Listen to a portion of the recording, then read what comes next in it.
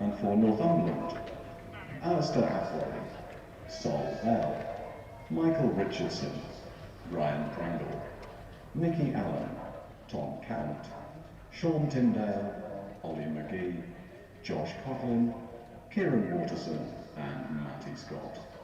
The umpires are Neil Pratt and Graham Lloyd, and your scorers are John Potter and Jonathan Davidson. And just to let you know, ladies and gentlemen, that we will not be allowing spectators onto the pitch during the lunch interval today. Thanks very much for your cooperation.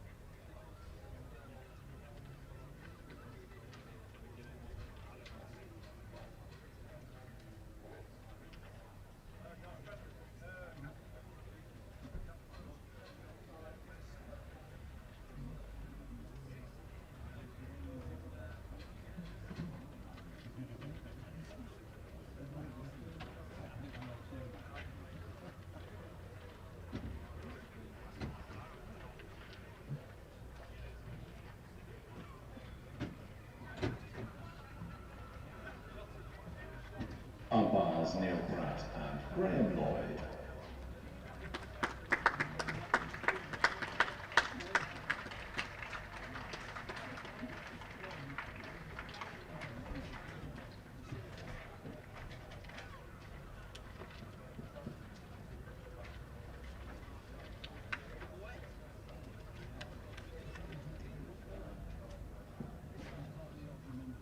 Don Bess leading out Yorkshire. Alistair Appleby and Sol Bell opening the batting for Northumberland.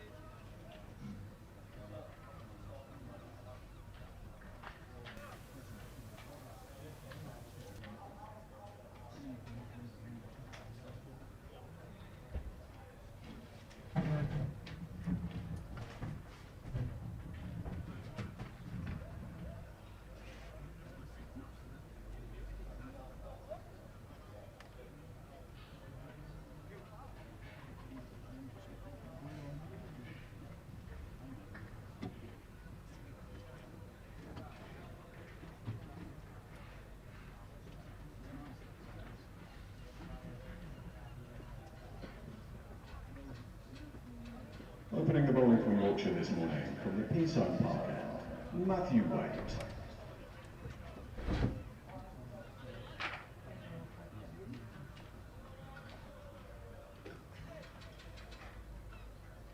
Good morning and welcome from North Marine Road. First time we've been able to say that on the BBC for the last couple of COVID-affected seasons. Great to be back. Jonathan Dodge with you throughout today. Dave Townsend joining me a little bit later on, and hopefully an interesting cast as we go through the morning. Otherwise, you're stuck with me for the duration. Matthew Waite is going to open the bowling for Yorkshire, who are in the field because Northumberland won the toss and decided to bat. We'll give you the teams in just a moment, but Alistair Appleby and Sol Bell are the two men in. Appleby on strike and watches that first Matthew Waite delivery go by off stump. So the teams then, Yorkshire, skippered by Don Bess, are Will Frayne, Harry Duke keeping wicket, Matty Revis, George Hill, Johnny Tattersall, Will Luxton, Don Bess, Matthew Waite, Matthew Pillans, Ben Code and Jack Shutt. So good side out for the Vikings, who are seeing Waite in again, right arm over the wicket from this Peasholm Park end of the ground. Dot ball.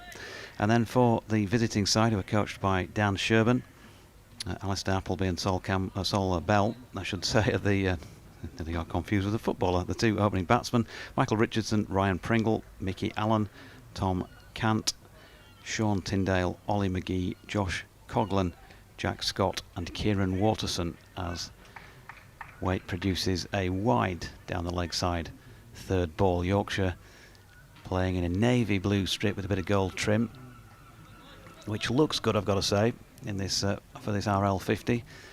But it's going to be pretty hot wearing the dark colours out there today, because I can promise you it is a roasting day here, despite a little and only gentle sea breeze. Waiting again, good delivery, shapes in on the left-hander before dropping out into the offside. And there's no run. So Yorkshire fielding a pretty strong side. Duane Olivier, Stephen Patterson, Gary Balance and Josh Sullivan, who were all named in the squad, are the ones who are sitting this one out. Of course, the first game of the competition proper starts here on Thursday against Surrey. In comes Waite again, shaping once again in on the left-handed Appleby, who gets an inside edge, drops it into the turf. And there's no run. A smattering of spectators in, hoping I guess for as many as they can get in Scarborough Cricket Club here, but probably more realistically 1,000 or so.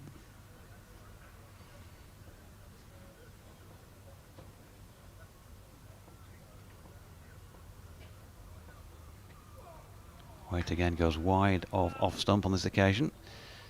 And the Yorkshire slip cordon, headed up by Harry Duke, sets off to run down towards me in Cali 2 here. But then realised that there had been a wide, so there will be an extra delivery. Don Bess just taking the ball as it goes around the ring. He's standing at mid-off. Good opportunity for him to skipper aside here.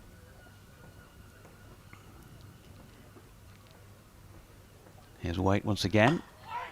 And opening the face, Appleby runs it into the covers. And there's no run. An unnumbered Yorkshire fielder takes the ball, which, just checking around quickly, I reckon must be Will Luxton. Very hot here in the com box, like a greenhouse at the moment, with the windows both wide open. And they're playing on a strip just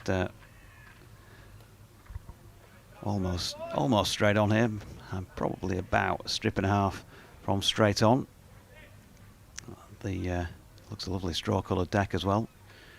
Speaking to John, the groundsman, a few minutes ago, expects it to have good pace and carry, as we normally get, of course, here at North Marine Road. It's going to be Ben Code to open up from the Trafalgar Square end of the ground. Right arm over the wicket, in he comes. Good delivery first up as well, and that was good. Bounce, good carry through to Harry Duke. Now the beating of the right-handed Sol Bell.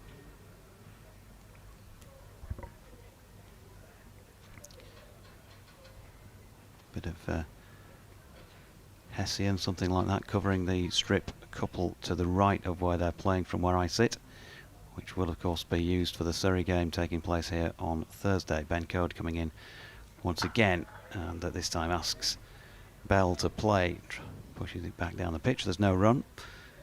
Umpires today, Neil Pratt and Graham Lloyd. Crowd continuing to ease their way into this beautiful Scarborough morning. It is sun hat order. One or two brollies up as well. Not, I hasten to add, because there's any threat of rain, but just to keep the sun off that bit more. Cody's in again. This one's been hit back over the bowler's head. It looped up in the air, and he's going to pick up a single and get off the mark here, Bell.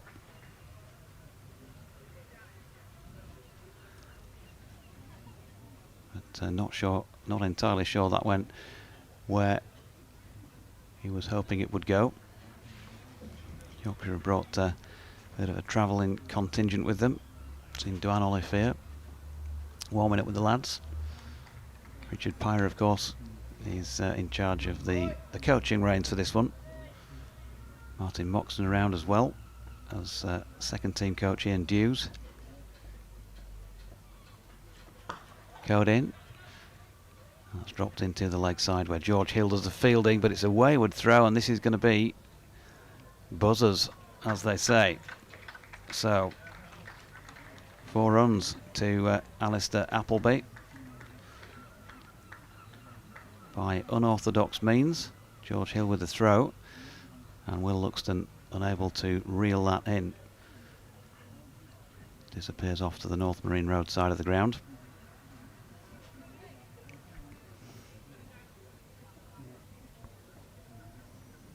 So 6 without loss, as Codes in again, wide of off stump. And shouldering of arms this time by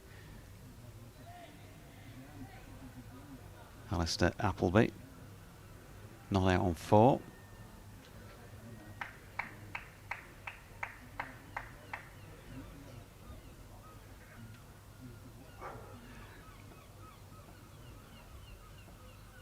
Code turns again. Once again into Appleby, who's solidly behind that one, pushing into the offside, and that is the end of over number 2. So 5 runs from that, 6 without loss. You can get in touch on the usual, at Jonathan Doidge or BBC West Yorkshire Sport at gmail.com. Now, I can't promise much in the way of interaction back at this stage. That's mainly on account of the fact that the sun is so blinding into the box that I can't actually read anything on either my laptop screen or my phone. So we'll have to work on that as we move through the day. But you're very welcome to get in touch. Are you feeling optimistic about the development squad that Yorkshire have put together for this one, as Matthew waits in for the first ball of over number 3? There's an appeal for LBW, but always looked like it was going down, and no interest from the umpire, who signals a leg by.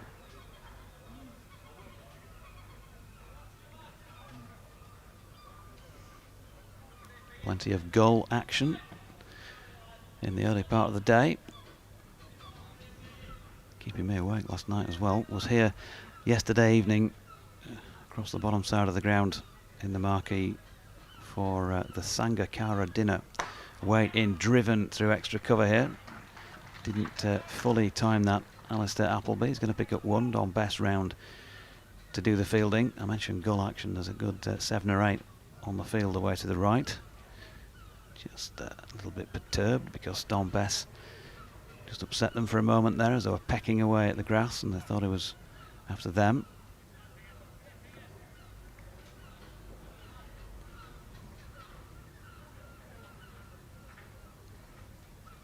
Here's Waite again, and that's nicely driven through extra cover. This time just pushed really and timed beautifully by Bell. He's going to pick up 4. So already the signs groundsman John Dodd was talking about. Good pace, good carry, value for money for playing, well, at this stage so far anyway, for Northumberland. Proper cricket shots. He's presented the full face of the bat. And does so again to this next weight delivery. Just turns it into the leg side where Luxton fields. So just to run through those teams again if you missed them. For Yorkshire, Will Frayne, Harry Duke will be wicket keeping. Matthew Revis, George Hill, Johnny Tattersall, Will Luxton, Don Bess, who is skippering, Matthew Waite, Matthew Pillans, Ben Code, Jack Shutt, with 4 missing out: Olivier Pato, Balance and Josh Sullivan. Waite's next delivery again turned to Luxton at mid-wicket, no run. And then for Northumberland, who are coached by Dan Sherburn, assistant coach Tony Robson, Alistair Appleby and Sol Bell out there at the moment. Opening the batting, Michael Richardson, who's done well against Yorkshire in the past, Ryan Pringle, Mickey Allen, Tom Cant, Sean Tyndale, Ollie McGee, Josh Coghlan, Jack Scott and Kieran Waterson. Callum Fletcher, 12th man for Northumberland, who finished the second over with a push into the offside. That makes them 12 without loss. So 6 off the over. Positive enough start for the visiting side. National County, of course.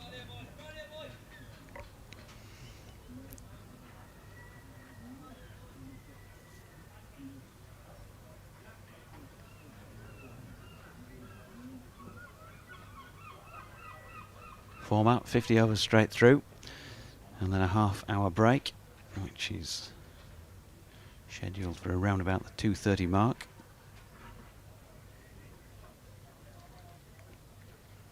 Two slips in place here, mid-on, mid-off, a ring field really, with a third man I should say, short ball from Code, and that's been dispatched. Lovely shot by Alistair Appleby, not Ben Code's best, and has been dealt with. 4 runs. Alongside Harry Duke, Will Frayne at first slip today. And Matty Revis, number 77, is at second.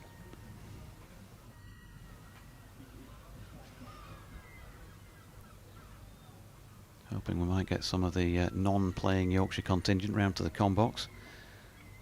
It's not like I can nip away and go nudge anybody again, is it really? Because I'm here on my own at the moment. Dave Townsend will be joining me for the second half, or roughly the second half, thereabouts. On his way up on the train. DT, if you're listening in, good morning. Hope you're well. Hope the train's on time as well.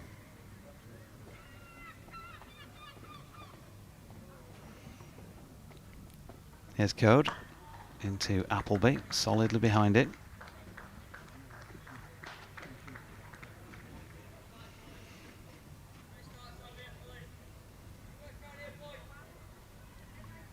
Mentioned last night's dinner.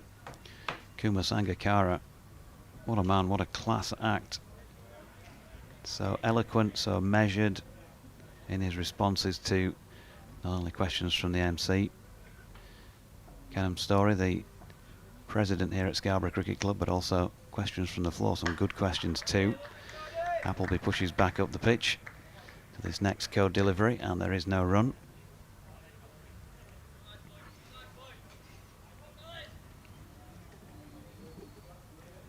Some super stuff about the state of Sri Lankan cricket. His memory of playing here, I think it was just the once, where he sent himself up really. I think he came and scored something to the effect of 1 and 3 in his 2 innings in a 4-day game. Code into Appleby, drops that back into the follow through of the bowler, and there's no run. And told a great story about the fact that his family, who were supportive in the sense of they wanted him to do well, but at the same time he had a non-pressure lifestyle when he left cricket, because his sisters apparently didn't really know much about the sport. Code coming in. Appleby drives this time up to mid-off. There's no run. And so he said he was playing in Colombo in a test match. And his sister phoned him at something like day 2 of the test match. He said she lived about 5 minutes away from the ground, and she said, do you want to come for lunch? And he said, I'm a bit busy today, can't quite make it. Code coming in. Appleby pulls a short of length delivery, but doesn't get hold of it properly, and gets a single just wide of Don Bess at mid-on. That'll bring up the end of over number 4 with Northumberland on 17 without loss. So his sister phones Kuma Sangakkara and says, "Can you come for your lunch?" He said, "I can't quite make it today, I'm a bit busy." She said, "What are you doing?" He said, I'm playing in a test match." So she said, "All right, well, you're only 5 minutes away, can you not come round?" And he said, "I'm playing in a test match, I can't do that." So she said, "Well, okay, well, what time will it finish at?" And he said, "Well, about 3 days." She just there was the Kuma Sangakkara, the start was obviously not the same at home. Great little story. As weight is in, and that is just down the leg side of Alistair Appleby. Dot ball.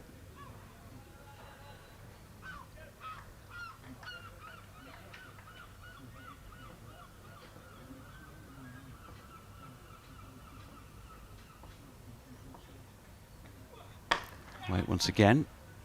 Driven to mid-off, where Pillans does the fielding. Misses with a shy at the stumps, and they get through for one more. Appleby on to 11. Bell 5, 18 without loss.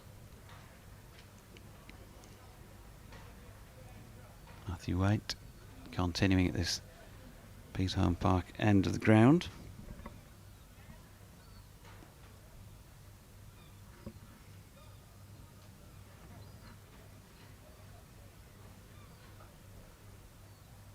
Just thinking about adjusting his field here. He's taken a slip out now, in fact. Marty Revis out of slip and comes into a catching position at short extra cover on the wicket ends. And Waite's next delivery just nips in on the right-handed Bell, who can't quite get bat on it. It's away through square leg off some part of the equipment for a leg bye.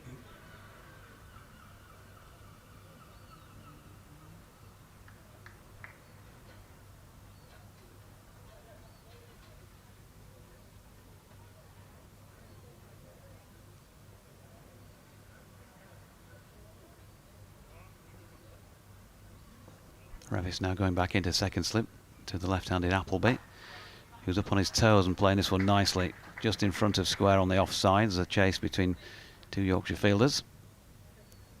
The winner being Will Luxton.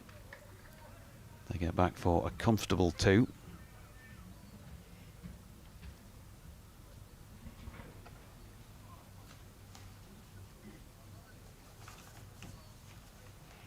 We'll of course be following Yorkshire around for you during this, throughout this competition. However far they get, short ball here from Waite and pulled by Appleby, and that is a real good shot. Disappears out well into the seats on the terrace away to our left, and is the first 6 of the day. 27 without loss. He's on to 19. So Surrey here on Thursday is the first match proper in the comp, and then we head off down to Leicester on Sunday, and then back here next Wednesday, of course, for the match against Northants. Durham also playing here on the Thursday as well. Here's Waite in, nicely played by Appleby as well, short of length, and he has just done nothing more than push that square on the offside. Lovely little weighted cut for more. So expensive over from Matthew Waite, who went for 14 in it, 5 overs gone, 31 without loss.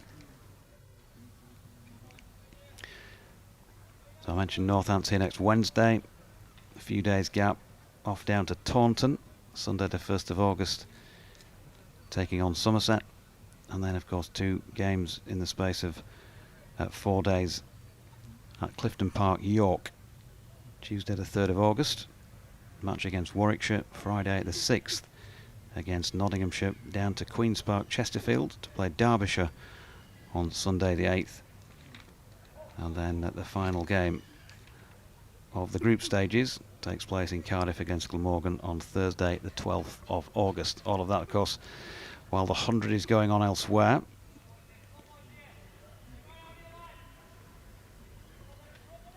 And there are eliminators, semi-finals and a final as well for this competition.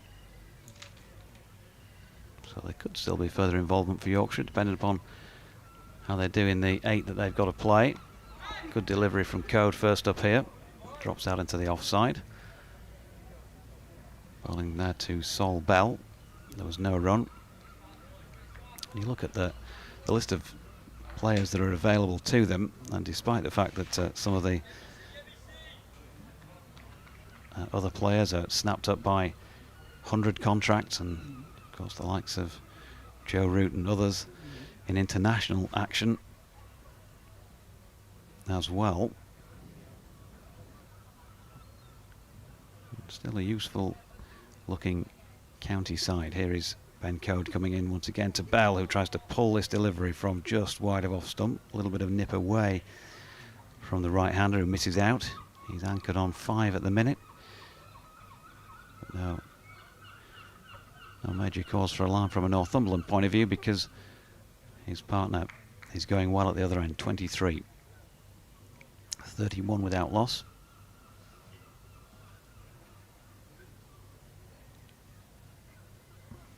Beautiful blue, virtually cloudless sky. There's a little bit over the back beyond Oliver's Mount in the distance. That's about it as Code's next delivery. Cut. And Johnny Tattersall, who's fielding at point today, round to do the fielding.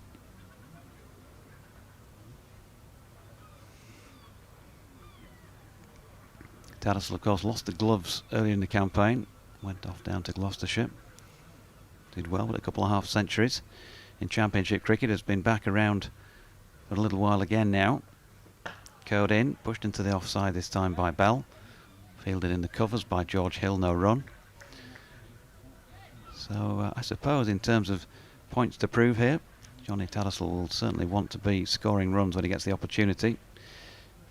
And I'm not privy to the batting order, but if it is as listed, and that often is the case, as you know, with cricket, if it is as listed, it looks like he's going to be going in at number 5. As I say, that's not confirmed. Probably an educated guess. Now this one's been lofted in the air, wide of mid-on. Bess is trying to get underneath it, but the ball just carries beyond him. False stroke from Bell. Good delivery from Ben Code. He's getting the ball to shape away from him. Maybe that was just a case in point there. Looked like he got it towards the bottom of the bat. End of the over. Just the one from that Ben Code, 6th over of the innings so far. 32 without loss.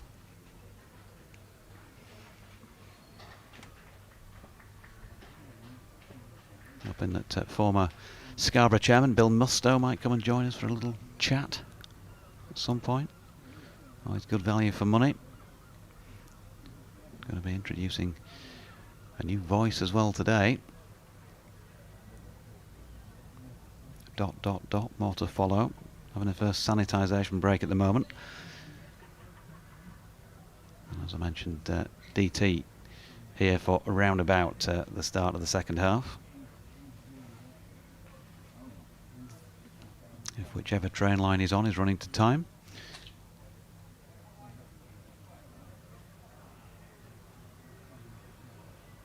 Also mention for Rob Richtering, if you're listening in, Rob, or watching on the stream, then good morning to you. I know things have not been so good by the sound of things health-wise recently, so wishing you all the very best.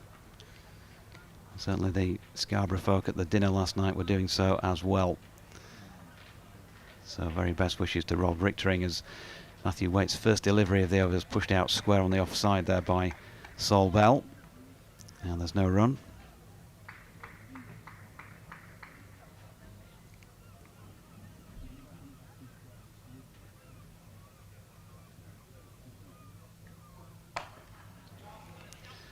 Waite in again, nicely fielded this time, cut square by Bell. And George Hill, I believe it was, who got down for that, is limping slightly as he gets back up pretty gingerly.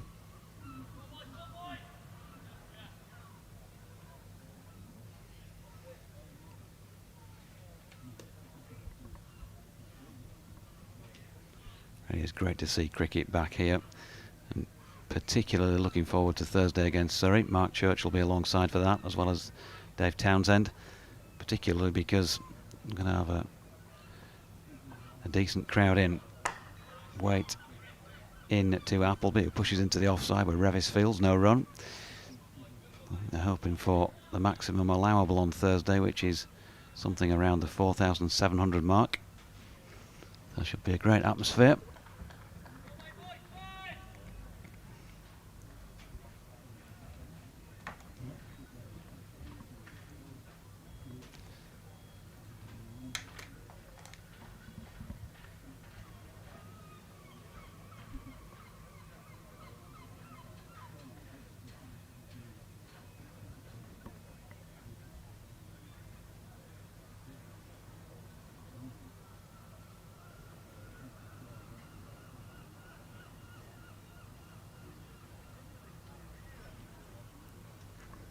Bit of discussion, missing no cricket.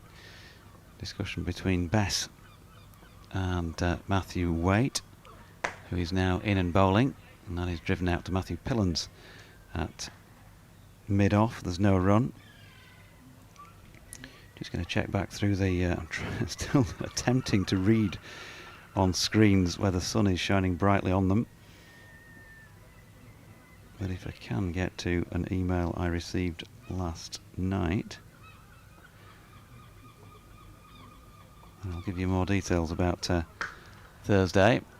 As Waite is in to Appleby, who drives that through the covers. It's been fumbled, half stopped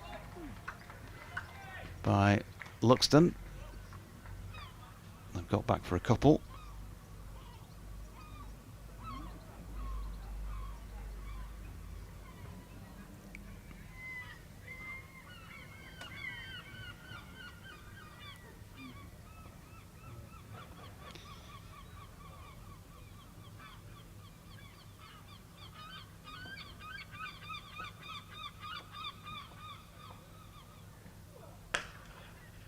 Waite into Appleby again. Plays that top of the bounce through the covers.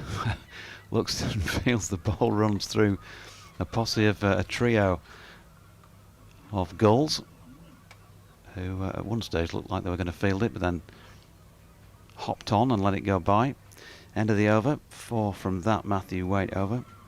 So 36 without loss. 7 gone in this Northumberland innings. Warm up, of course, for the 50 over competition, the RL 50, which starts on Thursday.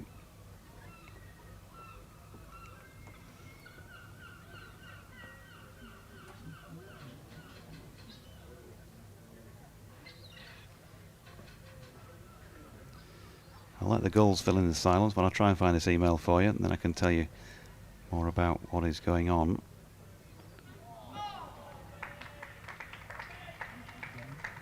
On Thursday, if I can actually find it. Code's first delivery, it's a good one, from which Appleby doesn't score.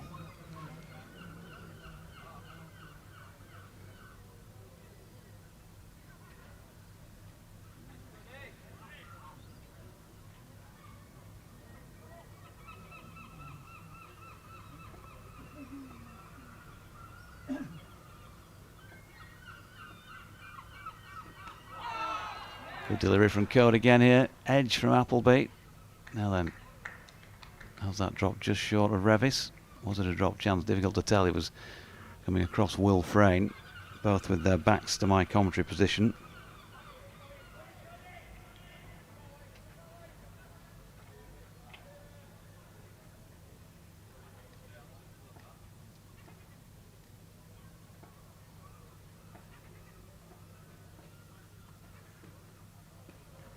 Code in again, this time straying down the leg side and wide ball.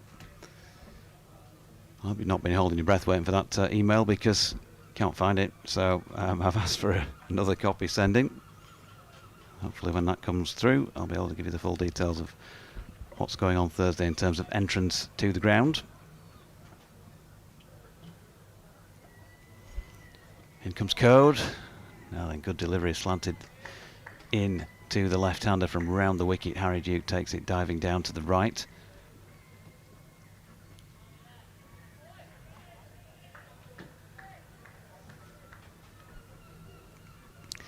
Still a pretty regulation ring field set by Dominic Bess here. 37 without loss. Well into the 7th. At the 8th, I should say. It's Codes in again. Good delivery. Just hangs that out. About 3.5 stumps.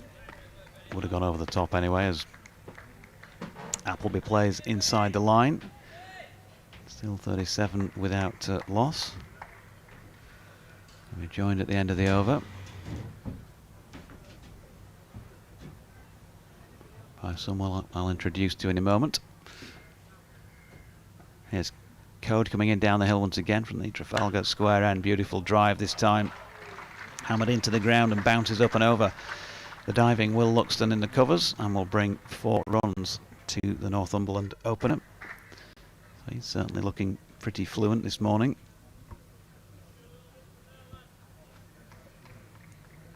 Now moves on to 30, 41 without loss, the visiting side.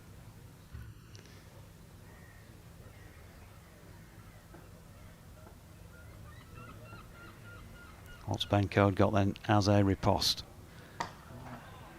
Straightens things up.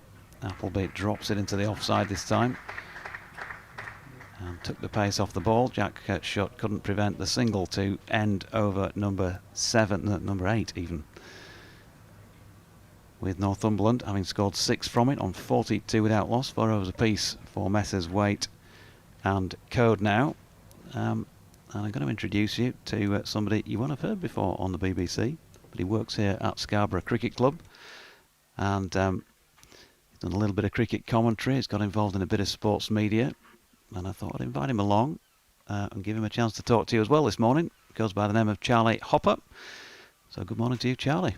Yeah, good morning, Jonathan. It's an absolute pleasure to be here, and what a day for cricket here at North Marine Road. The crowd is, I think, what we expected really. So real promising start from the visitors.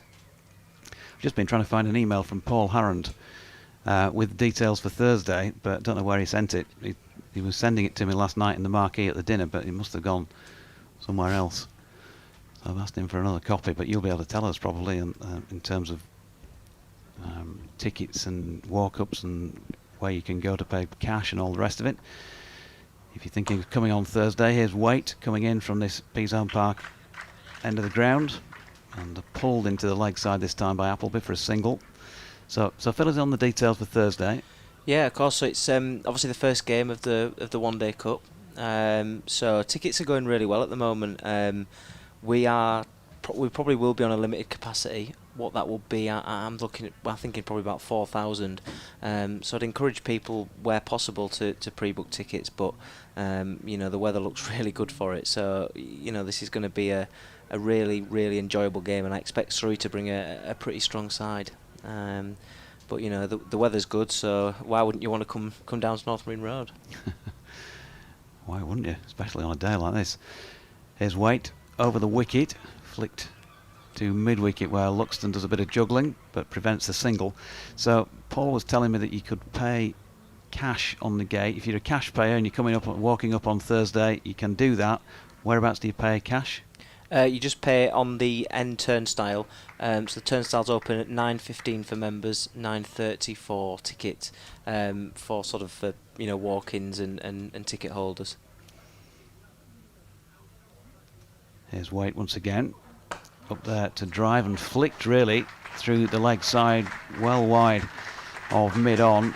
Nicely played by Bell for 4 runs. He'll move on to 11, 47 without loss.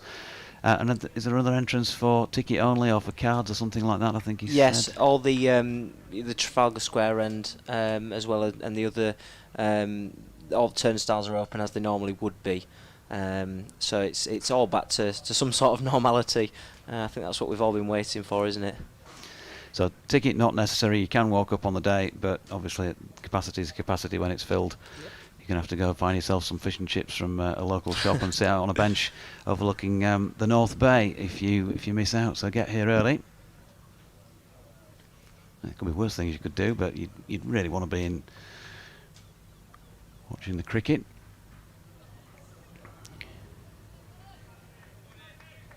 Pitch playing well so far. Both bowlers have had a little bit of movement through the air, and Matthew Waite more so far than Ben Code, I think, off the pitch. That one though slung wide of off stump, and Bell misses out. I think I might have said 47 without loss. 43 I was already adding on that 4, which looked like it had been added by the board. So 32 to Appleby, 11 to Bell. Well into the 9th over here.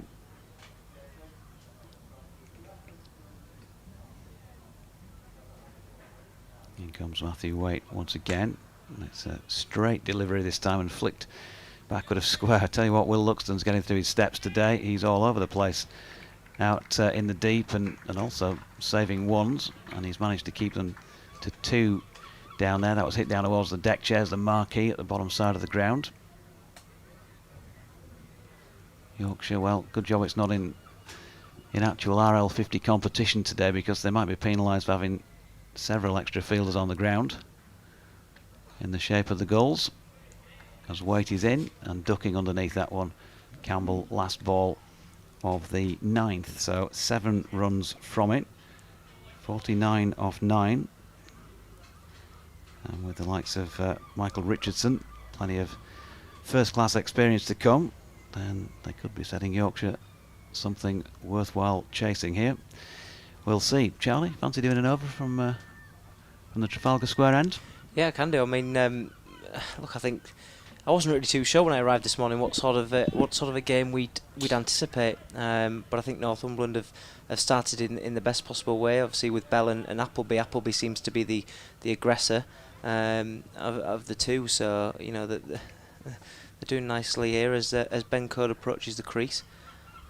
He balls it just into Appleby's midriff, who pushes away towards mid-wicket. I think that was George Hill that collects that into Duke, and the ball's then passed around again around the field. But the sun is shining, the seagulls are singing. It feels like normality here at Scarborough. It's been a long time coming,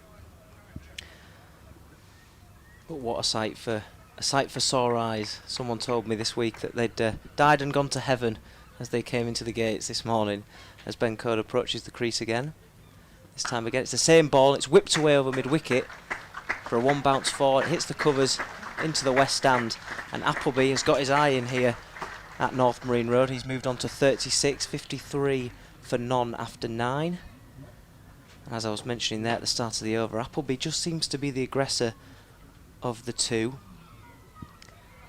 as he whipped that beautifully off his hip, and anything short just seems to be put away here on a pretty decent deck here at Scarborough's. Revis comes out of a second slip gully area and moves over to a mid-wicket as Code looks for the first breakthrough here in the sunshine at North Marine Road. And he runs in again for the Trafalgar Square end. This time a lot fuller, and it's slapped away, and that might run away for 4 as well, and it does. So Appleby gets back-to-back boundaries here in the first 10 overs of the friendly, and this time Ben Code goes a lot fuller, and he swings hard, Appleby, and he moves to 40 as the ball slashes down just in front of the pavilion. And another boundary, so you'd probably expect this may be Ben Code's last over before skipper Best makes a change. He's waving towards Matty Waite down here just in front of us to move as Ben Code turns at the end of his mark and he runs towards the wicket. This time again it's full and it beats the outside edge, and that was the perfect ball to Appleby. And you feel like that's the way that they're going to get him out today. They can just bowl top of off stump and maybe he'll get himself out. Yeah, just did a little bit too much, if anything, didn't it? Yeah. Angled in, held its line, and he had a little flash at it. As Code again turns at the top of his mark, ball in hand as he strides towards the wicket, and he bowls again that top of off stump, and Appleby sneaks a single towards Shutt, whose throw is wild over the stumps, but Revis is backing up. And yes, Sol Bell, who's 13 off the, and in his end, I've played against Sol once before. Very, very talented player. I don't think he'll remember me, but I think I had him caught at first slip. I was speaking to him before the game, and the first person he mentioned was you. Oh, did Yeah, he? yeah. He'll remember that 4-for against Durham. But no, I think with the way Appleby's playing, he's able to just take his time now to get in. 58 for none after 9 overs. He doesn't need to rush, but it's Bell on strike as Code turns at the top of his mark and he approaches the crease. Perfect line and length, but it's flicked over the top and it's going to go for 6. It's flicked beautifully over backward square leg by Sol Bell. A little bit too full for Ben Code. The line just wasn't right, probably on leg stump, and it's whipped for 6, and that will be the end of the first 10, I believe. And that's an expensive over for Ben Code. That'll probably be the end of his first spell. 64 for none after 10 overs. Yep, gone for a few has Cody. 41 to Appleby, 19 to Bell, who's just starting to get going. He had a look at quite a few more. He just looked a little bit more circumspect in the early part of the contest, and you might argue as well probably received the better of the deliveries, but Appleby has been prepared to back himself. That's brought him 41. I'll tell you what, I could I've dropped a bit of a faux pas by bringing the sun cream but leaving it in the hotel room, and you wouldn't normally need to wear sun cream in a commentary box, but you certainly do here during the first half of the day. So be a few burns around. Change of bowling, and it's going to be Jack Shutt from this Peatone Park end of the ground. For the first time today, we're going to see some spin, off spin of course. Jack Shutt, and a fair bit of first team experience, particularly a couple of seasons ago. Haven't seen much of him this year. Don Best been around of course, and Headingley tends to be the place for just the one spinner, but he's in now, round the wicket, floating up his first delivery to the left-handed Appleby, who leans on that, drives it into the covers, and there's no run. Change in the field here. He's got A man at 45 behind square on the leg side, deep backward square on the boundary edge, mid-wicket on the boundary, long on, Matty Pillans on the boundary. Don Bess is up inside the circle at mid-off. As Appleby steps back and cuts this one to George Hill, who'd been positioned sweeping on the cover boundary. They get a single. Going to be a change now because of the right-hand, left-hand combi.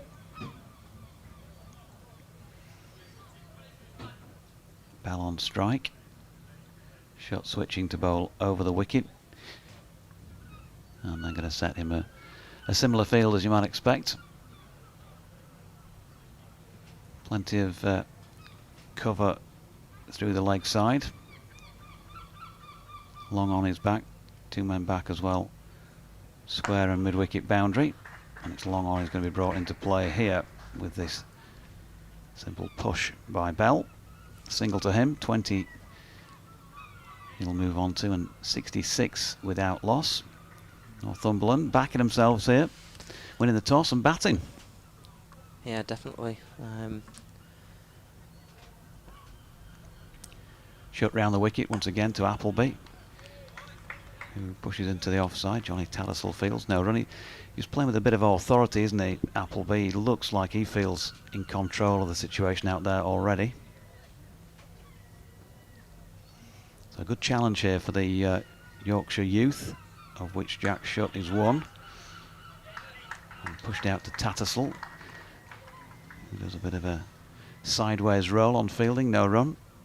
Must be nice for Jack Shutt, mustn't it, having Don Bess as his skipper, especially being such a highly experienced off-spinner. Yeah, so I'm having quite a long chat before play started today, and good that he's given the youngster first dibs, the England off-spinner, as Appleby pushes out into the deep on the offside for a single. Final ball of the 11th, which went for, was it 3 or 4? I'm waiting to see if the board ticks on again. It was either 3 or 4 anyway. That's about as accurate as you're going to get today from me. 67 it looks like they've settled on, so it went for 3 with Appleby 43 and Bell on 20.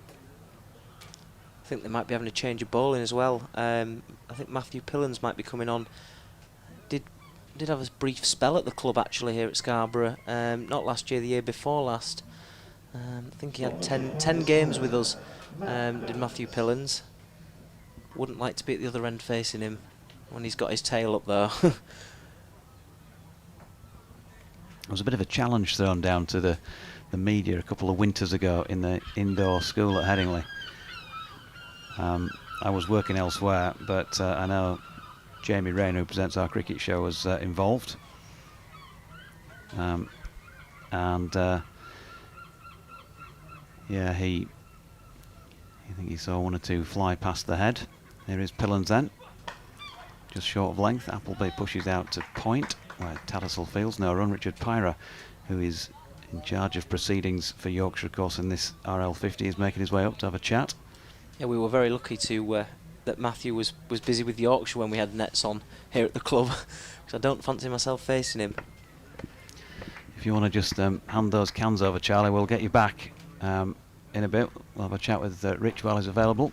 Just have a seat, if you don't mind, sir. Thanks to Charlie just for now. In comes Pillans, and that is worked square on the leg side by Appleby. George Hill charges in from the square leg boundary and does the fielding. They get through for 1. Good morning, Richard Pyra. Dodgy, how are you? I'm all right. Beautiful day. Beautiful day. Good pitch. Quick scoring as well, so it's should be a good game of cricket. Yeah, and I kind of turned up expecting there might be a handshake that Yorkshire win the toss in inverted commas and bat, but clearly not. They've won the toss and backed themselves here. Sticks them on the board and put some pressure on you. Yeah, it's a proper fixture, isn't it? We've taken it seriously, and we're playing it to win. So it's a good pitch. Anything under 300 years, I think we've done pretty well. It's so fast scoring now in Scarborough, especially with the sun out. Been out all week, and you can see how quick it is now. So good test for the lads. Yep, single to Bell off Matty Pillans, who not seen a lot of him in the games obviously I've been at this season. You'll have seen more, but it really seems to be getting it through as quick as ever, I'd have thought, this year. Yeah, he is. He's bowling quick. He's bowled really quick all through the second team season. So it's a good opportunity for him today. See how he goes. There's a bit of pace and bit of bounce in this pitch, so we'll see how he goes. Single to Appleby, who just been saying in commentary, he sort of already feels like he's feeling in control out, doesn't he? Left-hander. He's taken it to the opening bowlers. Yeah, it probably suits him. That he looks a short batter, not much feet movement on a good pitch like this. He's just picking anything up short, and then you go fraction fuller and he's driving it. So it probably suits his play, this pitch. Pillins into Bell. Opens the face, runs it out square on the offside. No run. Got to ask you, of course, as I asked you the other week when you were very, very cagey with me about the captaincy of this team, who's going to do the job. Obviously we had our thoughts, and one of those in our thoughts is the man that you've gone with, Dom Best. Tell us why. He's a natural leader. He's come into our squad. He's a young player still, but the way he speaks around the dressing room, his cricket brain is exceptional. It was a no-brainer for me to make him captain in this group. The only thing that I was waiting on is trying to find out if he's going to be in the England bubble. It's been difficult this year with players going into the England bubble, and I think we've had 5 captains now this year. Which is great, we're getting players back in the England team with Dave. Dave's worked really hard and got back in, but we've had to get another T20 captain. So the last thing I wanted to do was bring Bessie in as captain and then lose him after a couple of games and have to get another captain. But I've gone with a decision. If he gets picked in the England bubble, brilliant. He deserves it. He's bowling beautifully, and then we'll have to find another captain. But he's ready, and it's a decision we've made looking long term as well. We're trying to develop a young leader. Pato's not going to do it forever as club captain, so we're an eye on the future as well. Dot ball off the last ball of that Matty Pillins over, by the way, folks. So end of the 12th, 70 without loss with Appleby 45 and 21 to Sol Bell. Doing my job, you get to know the players to some extent, obviously, in terms of every couple of weeks you might get to speak to them on the record, and then a little bit of a chat around that as well. Always comes over, as you say, as a real thinker about the game. I also liked that sort of honesty, if you like, in Dom Bess. He talks about the issues that he's had. He's quite open about that. Shutt is going to continue from the P-zone park end, and Appleby missed a cut there. So I guess that's also a leadership quality, isn't it? You can throw yourself out there. You're not scared of doing that. And at the end of the day, he recognises that he's had one or two little issues, but actually he's here to play cricket, and he's still able to concentrate fully on that job as well. And that's what makes him a good leader. You can have a good cricket brain, but he gets it. He's talked about the issues he's had, been in India, stuck in hotels. For a lad of his age, he's quite grounded and very emotionally intelligent, and he's got a good cricket brain on top of that. So it's somebody we've highlighted to a potential leader in the future. So great opportunity for him in his 50s. Single there to Appleby, who's moved on to 46, 71 without loss. Best just making some minor adjustments to the field, and that's going to be beneficial to Yorkshire here, because Bell drives through the extra cover and Luxton's able to get across, whereas he might not have done so otherwise. He was pulled this way a little bit by the skipper. Obviously seeing your squad here with the likes of Duan, and you mentioned Pato, Gary Balance. You wouldn't have expected too much in terms of this as a warm-up game today. Will we see much of them as the next 8 games of the comp unfold? Yeah, Gary's not seen his mum and dad from Zimbabwe for over a year. His mum landed last week in London and just finished isolation, so we thought it'd be good for Gary to spend a couple of days with his mum. They've got a little baby now, and his mum's never met the child, so great opportunity for Gaz to spend some time with his family, which he hadn't done a lot of, and also gives an opportunity to one of the younger batters and see how they go in this game going forward. There's a couple of spots available. Obviously Gary will play on Thursday, so up to one of the young lads to put their hand up. Single to Appleby, followed by a 2 then, pulled by Bell. Good piece of fielding as well. I'm trying to identify who it is down deep backward square. Luxie, I think. Yeah, again.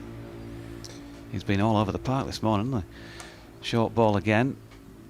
No, it's Waity, isn't it? In fact, Matthew Waite, yeah, who did the fielding. Waity will so love again. that I've mistaken him for Luxie.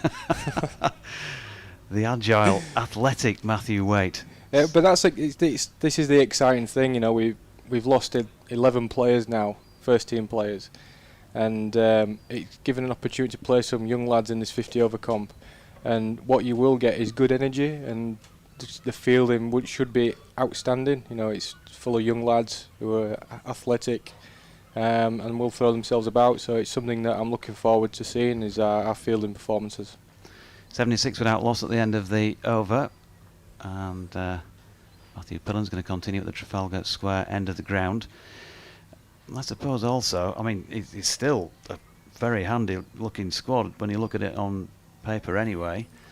I suppose, you know, 8 matches, good chance for you to look at a few different people as Pillens is in. It's short of length and quick, and Harry Duke takes that standing a long way Good deep. pace. Yeah, Bell misses out.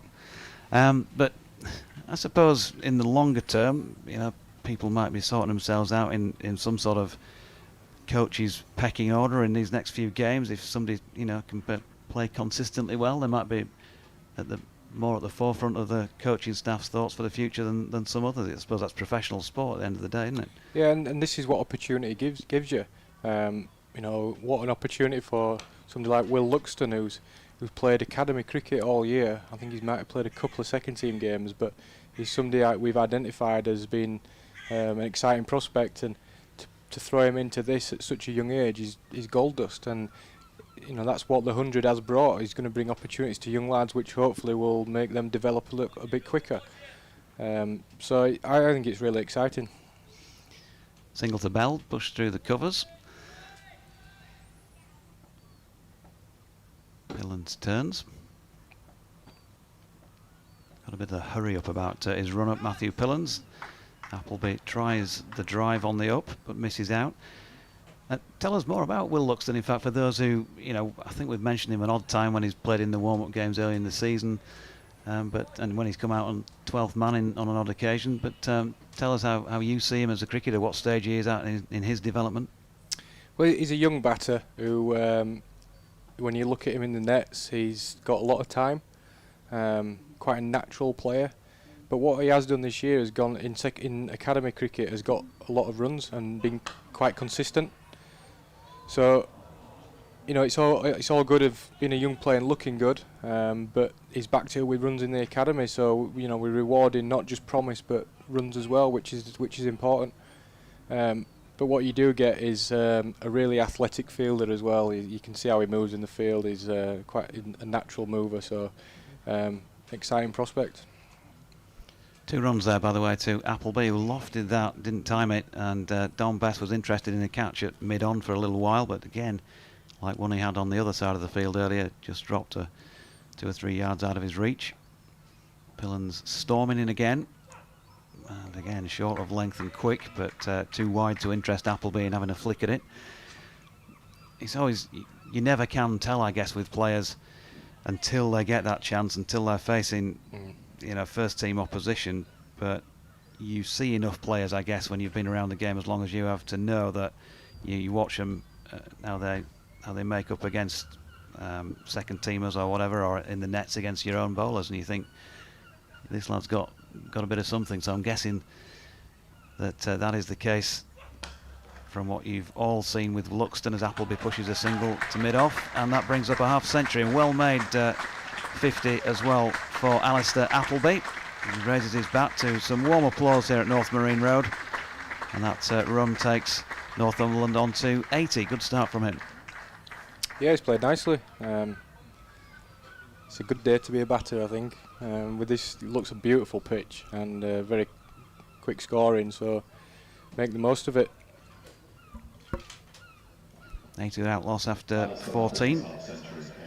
52 deliveries and included 6 balls and 1 6.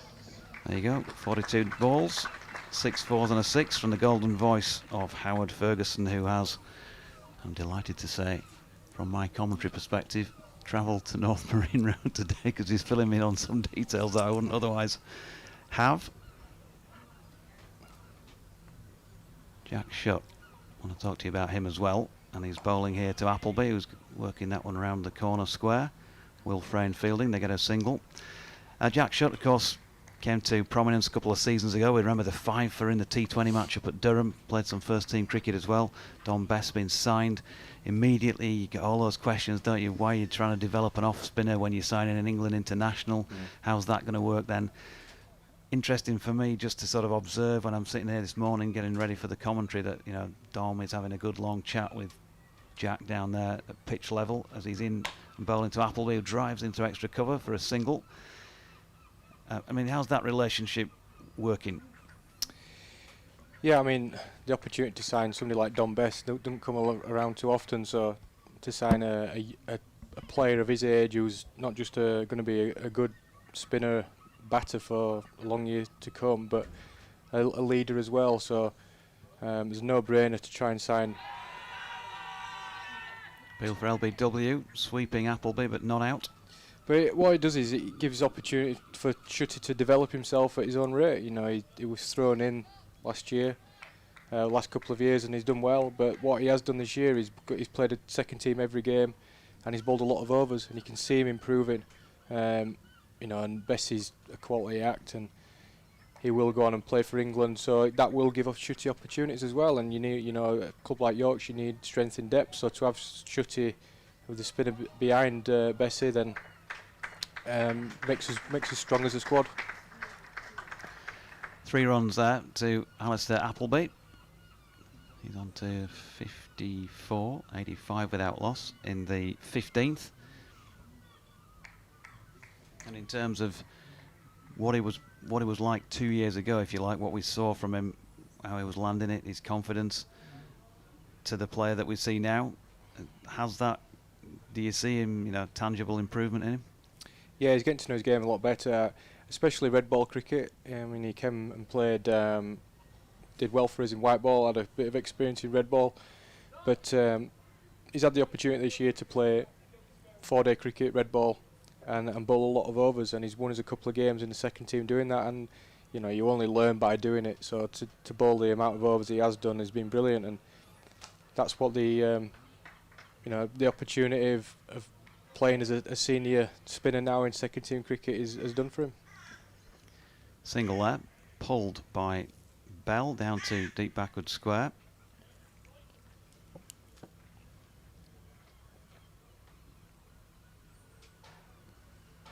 Jack Shutt continuing.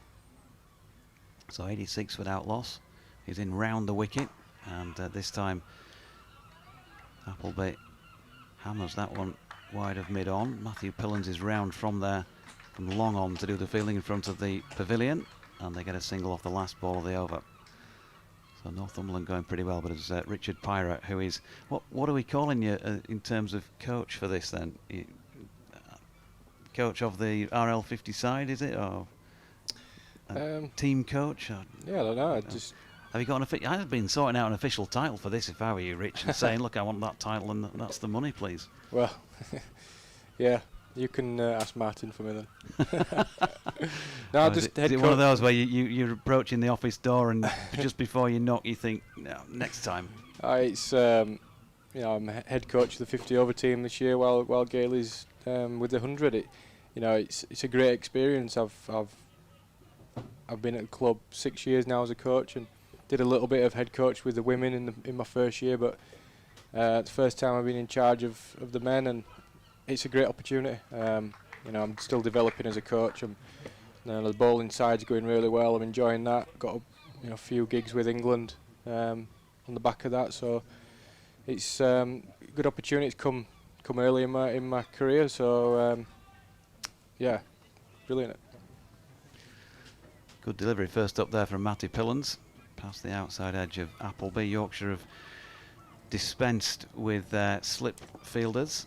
Just for Harry Duke, a lone figure with his back to us, standing well back as well. He's probably nearer to us than he is to Matty Pillins, who delivers the ball. That's pushed square on the offside by Appleby for a single.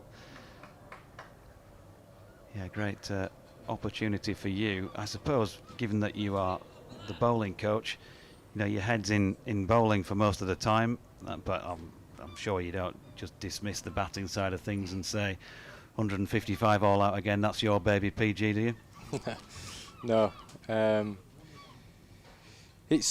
actually given Pato a bit of opportunity with the bowlers today. He's going to be in and around the squad, and he's got so much experience as Pato. That he's taken charge of the bowlers this last couple of days, and I think he's enjoyed it. He's going to play the odd game when we need, and also looking after his workloads. He's played every championship game, and we've got 4 big championship games coming up, so it's unrealistic that he would play all 8 games. So he's going to be in and around the squad and play a couple of games. But while he's here, let's make the most of him. We've got a young squad, and his experience, and he speaks really well to the players, so using him as a bit of a bowling mentor while he's here. Single to Bell, so Appleby on strike, facing Pillans now, and tries to smash this one through the onside. Dom Bess makes a bit of a pig's ear of trying to pick it up cleanly at mid-on, and then this has happened a few times with Dom in the last few weeks, hasn't it, at matches? I don't know quite what's happening, but he's not picked the ball up cleanly a few times, and he's ended up wringing his hand. Yeah, he's got a sore finger at the minute. Right. I think he broke that finger a few years ago, or it might have been 2 or 3 years ago, and he got a heavy knock on it in T20. So he's just carrying a little bit of bruising in that finger. I've told him today to try and protect himself at mid-on, but he keeps getting peppered there. We've got a young squad, so he doesn't need to be at backward point. So just trying to look after it a little bit, but he's good. He's good to go. Pillans with a short delivery past the head of Appleby. No run. I think just tell him to do what we amateurs do and just stop it with your foot. It's it's that time of year. It's end of July. We've just played a full season of T20. There's not many lads without any bruises at the minute. The ball's flying about everywhere, so it's just part and parcel of the job. Pillans again, that little skip at the start of his run, comes shuffling in, and this is again short. Nicely played by Appleby, who leans back and just lays the bat on that, and well stopped by Matthew Waite coming around from third man towards our commentary position. They've got back for 2. But good cricket all round. End of the over. 91 without loss then after 16 Northumberland, 4 from that. You mentioned Pato, we all love Pato of course. I can imagine, I'm only imagining Pato talking to the seam bowlers, but when he talks to me, and like we do, he's got 3 for and somebody else has got 5 for at the other end, and what was the plan or whatever, and Pato, he just gets that straight back out and just says, top of off stump. Yeah. Top of off stump, that's always the magic plan, top of off stump. Yeah, he's been a great cricketer, hasn't he? And he seems to be getting better. We invested in a speedometer at the ground, which measures it from about 200 metres away, so we can keep an eye on lads' paces, and hopefully use it in the winter for some development of the younger lads as well. And his pace has been up actually, Pato's, over this year, than quicker than I've ever seen. So go on. He's bowling. Well, it's the measurement is 4 miles an hour slower than what you see on Sky Sports. So Pato's been clocking in at around 74, 75 mile an hour, which for Pato is quite a heavy ball, which is around 78, 79 mile an hour, which what you see on Sky, which is good signs. Somebody of his age is looking after himself better than ever, and he seems to be. We had a dot ball followed by a cut by Appleby, where Will Luxton has just tried to throw the wicket down, I think, at the bowler's end and missed, and they've got through for an overthrow effectively. Single to Appleby. Yes, it's been interesting reading the speedometers. We played a T20 game at Headingley, and we all knew that Lockie Ferguson bowled quick, but we clocked him, one of his Yorkers, at 93 mile an hour. So if that was on Sky, you had 4 mile an hour, and that's 97 mile an hour, which is quick. So that is ridiculously quick. Quick. And young Fish, Fish has had his couple of injuries, and we've worked a couple of things in his action, and he seems to have put a yard of pace on those fish from the work that we've done, and we clocked him at 88 on our speedometer, which is around 92 mile an hour, which is brilliant to see from one of our youngsters. Bell with a single, and now Appleby's driving through extra cover. George Hill throws off the cap, comes and fields and keeps them to 1. Yeah, interesting that. 97. I mean, it really did impress me in the... I think there was only the one game where you'd have thought, came away a bit disappointed with things, but the rest of the time, talk about consistency and superb at the death. He's been brilliant. He's as good a white ball bowler I've seen at the club. He's been outstanding, and his skills are brilliant, but the way he speaks about the game and knows his game, and the way he's spoken about the game to the younger lads, it's been gold dust. Good use of feet there from Bell, who's just driven Jack Shutt wide of Dominic Bess at mid-off for a single up to the pavilion steps. The other thing I thought, I mean, easy to get carried away when you've got a microphone in your hand with a hat-trick in the last 3 balls of a Roses match, but then again, if you are ever going to get carried away, it's in situations like that.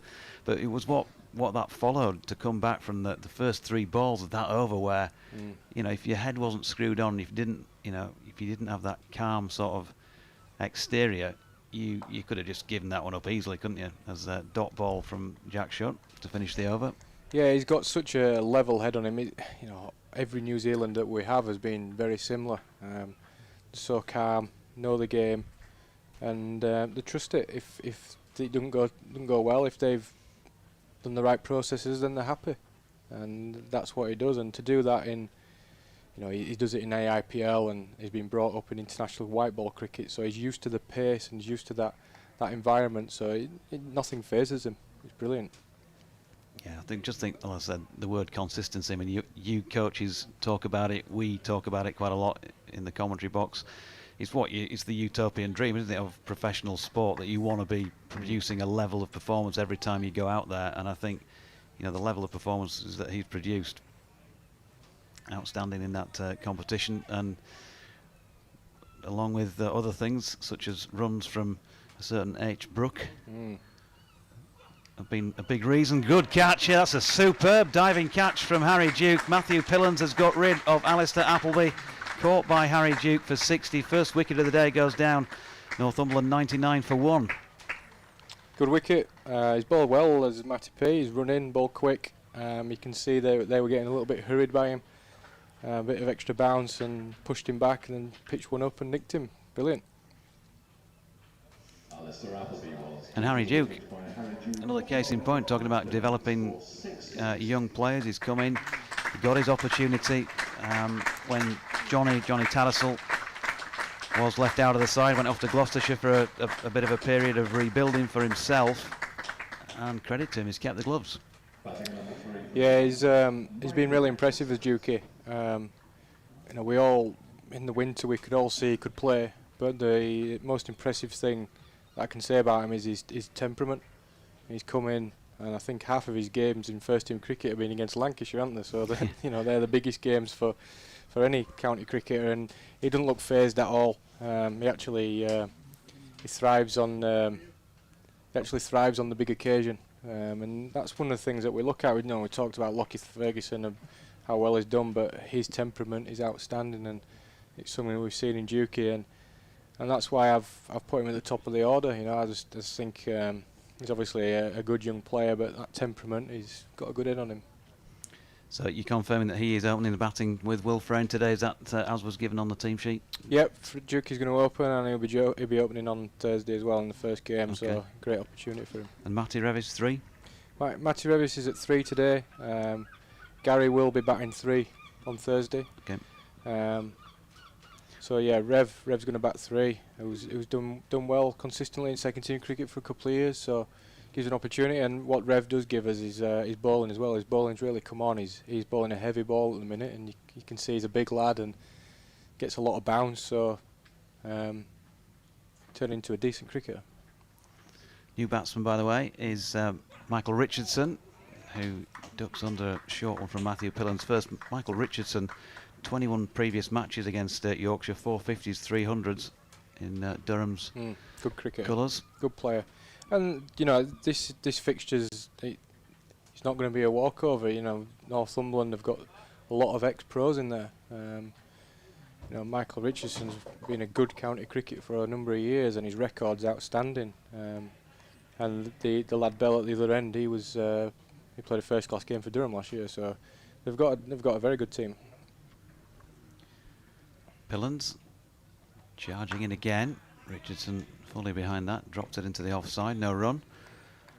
So where were we? I keep getting, you know me, short-term memory's gone. Harry Duke. Trying to get the batting order. Batting order, sorry, yeah. So George at 4, Johnny Tatt 5. Johnny Tatt at 5, and we've got young Will Luxton at 6.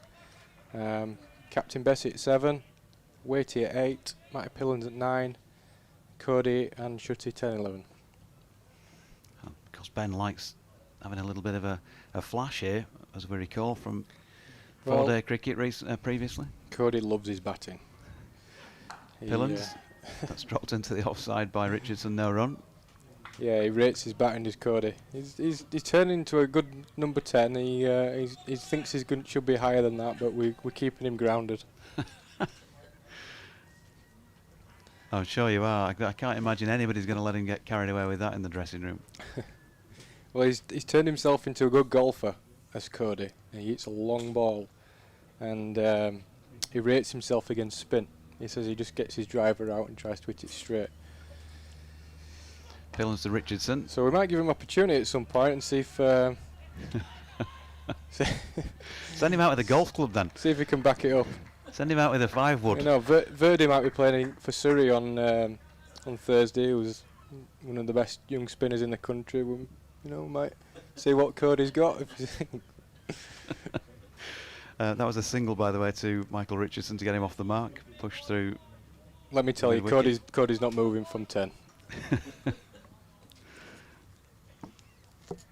So 100 up for Northumberland in the 18th. In fact, it was after 17.5 because the final ball of the over is a dot. Yeah, it's been a good little spell for us, this. I think Matty P's running the ball quick, and run rates gone well below 6 now, which I think, like I said from the start, if anything under 300 on here is going to be a real good bowling effort, especially in this heat. I'll tell you what, thanks very much for coming up, by the way. It's great to have you back because this is the first time we've been able to get any of you guys on air, and you're so helpful, and it's great to have you up, during normal times as we used to do. But it's just it's like rolling back the years almost, isn't it? Because it must be, well, pretty much 2 years since any of you were last able to come and sit in a socially distanced, aerated commentary box like this. Yeah, no, it's good. It's good to be on. It's there's a lot of things happening at the club, and to be able to come on and talk it through and let the viewers know what's going on is good for them. So Jack Shutt over the wicket, bowling here. I'm going to get Pato in up here next anyway. You can put a few to sleep. He's not boring. Let me tell you who he is. He is. Yeah. Here's Shutt, and that's turned around the corner by... Oh, no, they're both right-handed now. I think that was Richardson, wasn't it? Yeah. We'll find out in a minute because that'll go up on the board as 2. Or 36. Well, Pato's just run past us with 8 ice creams. What's he doing? My eldest son was playing in a game a few weeks ago, our local club, and when I turned up to watch, somebody said to me, Pato's brother's playing for the opposition for All Woodley. Guess which one? Well, of course, he might not look anything like him at all, but I didn't have to watch for more than about 3 balls. As Bell, has he worked out for a single or was it off the pad? It was a run around the corner, 102 for 1. I just watched the lads who were fielding for 2 or 3 deliveries, and immediately you could just get the same mannerisms, walking in, that sort of thing. Well, I mean, such as Pato ever does walk in, as this is driven through wide of mid-off for a single. Don Best fielding. Yeah, very similar. It's funny how we have that in families, isn't it? Yeah.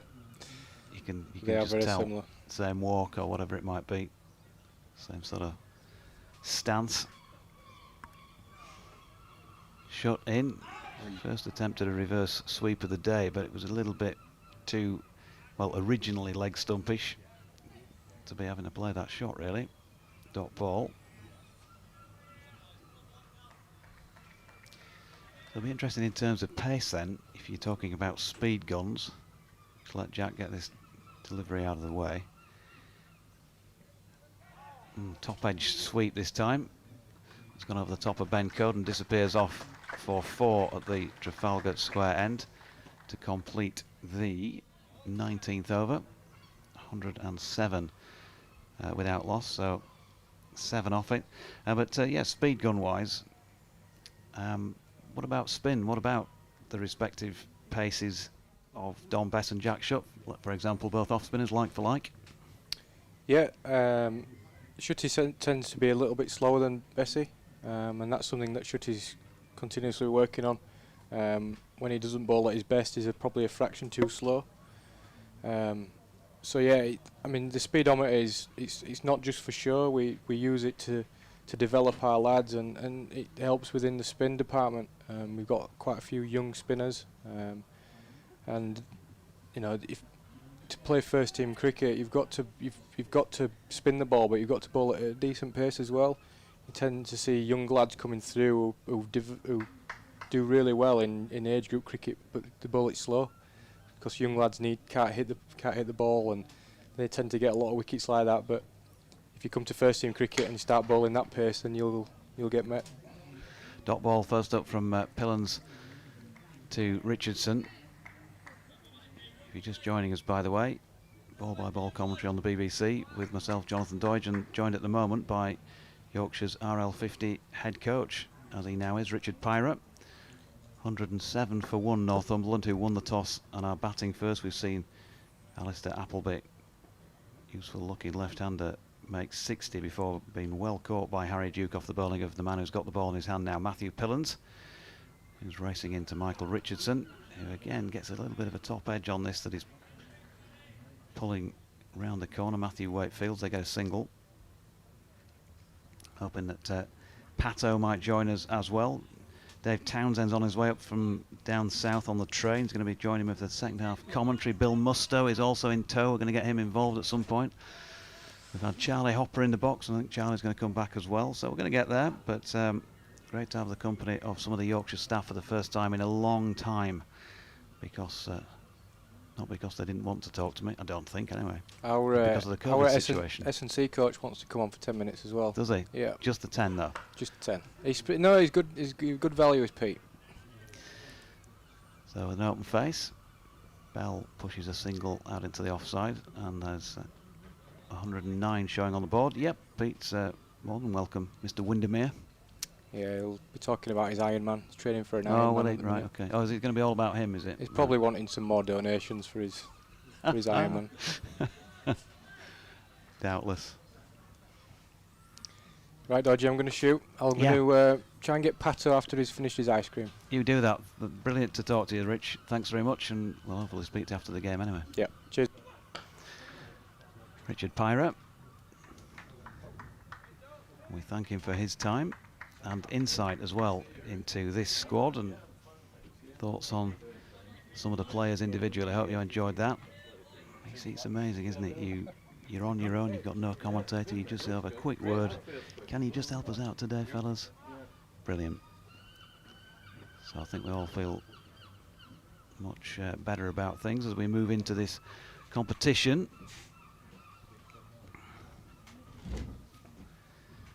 Pillans is coming in from the Trafalgar Square end. Nearly got bombed by a passing goal.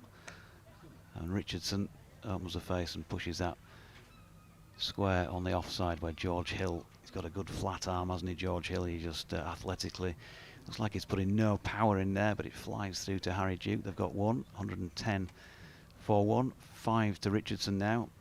And Bell well on his way towards a half century. He's 41. So I better get this right. Former Scarborough Cricket Club chairman, Bill Musto. alongside, as he was last night at the Sangakkara dinner. Pillen's in, and top of the bounce. Bell runs this down nicely to third man for a single. So welcome along, Bill. Thanks for joining us. Thanks for coming to help me out for a bit. Thanks, Jonathan. As I've been saying, just great to be back here watching some cricket at North Marine Road, and I think the weather has also missed cricket here, hasn't it, because it's greeted us with a smile on its face, the sun. Absolutely fantastic to come back to see first-class cricket here. People in the ground, the sun blazing down, fantastic wicket, quick outfield. This is Yorkshire cricket as it should be. From the Peaceover Park end, George Hill. So first opportunity with ball in hand for George Hill. Sedbergh schoolboy, of course, but from the Keighley-Bingley area back in West Yorkshire. He's going to be running away from our commentary position at Peaceover Park end. I'm sure Bill's been for a dip in the lake down there this morning. And a 5 mile sprint. A 5 mile sprint? Yeah, just, you know. Yeah, well, he's looking in good shape as Hill is in now. Then a misfield from Matthew Pillens. This might travel all the way to the boundary for 4. We can't tell because the sight screen obscuring the ball down below our commentary position. Yeah. They're going to get back 4. 3 in the end, so he managed to reel it in. So 45 now to Bell and 5 to Richardson. I've got to say, I'm here in some gaudy looking shorts which have been mercilessly Mickey taken about by Graham Hardcastle, who's in the press box to our right, and 1 or 2 other members of the Yorkshire staff. But you know what, it's red hot up here, and Bill, he's in the full Monty, the suit. Well, he's not got the jacket on at the moment, but he's got the shirt and tie. You madman, you, as this next delivery from Hill is pushed into the offside by Richardson. Dot ball. Doige, there are certain standards that one should keep to, you know. Of course, old boy, of course. Well, one wouldn't expect anything less from Musto. Quite, absolutely, yes. Those shorts are memorable, I have to say. for all the wrong reasons you self-edited there. Oh, that's good, that. It's a typical chairman sort of thing, isn't it? Politics and all the rest of it. Dot ball there, pushed into the offside. It is a fair sight, isn't it, when you actually look around the ground at the moment. It's just a wonderful place to be, to watch cricket, and it's no wonder that it has the popularity that it has. It's just it's right for cricket. Yeah, I know you were hoping for, 1,000 to 1,500, something like that today, as George Hill is in again, and Richardson works it to the leg, but that's fielded there by Shutt, no run. It's hard to tell exactly how many are in, because it's a big area for a crowd that size, and we can't as well see what's to the other side of the press box. Should imagine there'll be quite a few sat in there, or sitting in there, so... I would think it's just less than 1,000. Yeah. But still good to hear some ripples of applause, I'm sure, from the few, as Hill's next delivery pushed into the offside by Richardson. Dot ball. And Charlie was in a little bit earlier on, and hopefully he'll come back as well and do us a few more overs. He said hopeful of 4,000 Thursday against Surrey. I would think so. I mean, it's a fair bet. It's one of those competitive counties, isn't it, that Yorkshire love to play against, and the Brown Cups are always popular here. And again Hill, final ball of the over, and that was also a dot. 114 for the loss of 1 wicket. Northumberland at the end of the 21st. Well, you might have been over there entertaining in the marquee. In a little glass while, of something Jonathan. fizzy in hand. Yes, I'll take your lead from last night and follow on. Lemonade. Right, yes, I thought there was that colour. Oh dear, it's good, isn't it? It's lovely to have you back and working. I'll tell you what, I'm glad I didn't tell you anything off the record. That would have been straight out, wouldn't it? Absolutely. So change of bowling, and we're going to get the captain into the attack for Yorkshire for the first time today, Dominic Bess of England fame at 114 for 1, sorry. This will be interesting to see Bessie bowl on this, because it's a really good track. Be interested to see what line he bowls. But he's set himself a field that looks like this. George Hill sweeping on the cover boundary, short third man, short extra cover, deeper mid-off as this first delivery is worked to leg by Bell for a single. Will Frayne coming in from the mid-wicket boundary to field that.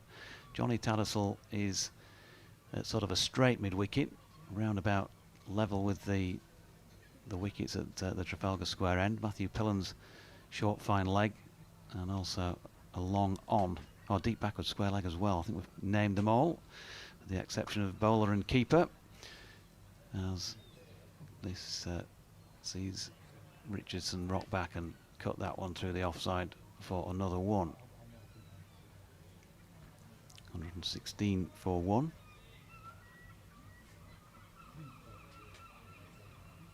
Lone man on his own chair away to the left at the foot of the pavilion. Good delivery here from Bess. There's a stifled appeal,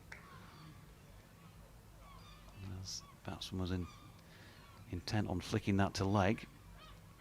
But the slight confusion at times over the two right-handers is that they're not that dissimilar in shape. Saul Bell is a little slimmer and maybe a little taller. No numbers on the back of the Northumberland players in this match, which of course is a massive help in the com box, especially when you're not that familiar with the players. Attempted reverse sweep there that went slightly wrong, but it still got him a run.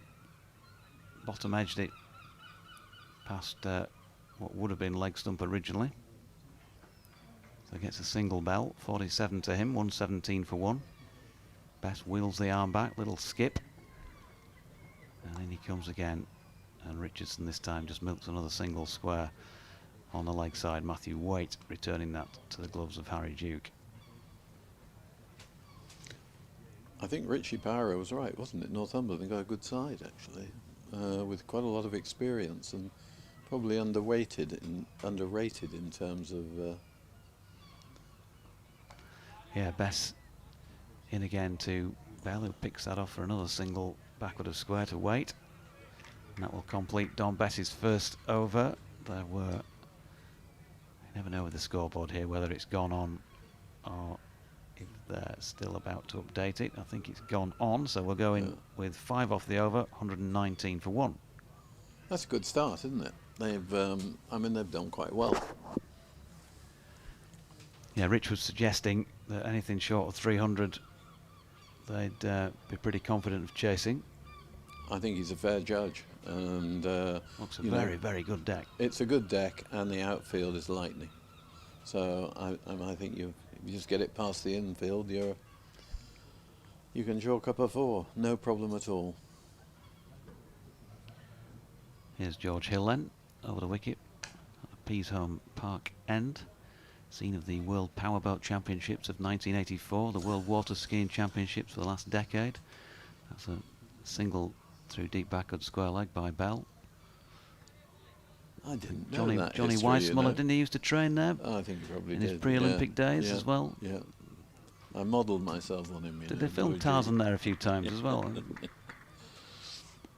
I'm not sure about that, actually. You might be right, because you're well educated, clearly. It's Hill to Richardson, who pushes back to the bowler.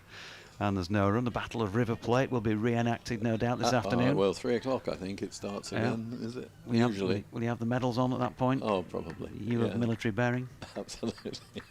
That's another mistake you've made. No, former chairman Robin Smith, you want him if you want the military bearing. 120 for 1, as Richardson even works that to leg. And there's no run.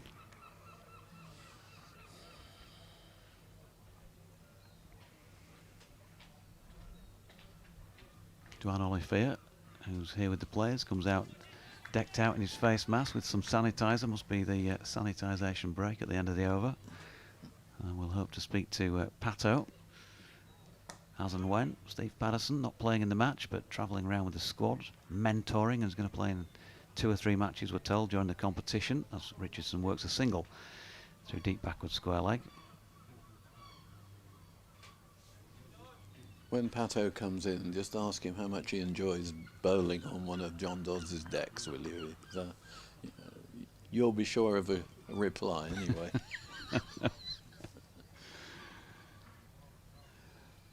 Here's Hill, and nicely played this by Bell.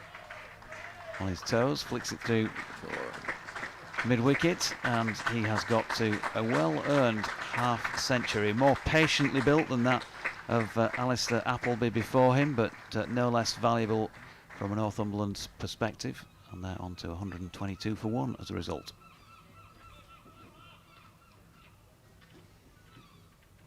Howard will be on the PA in any moment now to give us the details.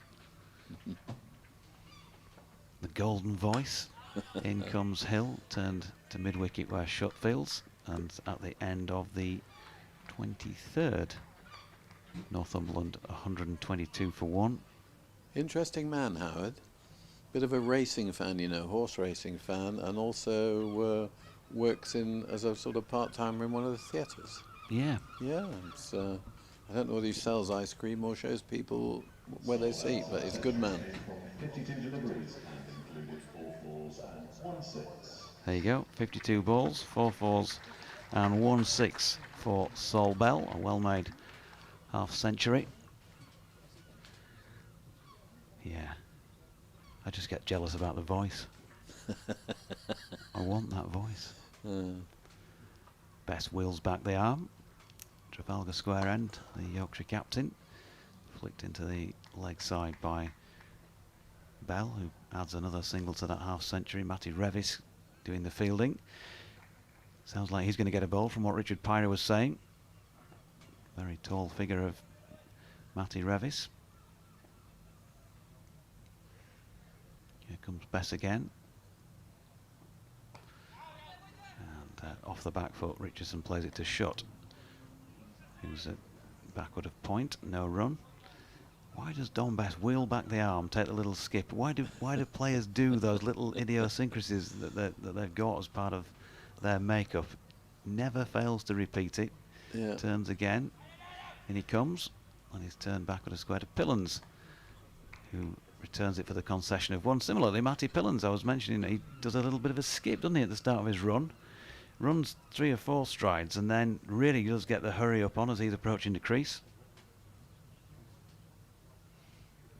I should imagine that was you in your heyday, Bill. Bess in, and dot ball. Yeah, I was very quick off my 3 paces. Very good. You can see what Richard Pyra was saying with Bessie, can't you? Because he does bowl it reasonably flat, or appears to from here. So, you know, there's a bit of pace to it. His best top edge this time. This is looped up into no man's land. Matthew Wake can't get in quick enough to catch Sol Bell, who gets away with a streaky single. 52 to him, 125 for 1. Yeah, still with one of my boys playing junior cricket, occasionally umpiring games. And you ask the bowler what they're bowling when they come on. His best. That's flicked fine on the leg side, but no further than Pillans, so dot ball to complete. No, not complete the over, is it? Or is it?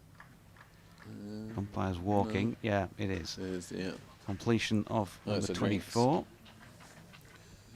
And it's 125 for 1. Yeah, so you know, we're all taught as we're growing up, aren't you?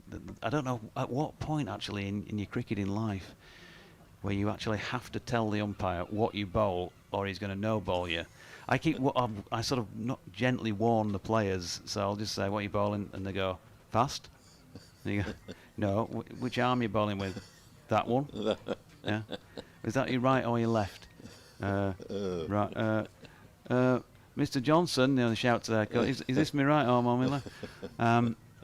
Right arm, right, okay. And then you have to explain to them what they're bowling. You're bowling right arm over the wicket, so next time you come on, tell the umpire you're bowling right arm over the wicket. So, of course, they come on for a second spell later in the game. And yeah. The left-hander comes in and I'm going the other side now. What you bowling? Slower than last time because I got it for 2 boundaries. Oh, yes. It's fun, isn't it? It's great fun watching youngsters. You know, we've got quite a lot here in the club, and you learn such a lot, and you just go along with it because they're just fun to watch them develop. And you know, we've got people like Adam Lyde who came through the club here as a young guy and did a fantastic job. And you know, what a wonderful career he's had. Played for England and, you know, got a century. So that's good. It's just a pity his England career didn't last a bit longer. But you know, a really, really good guy who we're proud to say played for the club. Yep, testimonial year, of course, for Budge. Yep. Postponed from last year as was intended. The golf days sound like they've been going well. First ball from George Hill, worked square on the leg side by Bell for a single. You've been on any of the golf days? I bet you're a bit of a bandit on the golf course, aren't you? No, I've actually stopped playing now. Have you? Yeah. Are you winning too much money off people? Well, you know, I didn't want to embarrass you. No, I had a couple of hips done, and I've decided that's enough. So.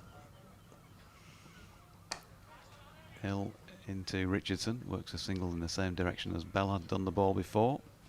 I was very fortunate to be a member at Ganton, which is just a magnificent course. In fact, I think Kumar Sangakkara paid it yesterday before he went to Flixton to watch some local cricket and then came to our dinner in the evening. I should imagine that he hits a fairly lengthy ball as Hill is in to Bell, who plays it square on the offside, no run.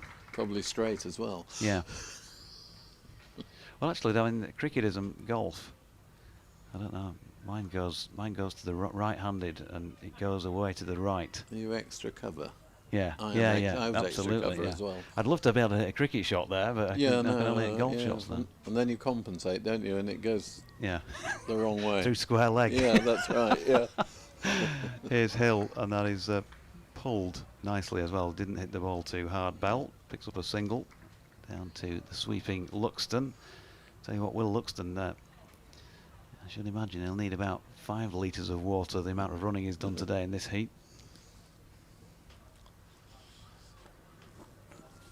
I don't know what the temperature is, but I would think it's in the upper 20s.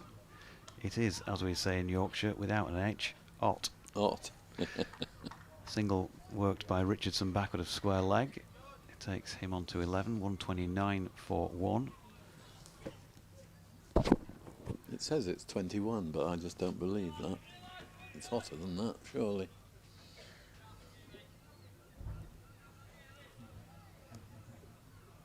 Not as hot as my fast bowling one.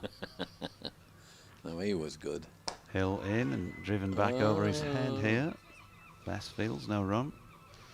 End of the over, 129 for 1 at the halfway stage.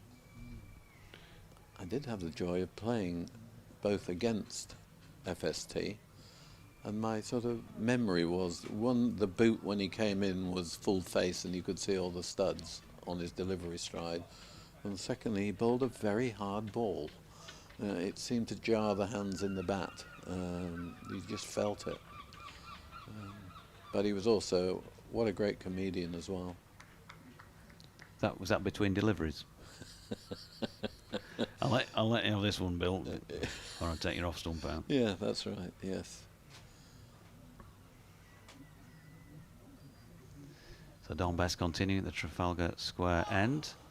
Good delivery as well. Has the beating of Bell? No, of Richardson. It's still difficult to discern the pair.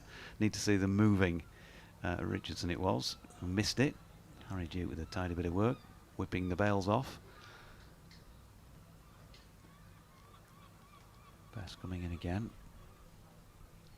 And just wide of off stump, but flicked through straight mid-wicket. They're going to pick up one out to Matty Revis coming in off the long-on boundary.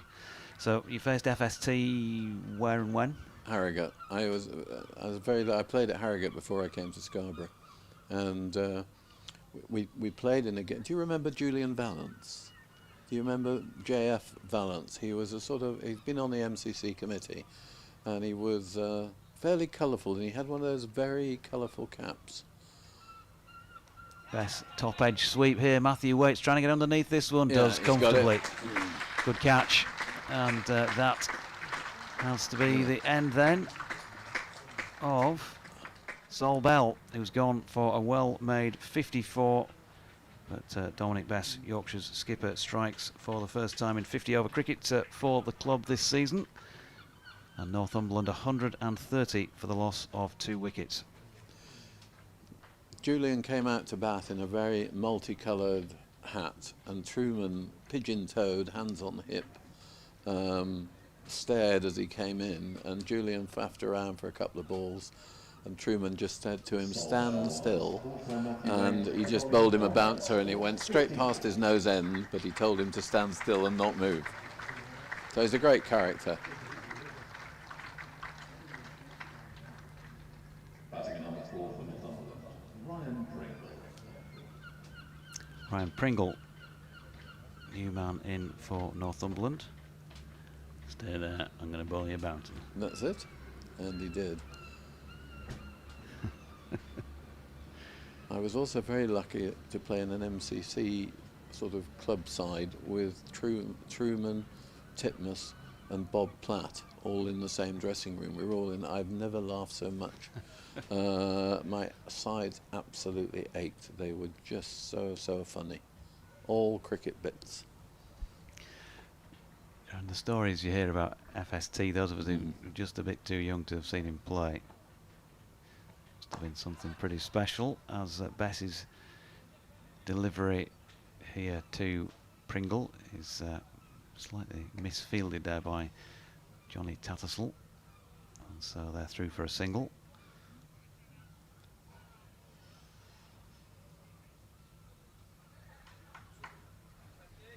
In fact, looks as though they've given that to Richardson, who they did cross, of course, when the catch was taken. So Bess in for the first ball to Pringle, who pushes back to the bowler, and there's no run. You just get this the impression of, you know, that you've heard all the stories about him and all the mind games with the batsman and that sort of thing, and you can sort of imagine a bloke who went back to fine leg at the end of an over and picked up a pint glass and Yeah. had a few puffs on the pipe or whatever, and then came back in and did it again the following over as that ball is pushed back to Bess. Final ball of the 26th, 131 for 2, and a fruitful over for Yorkshire with their second wicket of the match so far. I think the whole approach has changed, hasn't it, in terms of, I think opposition cricketers used to mix a lot more than they do now. I think their training methods were somewhat different. It was usually in a very large, tall glass, and probably steak and kidney pie or something like that afterwards, just to keep feet on the ground. And they'd bowl 1,000 overs a year, which they don't do these days. But it's just a different game, isn't it? Yeah, Hill is in and bowling, and that's pushed out into the offside by Richardson. No run. If you just joined us more recently and wonder what's going on and to whom I am speaking, Bill Mustoe, former chairman here of Scarborough Cricket Club, former player, as well as he's just been telling us, for Harrogate back in the Yorkshire League days. Hill in again, pushed into the offside this time by Richardson, but fraying into field. There's no run. And Richard Pyra, head coach of this RL50 competition for Yorkshire this season. He's been giving us plenty of insight into the squad earlier, hoping to get Steve Patterson up. Charlie Hopper, young promising media type, has also been in from his position in the ticket office. Bill removed the shackles and let him come in for 20 minutes earlier on. Open face, pushed into the offside this time by Richardson. Tattersall fielding, no run. We're very fortunate. We've got a very good team here of skilled people who are very willing, who have gone the extra mile in what is a hugely difficult time for not only businesses but cricket clubs. Driven this time. This George Hill delivery, and well fielded in the end. Johnny Tattersall is just feeling that, having got something on a firmly driven shot by Richardson. Got a single for it in the end. 132 for 2.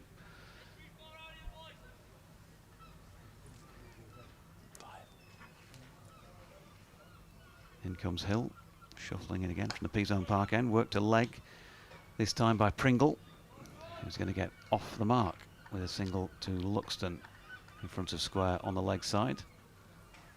Bill signaling 5. That's I think he thought I was asking did he fancy a drink. And he said 5 lagers, is that right? I've got my feet on the ground. Yes, that's fine. Thank you.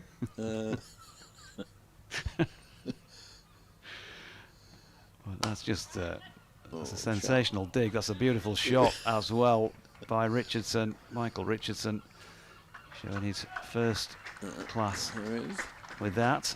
Just over pitching George Hill, and he's just leant on it and pushed it straight for 4 runs. Matthew Pillen's beneath our commentary position, around the back of the sight screen to pick it up. So a nice way to end the over from Northumberland's point of view. They got 6 from it, 137 for 2 they are now, after 27. Doidge, can I just say on behalf of the club, it's an absolute pleasure to have you back again. Even in these shorts? Well, it's a good job I'm short-sighted, isn't it? It is. Seriously, it's just part of the whole scene, and it just shows that perhaps we're getting nearly back to some form of normality, although obviously we still all got to take great care in order for people to be safe. Yeah, well, I mean, we've got a couple of one-day games this week. I know we've got one next week in Durham here as well, so you've got the 2, but we really know we've returned when there's a 4-day game here, don't we? Absolutely. And that will be September. It will be September. We believe we'll know the final date and opposition in about a week's time, maybe 5 days, but we need to know. Here's Bess, the sunglasses on, gets a wicket, flicked by Pringle, straight to Johnny Tattersall at straight mid-wicket, and for a fielder of his calibre, that was a simple catch, and Northumberland lost the 3rd wicket, Pringle gone for 1.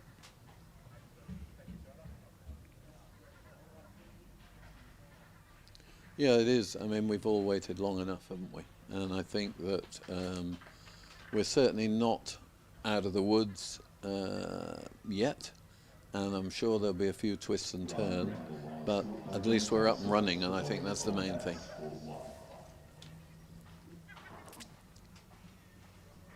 Yeah, it's good to be back. So, incoming batsman for Northumberland should be Mickey Allen. Is Mickey Allen. Round cue. It's almost as if I knew that from the list of people on my left here. You're so well organised, Doidge. You know that. You just knew what was going to happen, and you're just on the ball as ever.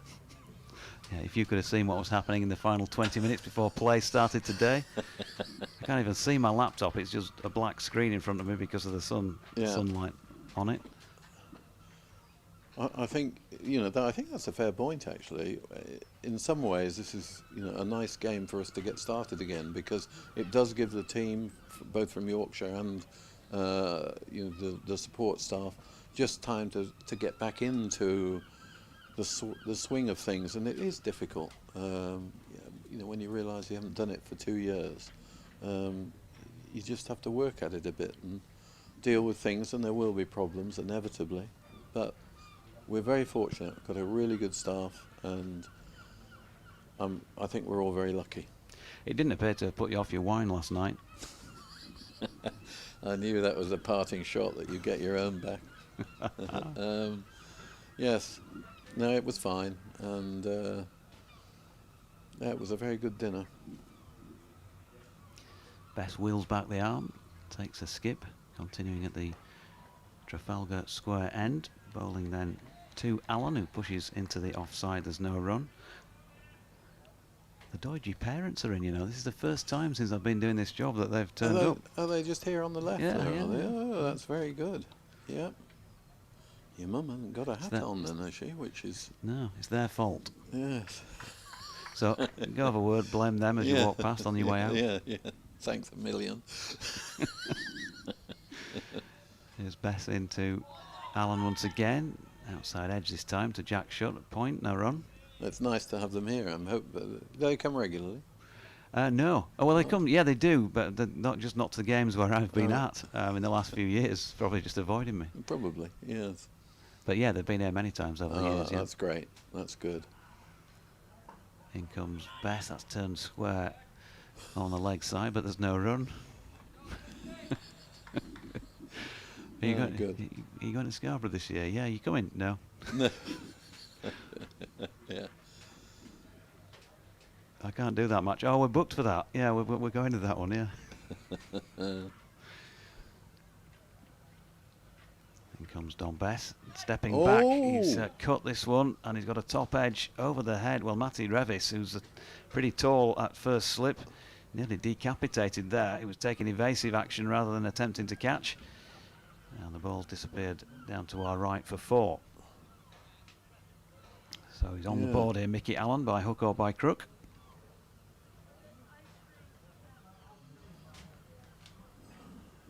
So you've got Pato coming up, have you, in due course? Well, that was the threat from the Yorkshire dressing room, yeah. Right, yeah. Well.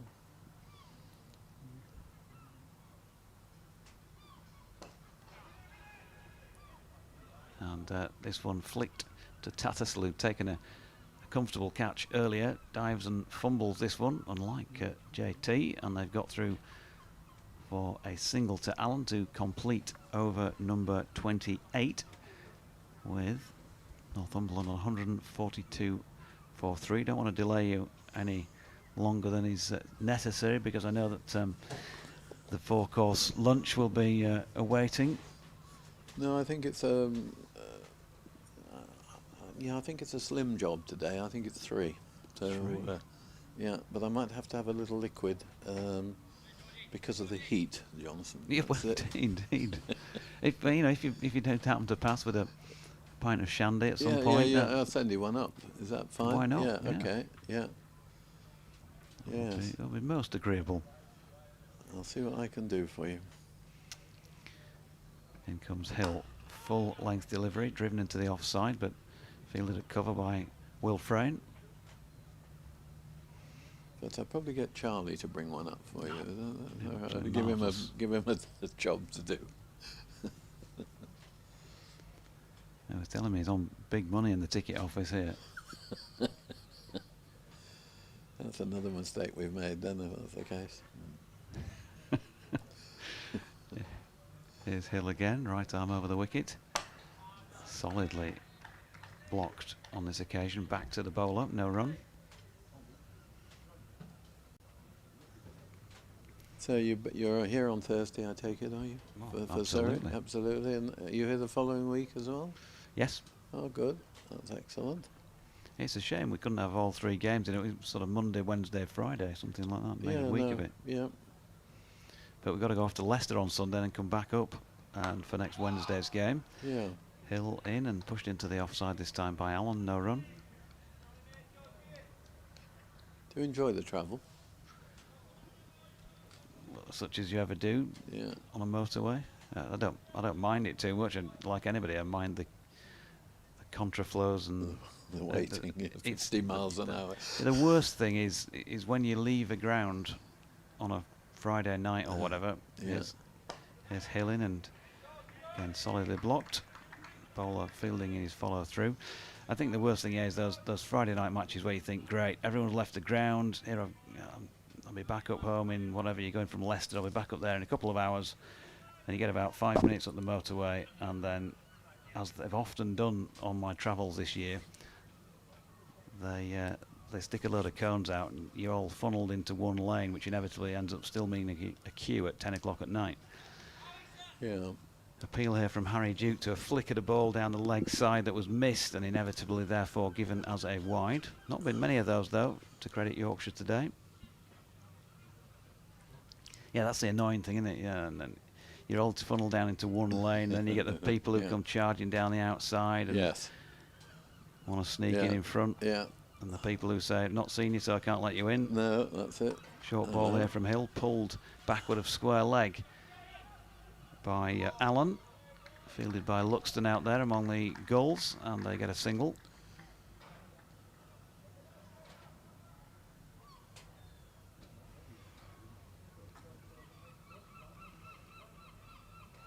You can imagine that the umpire's considering giving a no ball here for 3 gulls behind square leg.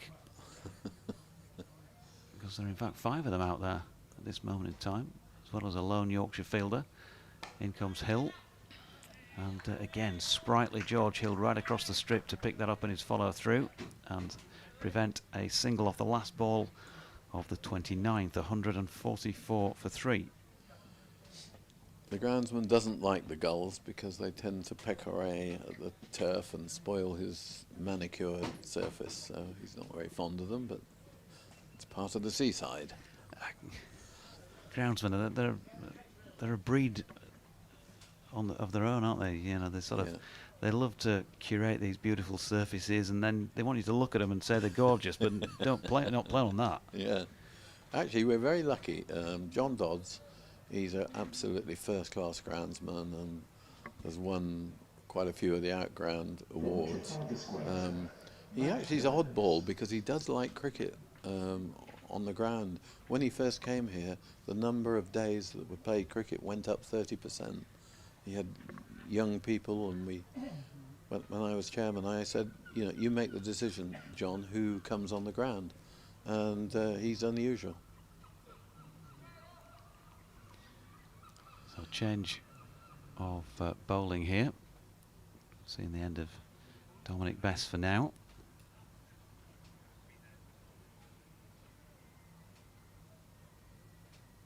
He got the captain, he got 2 wickets, come off quick. Yeah. It's all about the averages, isn't it? These sort of games. Yeah. So Marty Pillans, I should have filled you in on the details, is the man coming back on from the Trafalgar Square end where he bowled previously for this 30th over. Charlie's offering himself up to pop back again. Yeah. He says, I don't want to listen to boring Bill anymore, No, he says. that's Can I right, just no. come up and fill in, please? Tell him he can, and I've told him to bring you a shandy. Reply to him.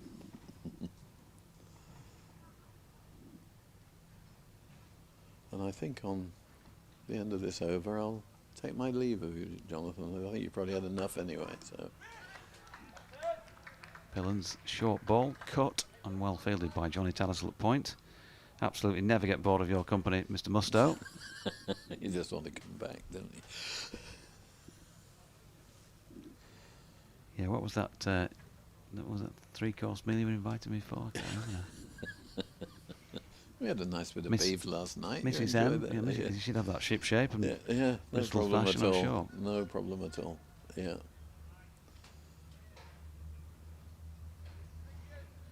Yeah, you look to have everything under control there, he said tongue in cheek, as Pillans is in short ball, and that certainly has him ducking.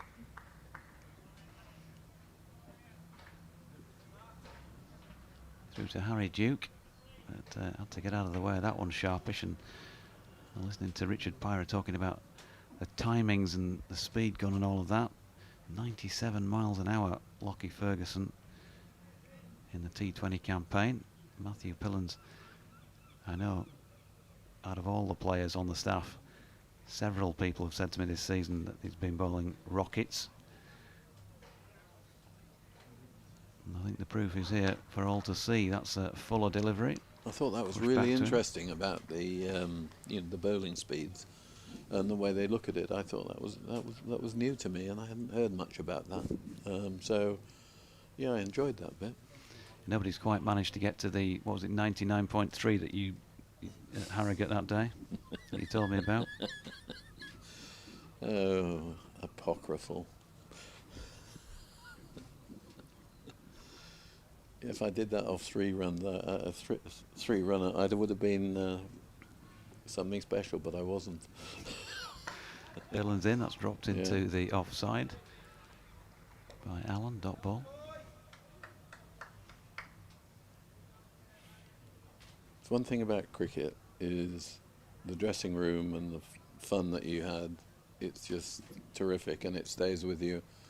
Players that you knew 20 years ago, you go through the same routine and the same jokes. Yeah, yeah.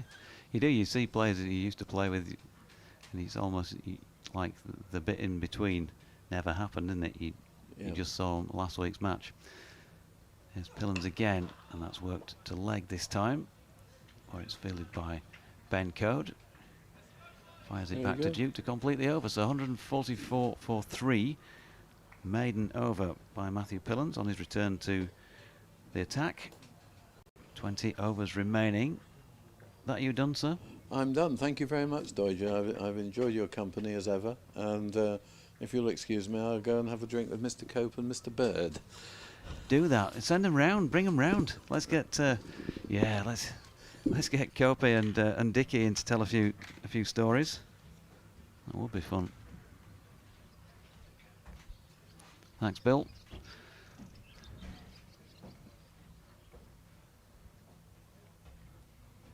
So Jack Shutt, he's going to continue at the From the Peaceholm Park end.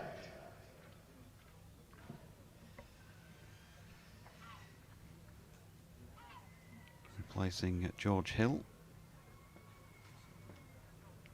Shot ball 1, 2, 3, 4, 5 earlier on from this same end. First ball pulled for a single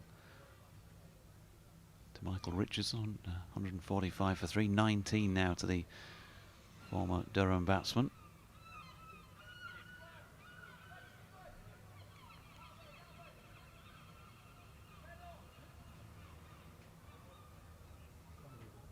Don Best just adjusting the field. Will Luxton, who's been here, there and everywhere, almost down on the South Bay at times. He's been posted so far out. He's been moved to deep backward square leg, but not brought into play here because Tattersall's round from mid-wicket to field this next pull. Well, short arm jab really by Mickey Allen.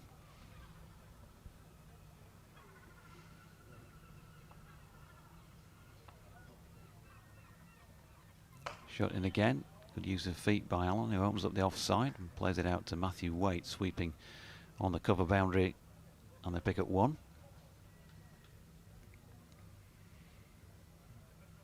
Ice cream van looks quite tempting up on the top side of the ground. There's an ice cream tent away to the bottom right.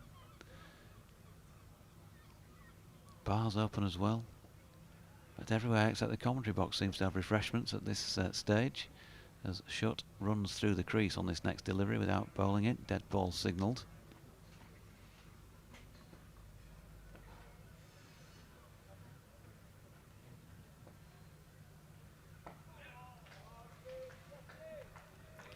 Shot in again. Richardson drops it out into the leg side. Duke round to field, no run. Looking forward to seeing Harry Duke open the batting with Will Frayne today. Frayne, of course, missed a bit of cricket because of that side strain. Was back in the first team in the T20 at Old Trafford over the weekend in that defeat to Lancashire. As Allen pushes a single up to long on. Have a word with Pato, Bill, on your way past as well. Just give him a nod. Oh, you're going that way. Okay.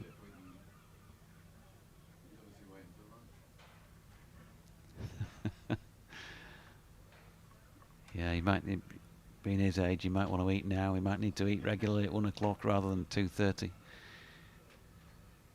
need to get settled, won't he, soon?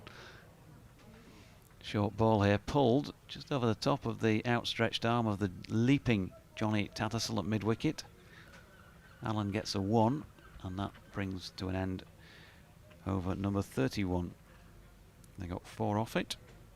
148 for 3. They'll want to press go at some point. They'll want to be, you'd have thought, doubling the score from this to the end of the 50th, somewhere around the 300 mark. more if they can. Of course, Yorkshire, they'll want to peg them back with a few wickets. The sight of Dwan Olivier, who's clearly on drinks running duties, nips on with his fluorescent tabard on.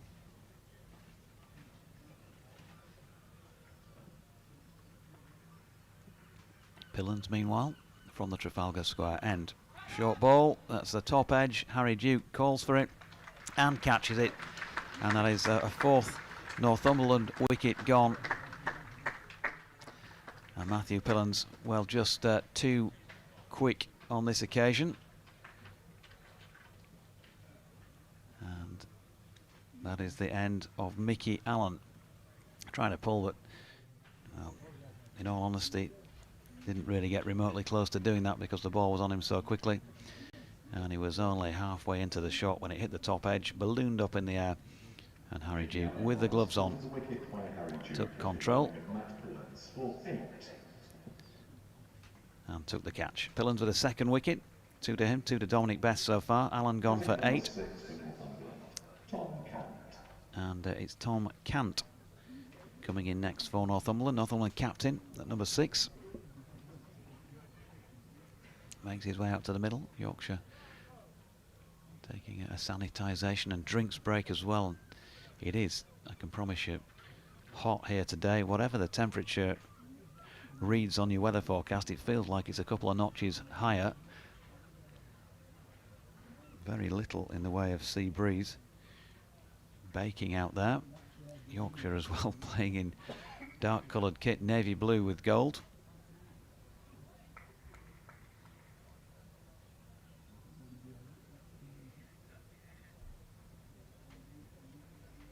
So they'll be feeling it out there. And they've got, what, a good hour or so to go before the end of this first innings of the match. Yorkshire still to bat. Northumberland won the toss, by the way, and decided they're going to have first use of this very good pitch. You'd love to see cricket played on pitches like this on a regular basis. Good bounce, good carry. Spot on if you're a batsman. Might be a little bit of toil involved if you are a bowler, especially in white ball cricket, as Matty Pillans is in. Short ball first up to Cant.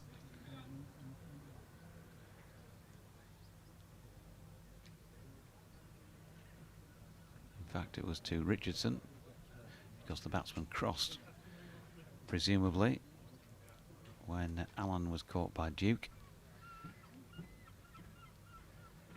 Again, both right-handed, no numbers on the backs. Both wearing very similar looking equipment.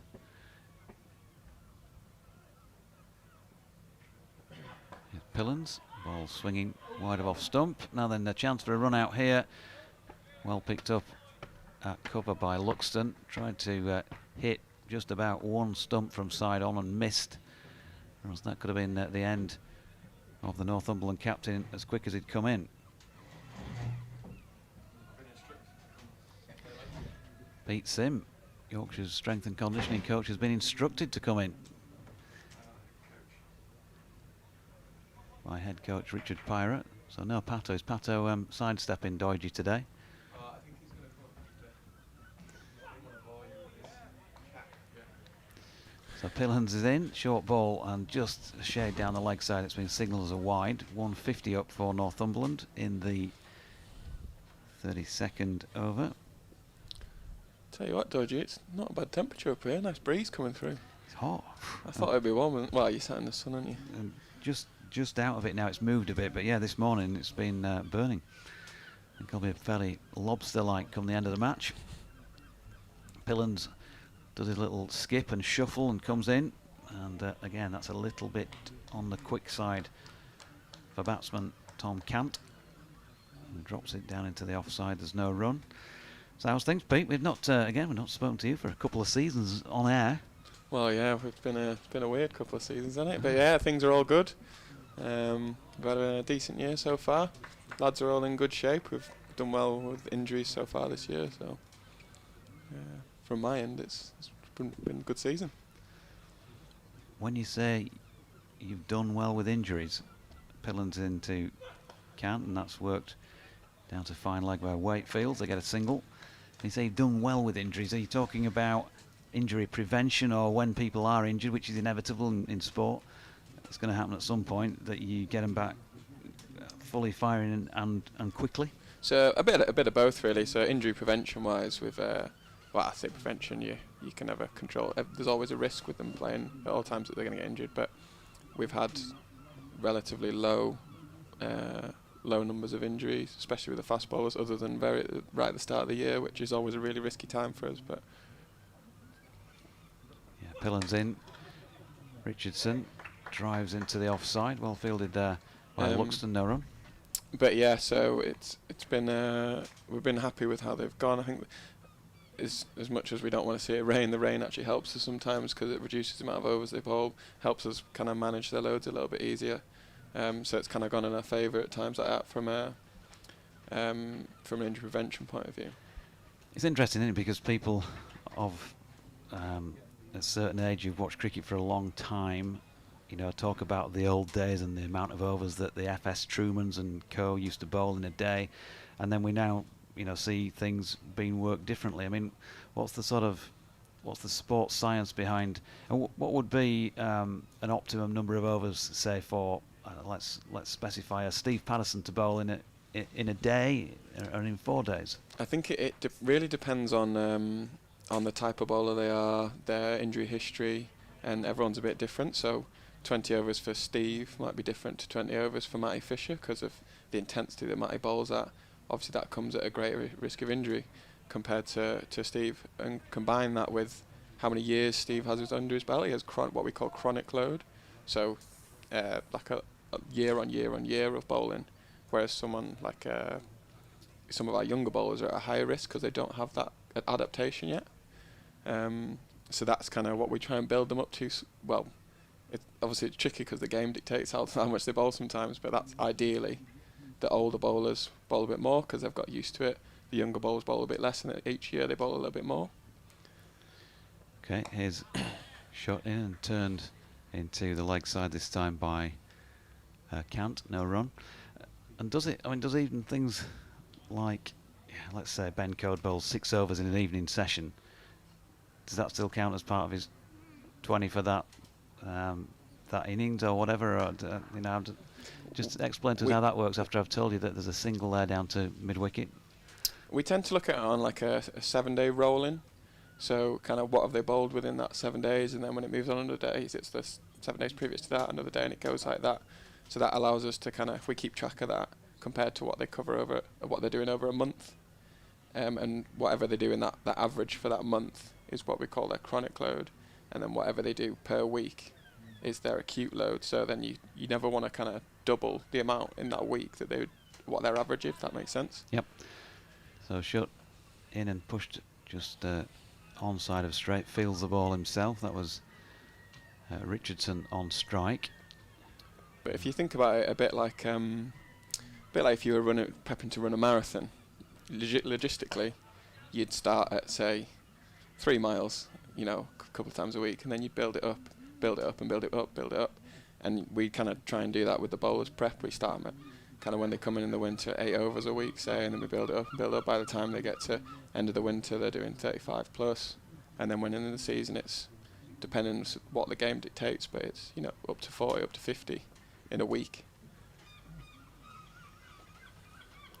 Shot. There was a single there, by the way, to Richardson, just into the leg side, and he's bowling to Cant here, who pushes back to him. So Richardson 22, Cant 2, 153 for 4 the score, dot ball in the 33rd over, so pretty much 2/3 of the way through this Northumberland innings. On winning the toss, they batted.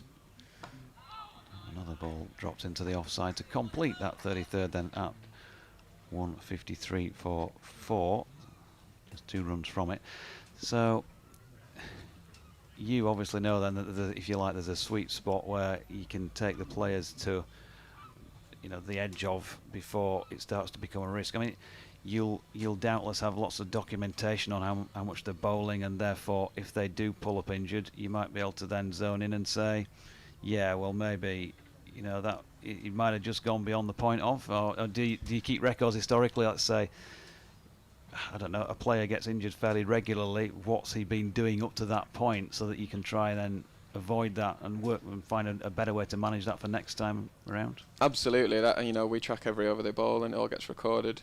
And then, like I talked about with that acute and chronic, we kind of see the patterns that they have, and then if there is an injury, we'll look back and see what circumstances were they in, what might have caused that injury. And sometimes it could have been everything was perfect, but as soon as you get out of bed, there's a risk of injury, because you could, you know, if you're doing something, it's maybe a very low risk of injury, but there is a risk. So you can't mitigate everything. All we can do is try and reduce risk, and by managing load effectively, that reduces risk. It's never going to eliminate it. But You've seen a leg side wide from Matty Pillans, just a shade down the leg side, returns and bowls this next one, which is dropped back into his follow through by the batsman, no run. And then they tell me that you've joined a real supreme physical specimen in the box today. Stop laughing when I say that. You're obviously super fit. I mean, we see you out there all the time warming up the lads, and I've obviously been, when we've been around travelling at matches over the last few years, always in the gym, leading by example. What's this Ironman stuff? This year I've stupidly signed up to do, well, I actually signed up to it last year to do an Ironman Switzerland. Big to great. I hope the club are paying for you to go over there for a nice freebie, as he cuts a single this time down to backward point, no run. Oh, sorry, cuts a single, there's one run even. Which was a long distance triathlon, but then due to COVID, that's been postponed to following year. So I'm doing that next July. So instead, I'm doing one in the UK called the Dalesman, which is based up in Ripon. And that's the same distance, full distance triathlon. Just as nice as Switzerland. Yeah, it's not. It's still the Yorkshire Dales, though. I'll take that. It's the UK's equivalent. Here's Pillans, and a good delivery, which just leaves the batsman through to Harry Duke. No run. So I've got that on the 22nd of August. So it's not too far away now. So training's pretty heavy going at the moment. I've got a few more weeks left of hard training, and then I can chill out for a bit before the race. Hard training. I mean, that's walking back up the steps at the side of the ground here on the way to the hotel tonight for me. What's it for you? So I'm up to about 18-hour weeks at the moment, training, swim, biking and running. So, which is quite tricky fitting it in around cricket season. It's been some very early mornings. Here's Matty Pillans coming in once again, and this one with an open face played to Johnny Tattersall backward of point. Dot ball. Yeah, so we up early doors this morning. Did I see you in the surf, running along the edge of the waves as they were rushing in? While I was doing a little workout this morning. Oh yeah, yeah. Oh, I love that. Yeah. I just got myself sort of into a position where nobody could possibly see me at all to avoid embarrassment. And nothing embarrassing. If you're getting out there, you're getting out there. Doesn't matter how fast you're going. I was up this morning running along the seafront this morning. It was a nice location, nice and flat. That's what I like. Pillans in, short ball, dropped again to Tattersall, no run. It's having one of those mornings this morning where the legs didn't quite want it, but still had to get it in. Is that what build-up of lactic from previous training this week? Yeah, it's just been a heavy kind of last 7 or 8 days really. So it's just kind of hitting me all at once. So I've got one more. I've got 2 bikes tomorrow, and then I've got a day off Thursday. So I managed to have a bit of recovery then for a long ride on Friday. So here's Pillans in, and that's just clipped off the hip, fine down the leg side. Oh, in fact, not clipped off the hip. It must have been the thigh pad, because that's been signalled as 4 leg byes as you hear it rattle into the boards beneath our feet.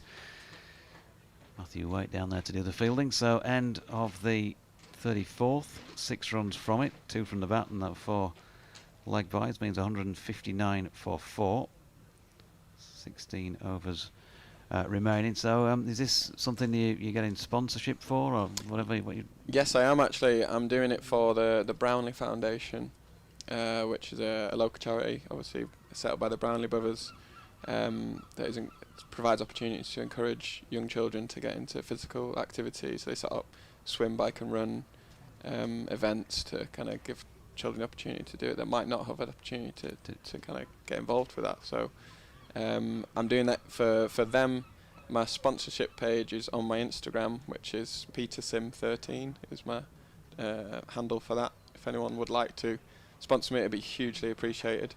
Peter Sim, S-I-M. S-I-M, and then 13 is my Instagram page. So it's in the links in the bio. And that would be hugely appreciated if anyone could donate anything towards that. There you go then, folks. You know how to help out financially with all the effort that Pete's putting in. I'm in for £1,000 and I'm up to about 800 so far, so nearly there. Sure, we can get you up to £1,000 today.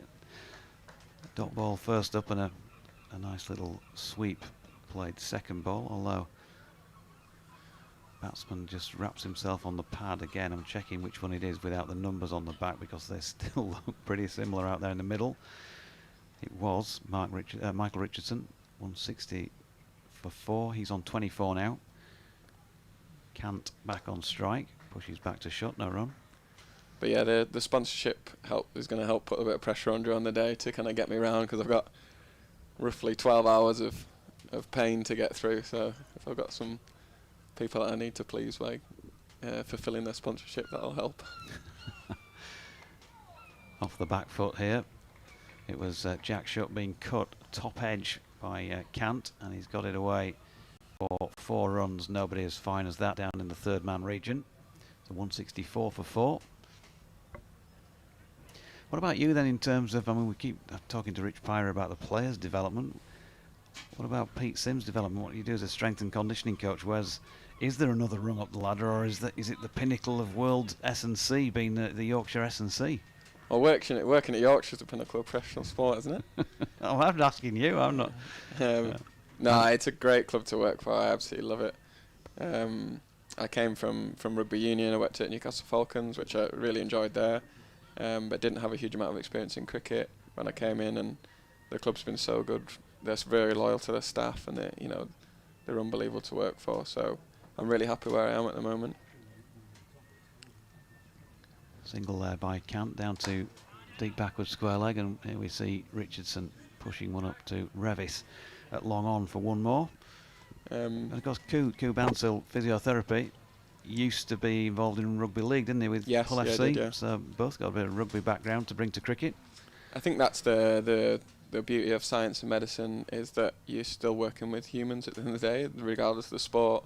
As long as you know what the demands of the sport are, you can then prepare them effectively for it.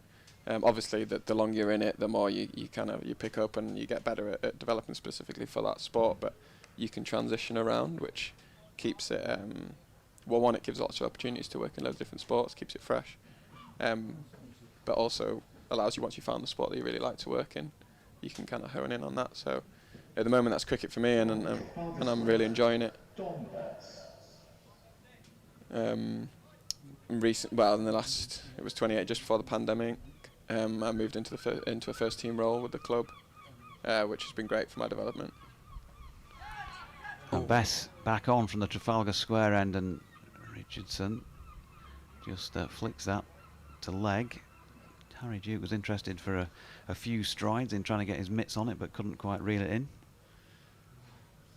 And I find fast bowling fascinating, and the physical demands of that have been great to learn, and then adapt my programming to best prepare the players. Yep, best bowling is off spin at the moment. Just bowled his sidearm delivery that he throws in now and again, a bit quicker. Dot ball. Yeah, cricket. It's such an awkward game in some respects, isn't it? Especially for how we play it. Speaking from personal experience with injuries, bowling, and I'm sure many people listening have had similar. At whatever level they've played, as Bess is flicked really backward of square leg for a single. He didn't look the most confident of shots. Not sure he got it exactly where he wanted it, but he's going to pick up 4 runs. Is Michael Richardson, 29 to him now, 170 for 4. But yeah, fast bowling. I mean, what's going on there? You know, not only the pounding on the knee and the hip and the ankle joints as bowlers are running in, but then all the rest of the makeup when they twist side on, or sometimes bowl front on, or the different actions that they come up with for different deliveries as well. It's Yeah, it really does lay itself open to injury. Just to mention that there is a 4 there, because we're trying to keep up to ball by ball here as well. 4 more to Richardson, this time cutting off Bess. Yeah, it's just such a unique game in that sense, because it's effectively a speed power sport mixed in, built into an endurance sport because of the length of time it's played over. But everything that matters happens really fast. So preparing players for that is quite tricky. Yeah, Richardson now pushing to long on for 1 more. Yeah, it's sort of, you don't really think about it. I mean, I'm sure you do because of your job, but you sit here and you know that cricket is played over X number of overs or days, and you know what the bowlers are doing, but you don't really think about the sort of biomechanics of it. You just watching players do what they do. But yeah, the wear and tear. No wonder there's so many people with knee problems when they finish the game, or replacement hips going on when they're older, as Bess's last delivery is a dot, so he went for 9 in that over, 175 for 4. 36 overs now complete in this Northumberland innings. Exactly that, and we're still, because science and medicine within cricket is relatively new over the last kind of 20 years or so, I suppose. We're still learning, and like the kind of science and medicine population are getting better and better at kind of working out what the demands are, and how best to prepare them. So that's exciting as well, as being part of that, and new research coming out all the time. Whereas some of the other more traditional sports have had that going on for a bit longer. Here is Bess, and Richardson steps back and gives that a fair bit of bottom hand, but Johnny Tattersall reeled it in at straight mid-wicket, no run. And I suppose the other tricky bit about cricket is it's so unpredictable in terms of, it's in multi-day cricket, what the players are going to get through. Yeah. So what are the demands of cricket, of multi-day cricket? You don't really know, because some games finish in 2 days, some go over 4, and test matches go over 5, but you can't project forward. Whereas in sports like rugby, football, you know what they're going to cover each week. Yep. Another dot ball there from Shutt, who is worked to mid-wicket. Tattersall, Luxton's got through the most work in the field. George Hill will be fairly close behind him, but then Johnny Tats come more into the game as we've gone on here. 1 or 2 unlikely fumbles from Johnny Tattersall today, but he's got away with, I think, all but one of them. But he took that one cleanly. Yeah, fascinating stuff. And I mean, taking that into account, so you get a 4-day game that finishes in 2. There'll be some players within that from a bowling perspective. I'll come back to it in a sec. Here's Shutt. He was shaping up for the reverse sweep, was batsman Michael Richardson, but Jack Shutt saw him coming and missed out, or batsman did. But within that, I suppose that there are players who you've got back to fitness, and you're sort of hoping that they don't. You're kind of probably hoping that maybe you don't want too much of a toll on the bodies from this next 4-day game. So you're quite relieved when it finishes in 2 or 3 days, and then there'll be others who you think you maybe want them to go the distance in this match and give them a real test. Absolutely, and then you are just relying on the conditions there. But like I say, this year the rain and stuff has, from a physical point of view, have kind of gone in our favour as such, because it's given people rests when they needed them. Bowled him. Jack Shutt has bowled Richardson, who was trying to pull that one to leg. How have they been bowled? Now then. Not sure. He's put the bails back on himself. He's going to walk off. No, not out. So what did happen there? Did Harry Duke maybe knock the bails off from back of the stumps himself? Almost looked like he bottom edged it onto his own stumps, didn't it? Yeah. Well, he's not out, and it looked like he'd got him off stump, Jack Shutt. He was celebrating as well. Yeah. Maybe it was young Dukey, who was a little bit too keen, perhaps, behind, and knocked the stumps. Not sure. Not out anyway. 175 for 4 at the end of the 37th, so still a good over from Jack Shutt, because it was a maiden. Wouldn't be like Harry Duke to be too keen, would it? Well, you'll know him a lot better than me, but yeah, that's the early impressions of his first few first-team games. Little bundle of energy. Right from that first, I think of the first, I can't remember if did he travel down to Glamorgan? Yeah. And he ran in. I can see him now running in all the way down the steps. He ran most of the way across to the middle of the pitch and only settled down, didn't he, about 10 strides from the strip. as this first delivery, To the be second fair to delivery him, is a sweep, which Matthew Pillans has fielded, single.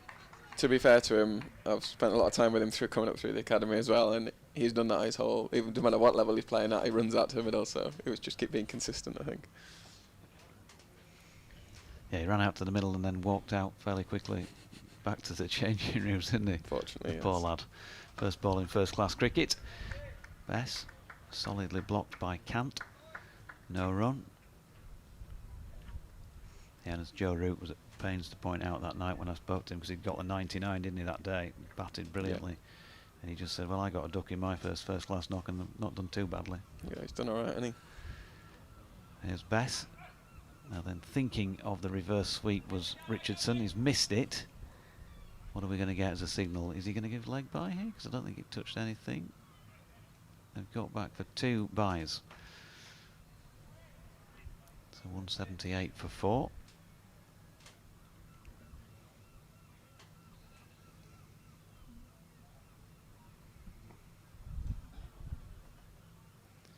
Bess, little skip, wheels the arm back. And again, batsman just trying to improvise. They're trying to put the bowlers off their lines as they're lining the batsman up coming in. That was Richardson picking him off for a single backward of square leg. And what about you when you're doing, we see you warm up every day, and you know, the lads seem to have great, I'm sure there's probably a few groans, but they seem to have a bit of fun doing that, and the new pre-match warm-up routine. No football anymore, of course, after a couple of seasons ago. It's now the throwing of the thing, whatever you call it, that makes, yeah, the nerf, is it, right? That seems to be pretty competitive as well. Yeah, we've got a lot of celebration.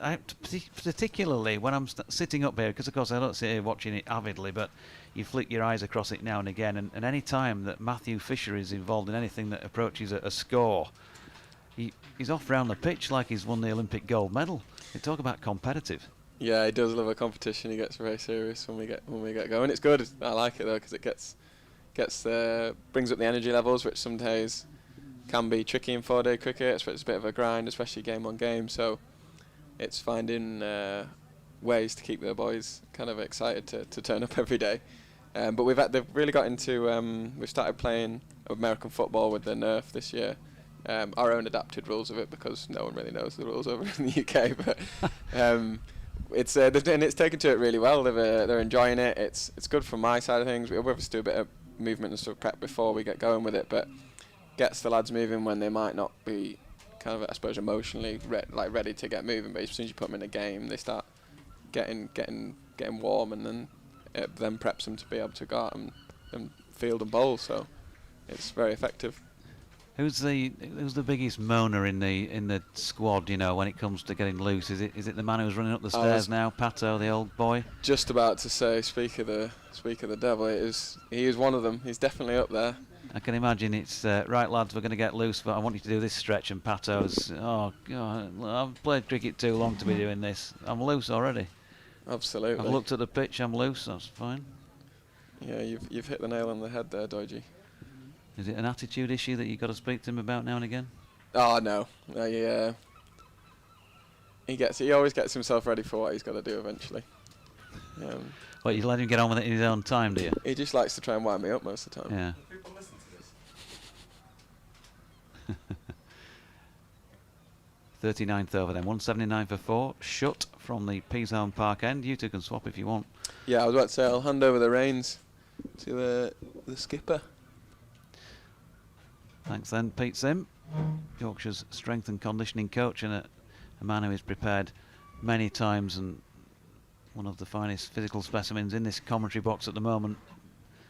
Yorkshire skipper Steve Patterson joins me as we see a single worked by Richardson down through mid-wicket to make it 180 for 4. He's on to 36, and his partner out there, Tom Cant, the Northumberland skipper, is 8. Welcome, Pato. Hello, Dodgy. How are you? I'm very well, thanks. You're looking in fine trim, and sitting this one out, enjoying a bit of Scarborough sunshine with the feet up. Oh, now then, that's been good pulled shot. wide of long on for 4, this time by Cant. So I'll take him on to 12, 184 for 4. So you've told us already about this this role you've got with this side. You're going to play. You're picking and choosing your games. Have you already planned the 2 or 3 you're going to play? And you're going to tell us more about that? No, not at all, really. My role in this, or my perspective, is really just to be here to support the younger lads. As I've made very clear to Rich, that I'm not precious about how much he plays or doesn't play me. For me, it's about utilising this competition to bring through some of the young players. And if he needs me on the field for certain games to be a support there, then I'll do that. And if he needs me off the field like I'm here, then I'm more than happy to do that as well. Dot ball there by Jack Shutt, who's in again and slapped to Dominic Bess, who wrestles with that at mid-off, no run. Yeah, and he said this morning when he came on that he'd been letting you sort of work with the bowlers in prep for this one. Is that right? Was that this morning or yesterday in prep for it? A little bit of both, really. Yeah, yesterday at training and this morning. And really, I see a little bit like my captaincy role in Championship cricket is I'm here to facilitate these young lads developing, and whatever experience of mine I can share with them, and if in any way I can be supportive, then I'll try and do that. Oh, a nicely played sweep this time by Count, got that away between the men who were square and at mid-wicket for a well-placed 4 to finish over number 39 with 9 runs off it, 188 for 4. Looks a good deck here, as we've been saying. Richard Pyra thought 300-ish. Yeah, I would say confident of chasing down on a good deck like this. Yeah, I'd say pass scores at least 300 on here. The wicket's very, very good, as you would expect from Scarborough. The outfield's very hard and very fast. And to be honest, what a great day to be back in Scarborough. We've waited 2 years to come back here and couldn't ask for any better conditions. So it's set up to be a good game of cricket. I think we're slightly in front of the game at the moment, the way we've bowled after the power play, where we squeezed them and taken 4 valuable wickets. But obviously the last 11 overs can have a huge impact on what we're going to be chasing. If we continue to take wickets, I think we could be chasing 270, 280. If we don't get it right, it could be 320. Don Best going to continue at the Trafalgar Square end, just making a minor adjustment once Jack Shutt a bit finer at short third man. He's inside the circle. In comes Best with the skip and the wheel backwards again. Pushed into the offside this time by Richardson, dot ball. So, I mean, when you're playing, as you obviously are, you've got a bowling coach within the cohort at Headingley. You've got to manage your own game, your own performance, what you're doing. I guess you've got that all off pat to a large extent, playing as long as you have done, as Richardson pushes a single long on. But what sort of input into the development of bowlers, Ben Code, for example, to a Matthew Fisher, to a Matthew Wake, can you hope to have as part of all that? Do you stick to your own, look after your own corner? I mean, you're captain in the Red Ball side after all, or do you get involved on a day-to-day basis in that at all? As we see a 6 pulled over mid-wicket onto the terrace away to the left, 195 for 4. Nicely played by Richardson. I think as you get older, Doidgy, I think you need to spend less and less time worrying about your own game. I've played a lot of cricket now, and I'm pretty comfortable and confident in what I need to do. So that frees some of my time up to be able to spend with the younger players. And really my position is just to be there for support more than anything. Obviously Rich is the bowling coach, does a wonderful job with the lads in the winter, in training, working on their actions and very technical stuff. And I don't profess to know a lot about that, but what I like to try and do is kind of utilise my experience, and through good times and bad, and try and share it with those lads and make them realise that, you know what I mean, it's a tough game, but if you work hard, that there's opportunities to be successful as well. And I just try to really be a shoulder for them when they're struggling, and put an arm around them, and also pat them on the back when they do well, and just really be there to support them. Couple of dots now. Betting again. Tattersall's stretching out his arms to try and catch this little flick to leg that he mistimed Tom Cant, but he can't reel it in. He's Looks like he's reeling on the floor, Johnny Tattersall. He's had one or two moments like that in the innings so far. End of the 40th, so 10 remain. They got 7 off that, 195 for 4. And when you're out there in the middle, because these are the things that we don't hear, we can see what we see with our own eyes, and sometimes, you know, you've got to be looking at the specific player to pick up signs of what's going on. If things are not going right for a bowler, are you always that supportive skipper, or are there moments when you're saying, come on, we need better than this? Very occasionally, yeah, but I think the key for me is that as a captain or a senior player is never to tell somebody what to do, because learning from experience myself, I think you only learn from your own mistakes and your own successes. So somebody can tell you as often as they want how to do something, but until you've done it yourself, you'll never fully learn. So I try never to really put too much on the lads. I try to encourage them to have their own views and their own opinions, and where possible steer them in a certain direction if I feel that's needed, but generally just allow them to learn in their own way. Here's Waite falling over as he delivers, turned through straight mid-wicket by Richardson. Revis round to field, they get back for 2, so 197 for 4. And stuff like, you know, the other thing, obvious thing to speak to a captain about is where you're sticking your men in the field. Do you trust bowlers to put men where they want? How does that conversation play off, and does that differ between, you know, do you have more trust, shall we say, in certain bowlers than others? Yeah, definitely. Some are more confident to take the lead themselves, and some are happier for me to do it for them, really. And it's just knowing the individuals and trying to manage them all in their own particular way. Somebody like Don Best, for example, he's quite a young lad, but he's quite an experienced player for his age, and he's very confident in what he likes to do. So it's more really about being there to support him and make the odd suggestion as and when you feel you need to have an input, but by and large allow him to do what he feels right, whereas there are a couple of other lads who generally need steering from me as to what plans we should have and what we need to do. But I generally feel the more responsibility you can give to the lads, the quicker they will learn and the better players there will be for it. And what I try to do is, when there's times when things are tough, I bowl myself.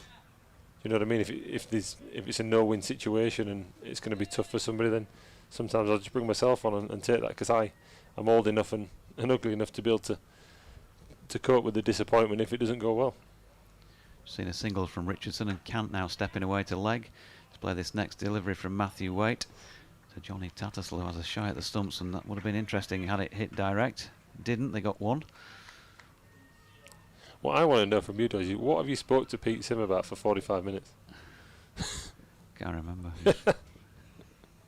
He'd tell you about his triathlon. Probably told you about that. Told us about his triathlon.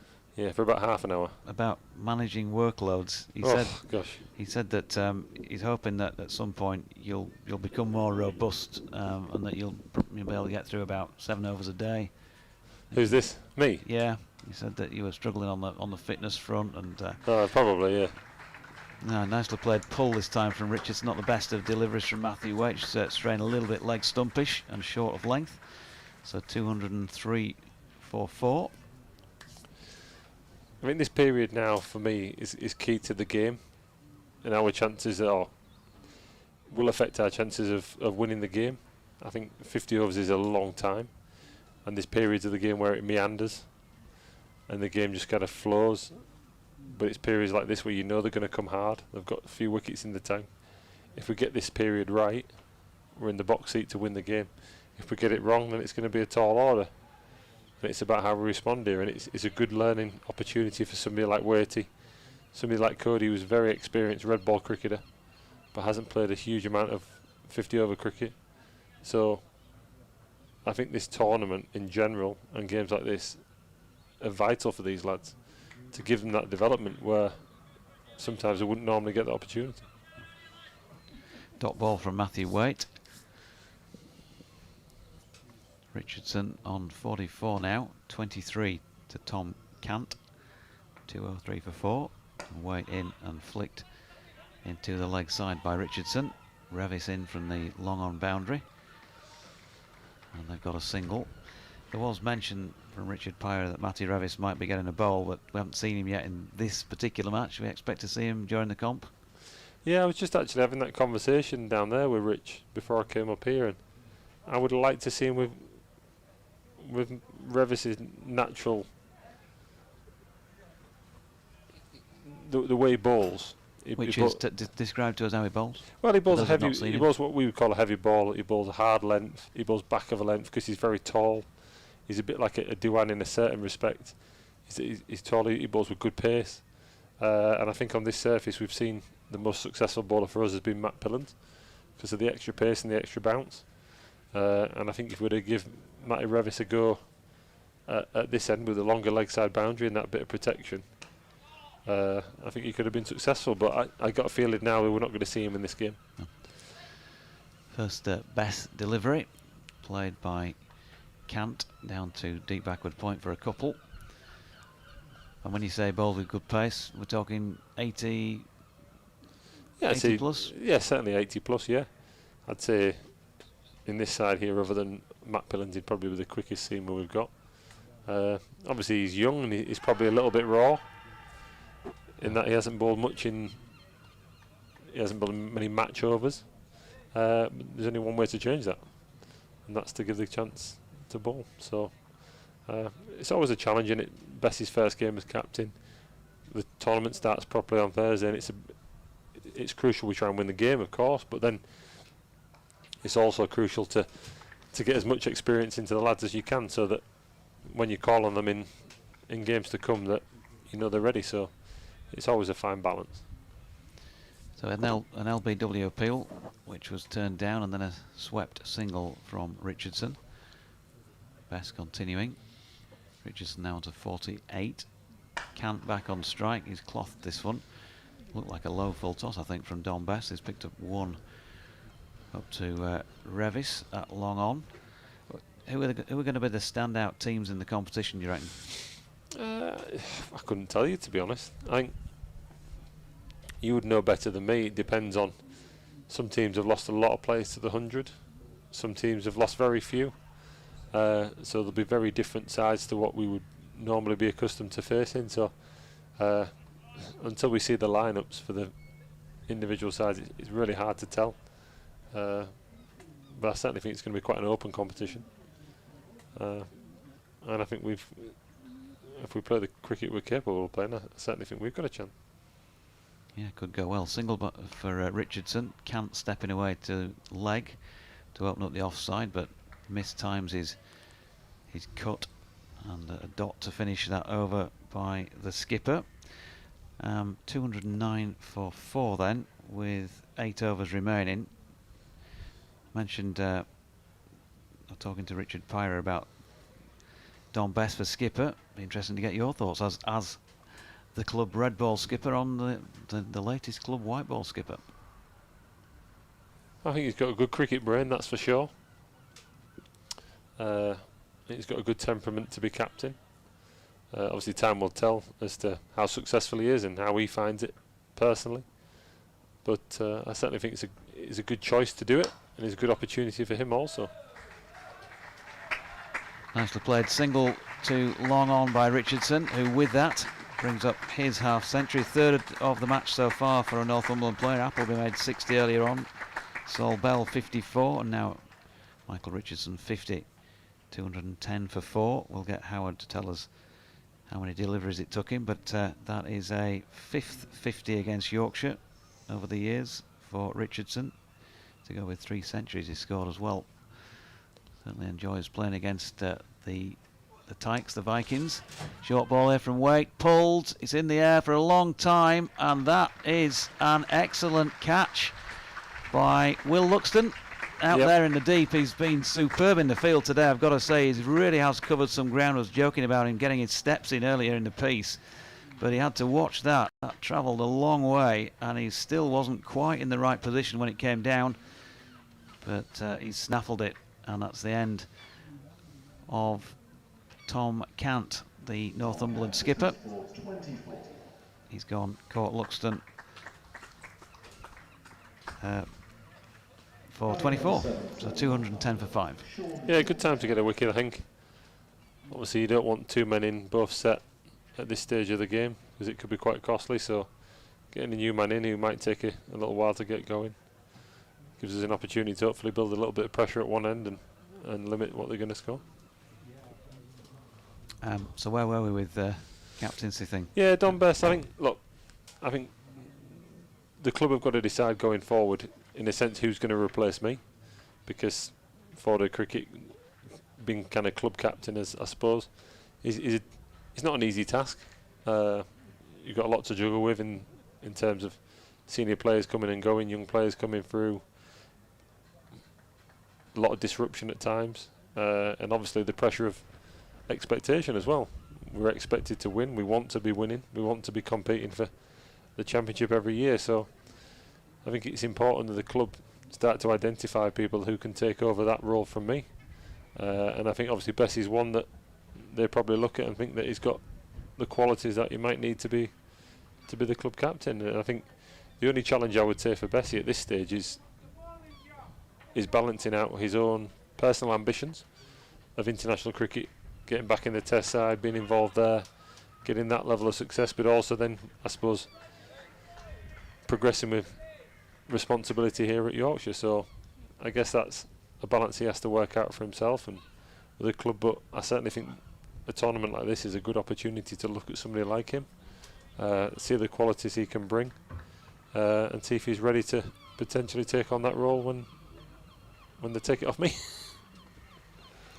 Sean Tyndale, by the way, the new batsman for Northumberland, is on strike now because they've taken another single to Richardson while Pato was just talking, and Tyndale off the mark first ball with a push through the covers. The other thing that you didn't mention there that I was building up towards asking you, so I will do, is not only Don Bess's ambitions but bowling and captaincy. He's never seen as the easiest, is it? We see so many batsmen skipper inside, so there's also that element for him to factor in. And let's face it, as Waits in and pushed into the leg side by Richardson for, well, they're pushing for 2 here, and Revis is not going to be able to cut it off, or is he? Is it direct? No, not out. Made it home. Yep. So 2 runs. But yeah, so factoring in, you know, he's 23 years of age, he's still learning the game. He's got a lot of experience for a young man, but not only has he got those England ambitions for the future, but also factoring in his own performance while he's trying to think about the performances of 10 other people out there. You know what that's like. Yeah, of course, and look, identifying whether he's got the kind of the ability to captain doesn't mean he's going to be the next club captain for Yorkshire at all. It might be something that they allow him to enjoy his kind of England ambitions, etc. for a while, and it's somebody they may look to in the future. I don't know. You'll have to ask the powers that be what their views are on that, but I think it's just an opportunity with this group of lads. You look at who we've got playing. Obviously I'm not really going to be playing too much of the games. Gary Balance is going to be involved, but probably doesn't want to be given the responsibility to captaincy, having done it before. So I think he's a natural choice within this group to do it, and I think it'll only benefit him one way or another by doing it.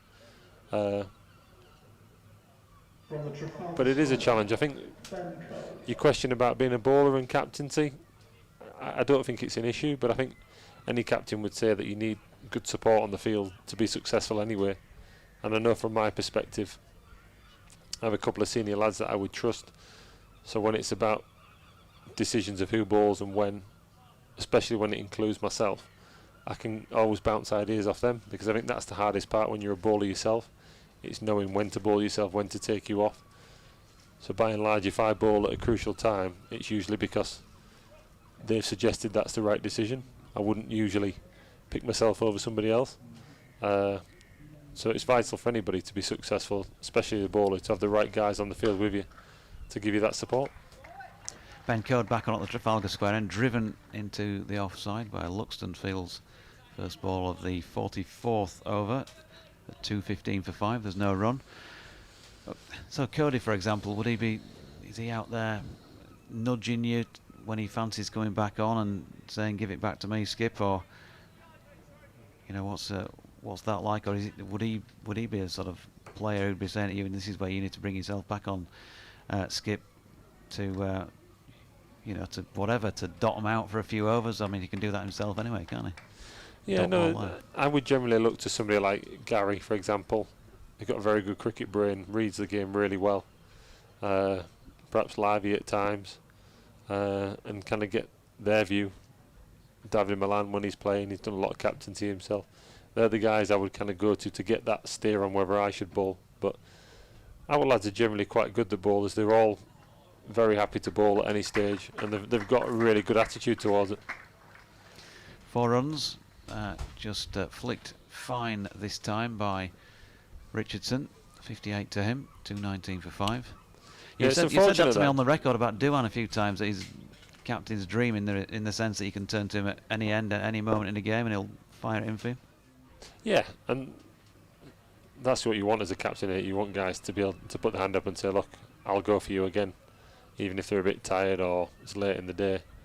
And we generally have that with our lads. They're all pretty good. They've got a good attitude.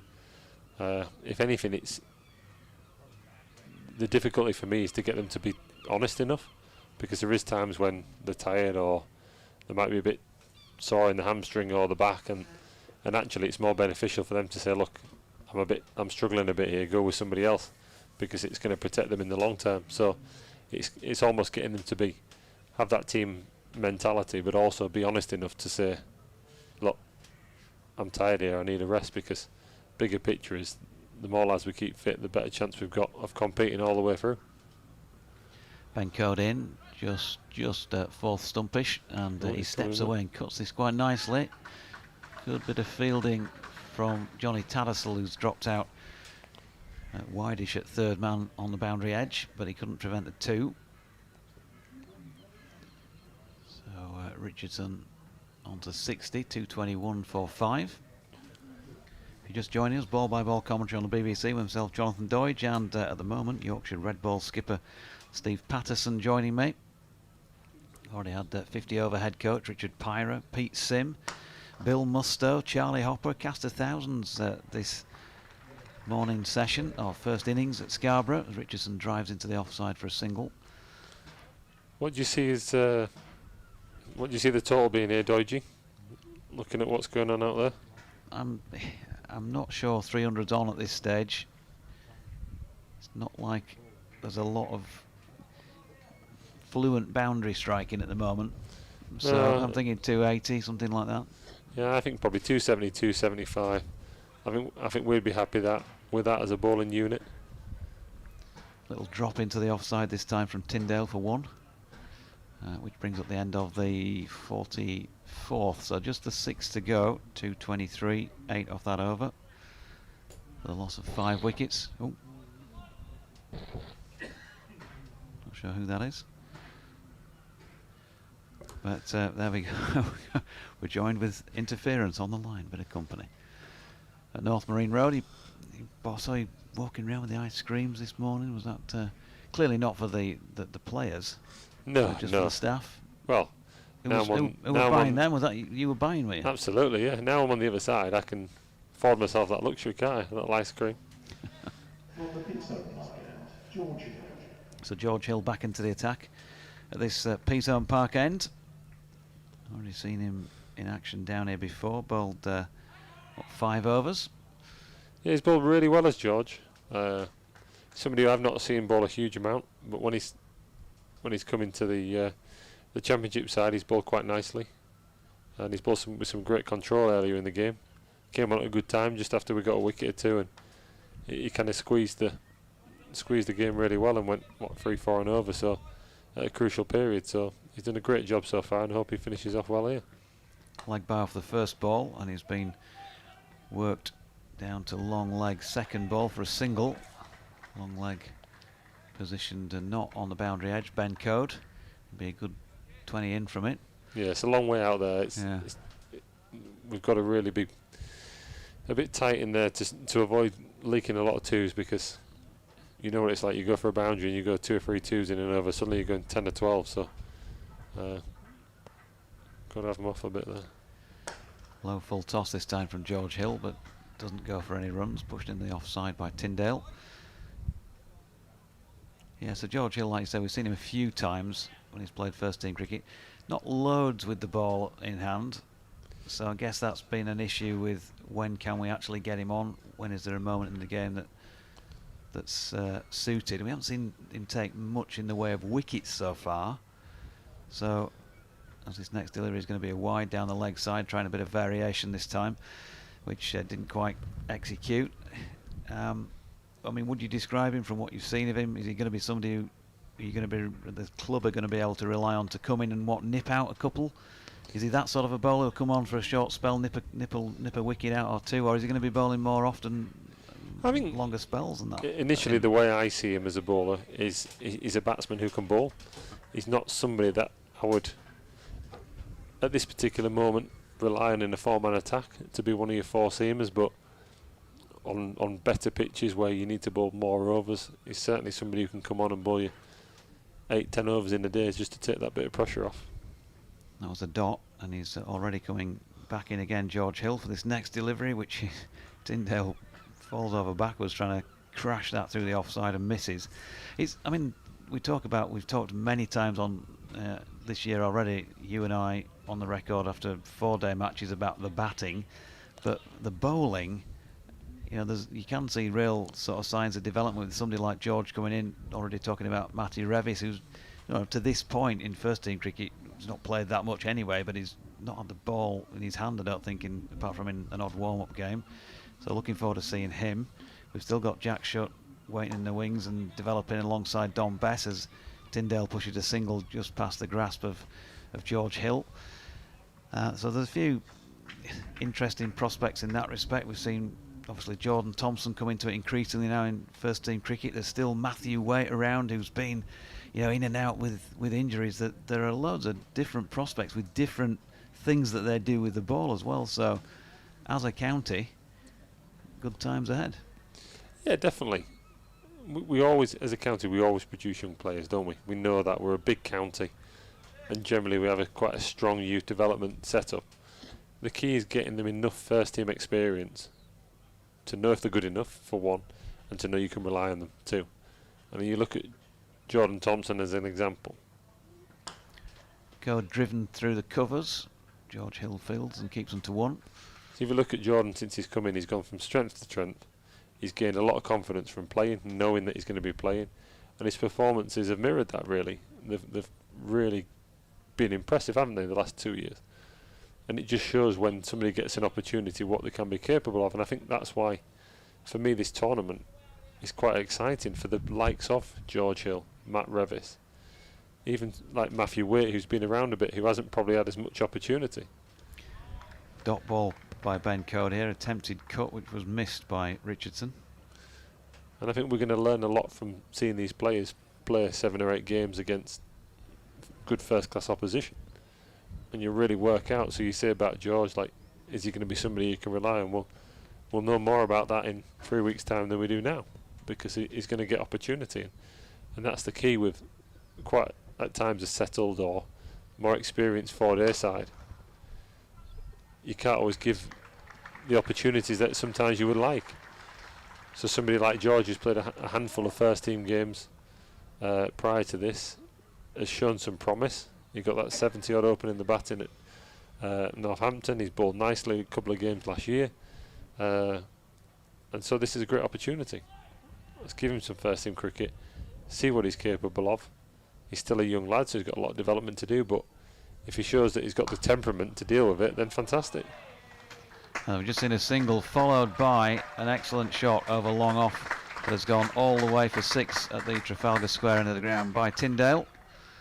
First time we've played a couple of shots in anger but missed them previously, but he's got this one right. He went sailing over the top of Don Bess. I'd like to see Matt Billings bowl again. He's got 2 overs left. I think it's fair to say he's been the standout bowler today, certainly the standout seamer. And he's bowled with some real pace. I'd like to maybe see him bowl at one end or the other for the last couple. Code goes full this time, and it works for him because Tyndale can't get it away.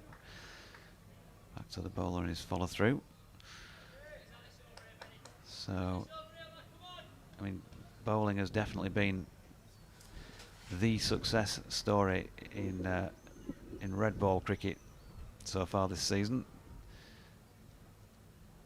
If you were going to add a bowler to what you've already got in the ranks, Code coming in, Tyndale dances to the leg side, opens up the off and pushes it to George Hill at cover for one more, and that's going to be the end of Ben Code's over. End of over number 46 at 2:36 for 5, so 9 off it. Yeah, so we know what you've got in the squad already without having to go back through them. But if you could, sign anybody you wanted out there, if you got the blank sheet of paper, what would be that final? This is an absolute top draw, championship winning bowling side, or maybe it'd be somebody who could play all 3 formats. I think probably if money wasn't an option and an issue, sorry, not option. If money wasn't an issue, we could sign anybody. I think a bowler like, only what I've seen from first hand this year, somebody like a Michael Nesta down at Glamorgan. He bowls with that extra couple of yards of pace, or perhaps even a Wayne Parnell, slightly different cricketer. But I think what we're very good at is on kind of seaming wickets or whatever. We're quite accurate as a bowling attack. We can swing it a bit, we can seam it a little bit, but when pitches are a little bit flatter, we just like that little bit of pace. So I think somebody like that could be really beneficial. A short ball from Waite, pulled here, 6. and George Hill's underneath it, but it's nearly gone for a nice screen with Pato down the bottom boundary. 6 runs. Yeah, levered it up in the air, but always looked likely to carry the boundary. Tyndale likes to feel bat on ball, clearly 17 to him now, 243 for 5. So Anissa or Wayne Parnell, who of course did bowl particularly well, didn't he, for Northampton? Yeah, a lot of experience. It's just an example off the top of my head. Yeah. I probably need more time to think about it, but well done, Wayne. Bowled him. He's bowled him with a Yorker. Looks like about middle and off stump, and Tyndale, who quite likes the short ball, couldn't deal with the Yorker. So Matthew Waite picks up a 2nd wicket for him, a 6th in the innings here for Yorkshire. Northumberland 243 for the loss of 6 into the closing overs of this innings. 17 he made. Richardson still out there on 63. So somebody with genuine pace. Yeah, I get what you're saying. If you take the last game, for example, Lancashire at Headingley, I know obviously we didn't play much cricket in the end with the outfield and the weather we had, but it was a slow, pretty flat surface. We tried to have a ball thinking it was overcast that first morning. Could we try and get a couple of early ones just to make it a little bit easier? Knowing that we were going to lose time in the game if we bowled first and we bowled them out. It obviously didn't work, but what we found was as the ball got slightly older on such a slow surface, it was very difficult for our bowling attack. And I think that's where if you have somebody with genuine pace, it just brings a different dimension. You can bowl a bit of shorter stuff, you can set slightly different fields, and it maybe creates an opportunity that you wouldn't normally get for the type of bowlers we are.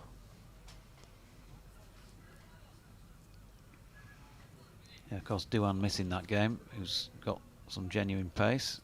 He's struggling with a bit of a side issue. Is he fit and firing again? This is back, I think, not his side. Back, yeah. But yeah, I think he's nearly there. I think this was a little bit too soon to be involved today. But I'm hoping either by Thursday or by the weekend that they'll declare him fully fit and available to be selected. Oh, is that 2 in a row? It is 2 in a row because Matthew Waite has got new batsman Ollie McGee, whose name I didn't even have a chance to tell you about, caught behind by Harry Duke. A little feather, and so 2 in 2 means Northumberland 243 now for the loss of 7 and a 3rd wicket for Matthew Waite. Yeah, it's a good response from Waitey. This obviously bowled that slow ball bouncer that got hit for a big 6. He responded with a good solid Yorker, get a new man in, and then followed that up with a great length ball to nick him off, and 2 wickets in the over, and suddenly then you would hope it just slows him down a little bit. So it should be Josh Coghlan. Batting at number 9 for Northumberland, Josh Coghlan. There we go. Brother of Paul, is that right? You would well, coming from the same region, I did wonder. I believe he, isn't he? It was difficult to get much in the way of information beforehand. Yeah, I believe he's a brother of Paul. So he'll be a, if He'll he's be- anything like his brother, he'll he'll be be a a handy competitive, cricketer, absolutely, yeah. competitive character as well, won't he, Paul Coghlan? Good player. Saw him here for Nottinghamshire, didn't we, a couple of years ago in the Yorkshire win. Yeah, he's a Now lovely back lad, at Durham. very talented cricketer as well. A good attitude to the game. So Matthew Waite on a hat-trick. Got to get a slip in, hasn't he? Hat-trick Surely. ball. Surely. What's that? Did you see See, young captain. young See, captain, inexperienced, he's forgotten his hat-trick ball, bless him. Pato would have had a full cordon in here as Waite comes in round the wicket. It's not going to be a hat-trick because Coghlan steps away and opens up the offside, plays it square to Luxton for 1. 244 for 6. That's a good over, this though. I'm sure the phone. I've not been even checking the social media yet because it's just better to have a great conversation. We can do all that later on. But I'm sure Great conversation. I'll have a stack of messages saying Not sure it's great, is it? when's Pato? How long's Pato going to go on for? So I'm just anticipating that. So I better ask you that question. Here's Waite into Richardson, flicking it to Revis at long on, 1 run. I don't mean how long you're going to go on for here today. I'm, on air. I'm talking about how long you're going to. All right, I thought you were Carry on talking about me playing on commentary. I thought, well, what's worse, half an hour of me or a full day of you? It's debatable. What Yeah. playing for? Imagine when it's 4 days. Oh, I'm glad I'm playing, to be honest. Yeah. Yeah, playing. Don't have to listen. I don't know, to be honest.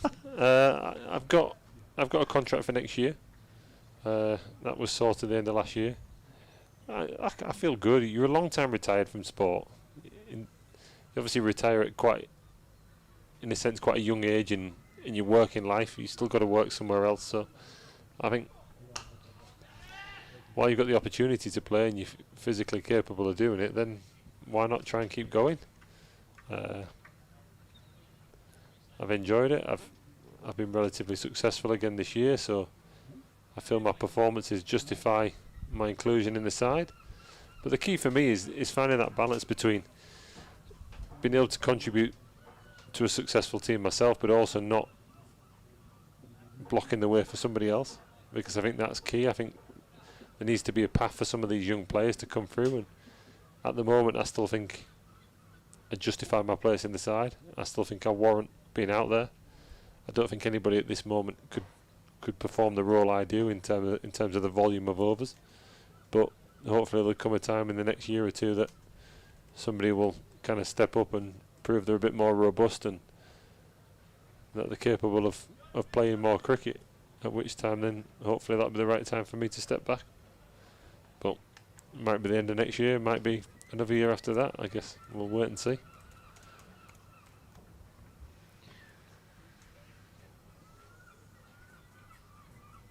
So Matty Pillans going to bowl from the Trafalgar Square end. Can't see anything on the laptop. I was going to bring up your figures for the season, but you'll probably, knowing you, have all those in your head anyway. But Pillans in, short ball. Oh, dear me, that sounded awful, didn't it? Pulled by Richardson out to mid-wicket. He finally got somewhere near mid-wicket anyway after a few minutes. And he's got one, he's calling for another bat. No surprise there. 20 odd wickets anyway at the usual 2 point something and over. And yeah, I think somebody said before the last game that I think I'm leading wicket taker in Championship cricket. I'm not sure if that's still the case after it got smacked around the ground against Lancs. yeah, you sort of ruined that one. I think All right, thanks. everybody was hoping that you'd be buying the drinks for winning the averages, but Still might do. well, hopefully you will. I mean, I was willing you on, certainly. As were one or two more besides. Getting in touch with us. Pillans coming in again to the left-handed Coghlan, who's got this one up to mid-on. There's no mid-off. There's no run. Sorry, there's one run. because I'm trying to find these blinking spreadsheets. I won't worry too much about stats. I mean, the key for me is... I can't even read it, it's so bright in there. We won, in the 10 games in the group stage, we won 5, drew 4 and only lost 1. So I'm pleased with the success of the team in that. We haven't played our best cricket, we know that. We were pretty light on runs in a lot of those games. But we still, with the attitude we had and the skill level we had, we found a way to win still. And I think there was only Lancs and probably one other team got more points than us in the country, weren't they? And that was only, you could count on one hand how many more they got. So I think it's a real success to say how much the team's changed, how much disruption we had. And from a personal perspective, I'm just pleased that I've been able to contribute something to that, because I think it's important that as a senior player and as a captain you can offer your experience and your insights and your tactical knowledge, etc., but you've still got to be able to perform your skill to a level. And I felt I've done that well enough with the ball and chipped in with a few runs with the bat, so I'm still justifying my place. And that's a good ball from Matt Pillans. And a wicket. And another wicket. Will Frayne catching Richardson then.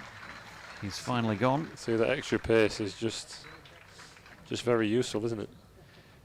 Yep, so another wicket for Matty Pillans, who's now taken 3 himself in this innings, and Richardson trying to pull the short ball but not getting that. Having changed the bat, it didn't work, and he's gone for 65, and that means that Northumberland lost their 8th wicket with 247 on the board. That 280 looking a little bit out of reach unless they've got somebody who can come in and wield the willow for the last 2 or 3 overs. 26 wickets at 25 each, 650 runs conceded according to my figures at 2.79. So, and if you knock off 2.79, is it as much as that? 2.79 economy rate. So that's that last game. That's the 94. It's absolutely done you as that. That last game against Lancs has killed me on it, but yeah. Again, that's an example of what I mentioned earlier about kind of when you're on a hide into nothing. It's about kind of as a senior player stepping up and saying, "I'll take the ball," because we lost Paul Leachy to that horrific injury. It would have been unfair on Cody or Tomo to bring them on. Tomo's played a lot of cricket, and so I took it on the chin and said, I'll take the ball. And sometimes it works for you, sometimes it doesn't, but as I say, if you look back on the group stage, I think we've done a good job in the circumstances. Jack Scott, the new batsman for Northumberland, who was taking a short ball from Pillans there and trying to get out of the way of it unsuccessfully.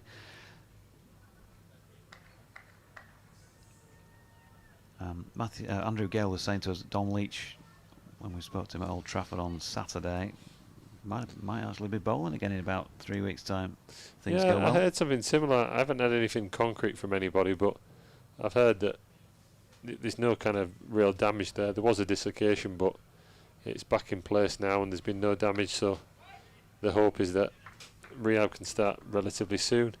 It's a shame for him because, well, it's a shame for anybody to get an injury like that, but to realistically miss out on this competition, which I think would have seen him get a lot of opportunity.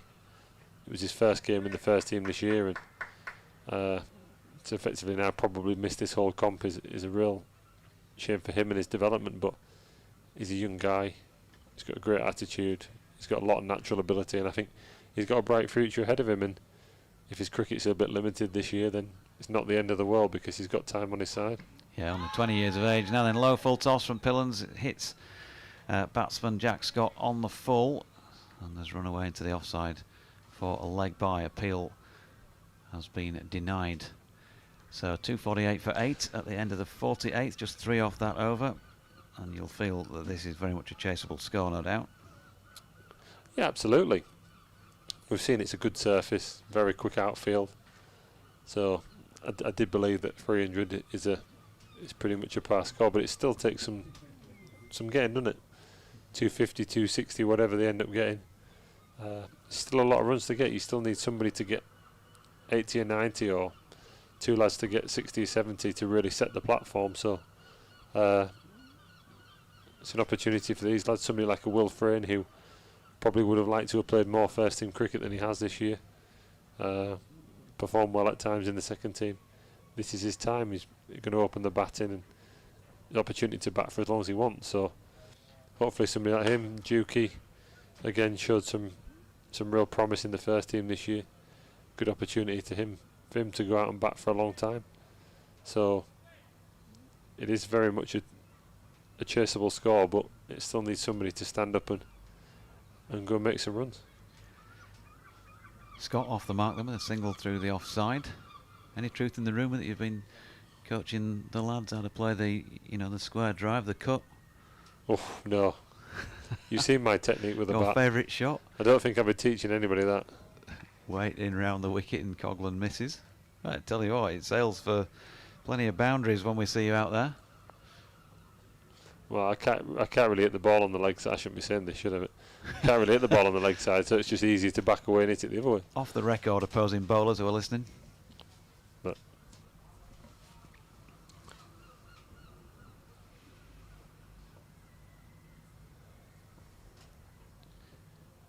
so Matthew Wake continuing round the wicket, and a low full toss. Coglan gets plenty on that.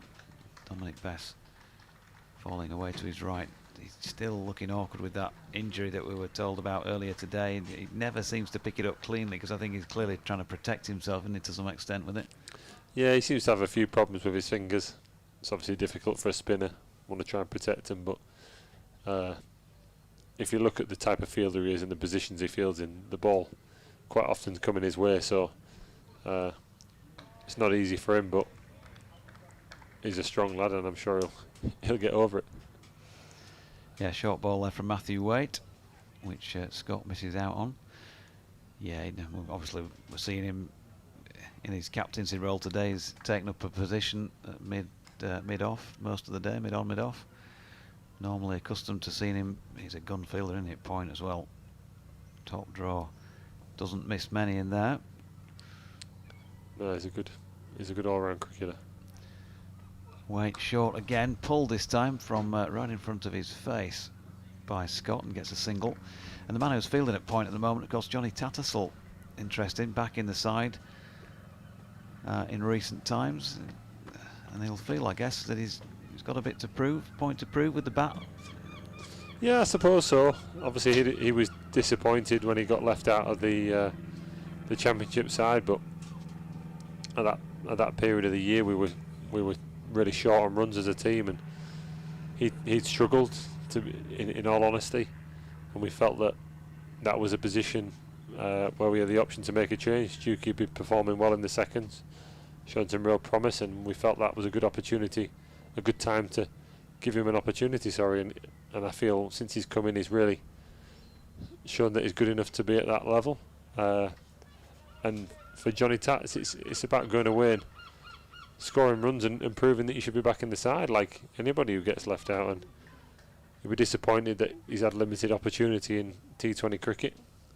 Because I think when Johnny Bairstow left to go to England, he probably hoped he would play all the rest of the games, and then Tom kept for a game or two, and then Johnny came in, and then Dukey's come in. So he's had limited opportunities since being left out of the red ball side. And this comp's a great chance for him, isn't it? He's a senior player in this side, really, for the amount of cricket he's played. And he has to, I suppose, stand up and prove that, and show that he's got the ability to score some heavy runs, and that's his way of forcing himself back in, isn't it? So final over of this Northumberland innings. Ben Code from the Trafalgar Square end, and an attempt at a little scoop over the top, really, of Harry Duke. He's missed there by Jack Scott, who is not out on 3, and not out on 2, I should say. It's Josh Coglan, let's get the names right, Jack Scott and Josh Coglan, who is not out on 3, 251 for 8. I think I would have probably given this to Matt Pillans again this over. Got a wicket last over. Yep. He's bowled 9 overs, 3 for 23. Got it 2.5 and over. Not to say that Cody can't do the job, of course, but I would like to have seen Matty have the chance to finish off his 10. He's been the standout bowler today, but with real pace and accuracy. And I think with the lower order batters, somebody with his pace, I think they would have found it hard. So Scott just getting something on that for a single down towards third man. 252 for 8. Matthew Waite being brought up inside the circle now at short third man. Be good to see what Will Frayne can do as well. Back up the top of the order here. Missed a few weeks of cricket. Back in, of course, at Old Trafford last weekend in the T20 match. Short ball here from Ben Code.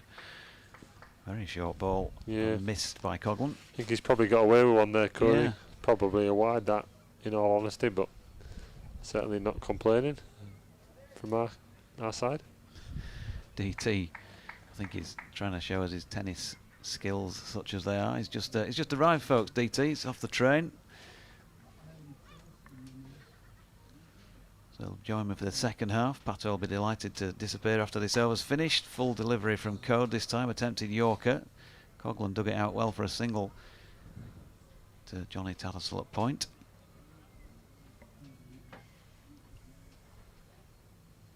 Of course, Will have great memories of playing here with that ton in first class cricket a couple of years ago. Yeah, it was nice to see him. Can you remember who he was against? Because I can't. It was the first of the two games. I think that was the in 2019, wasn't Surrey it? match, wasn't it? Was it Surrey? Yeah, quite possibly. Yeah. It was Surrey or Notts, wasn't it? Yeah. I think Notts came after Surrey, from what I can Did they? remember. Well, I you might be gotta- wrong. Might be the other way around. I Actually. think it might be the other. I think he got it against Notts, maybe. But who knows? It'd be on, it'd if be I on the could read board my, in the if I dressing could- room. yeah, if I could read my laptop, I'd be able to bring that up. But it's still too sun-struck. Dot ball there. Yeah, it's a good opportunity for Freddie, because I think if you look at the modern batsmen now, everybody wants to bat top of the order in white ball, and everybody wants to bat 4, 5 or 6 in red ball, because in a sense that's the best place to be in. And Freddie's had it the other way around. He's always batted 5 or 6 in T20 when he's played, and in red ball cricket he's had to go top of the order. So great opportunities for him to get where he wants to be. So single off the final ball of the innings. We'll see what Will Frayne can produce fairly shortly, about half an hour or so. Pato, unless you've anything else to say, thank you very much for your time. It's been great to have you alongside. Oh, go on, you can say that if you like. No, I was just saying sorry if I bored you to death, but can't be any worse than you, surely. Yes. What more would I expect from Pato as he leaves us than another sarcastic dig about my boring commentary? Well played to Northumberland, who finish on 254 for 8, 255 then to win for Yorkshire. And as I mentioned, DT will be joining us for the second half. Just to recap, 60 runs at the top of the order there for Ali Appleby, 54 for Sol Bell, and also a well-made 65 for Michael Richardson, and 254 for 8. The final score in this warm-up game. We'll have ball-by-ball coverage of the second half when that is underway in about 30 minutes' time.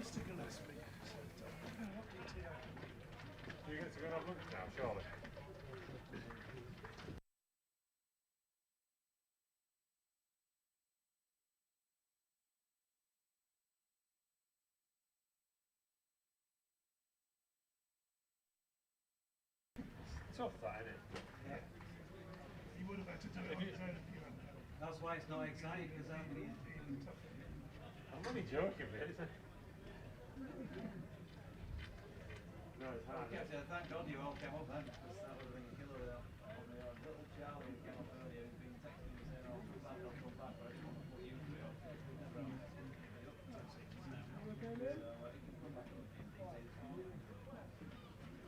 It'll be sad, isn't it? Because you don't just want to describe the game, do you? No. Because there's a lot of time in between balls, you know. It's been good to talk about all sorts of stuff so far. Go and get your lunch and have a break. Before you go, We should be up back on them. one thing we should be plugging heavily. You see this? Wonderful.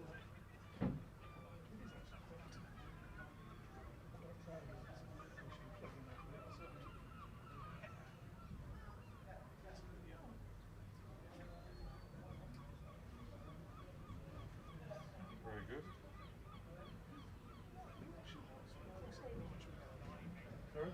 Yorkshire haven't crossed. No. Over, not that.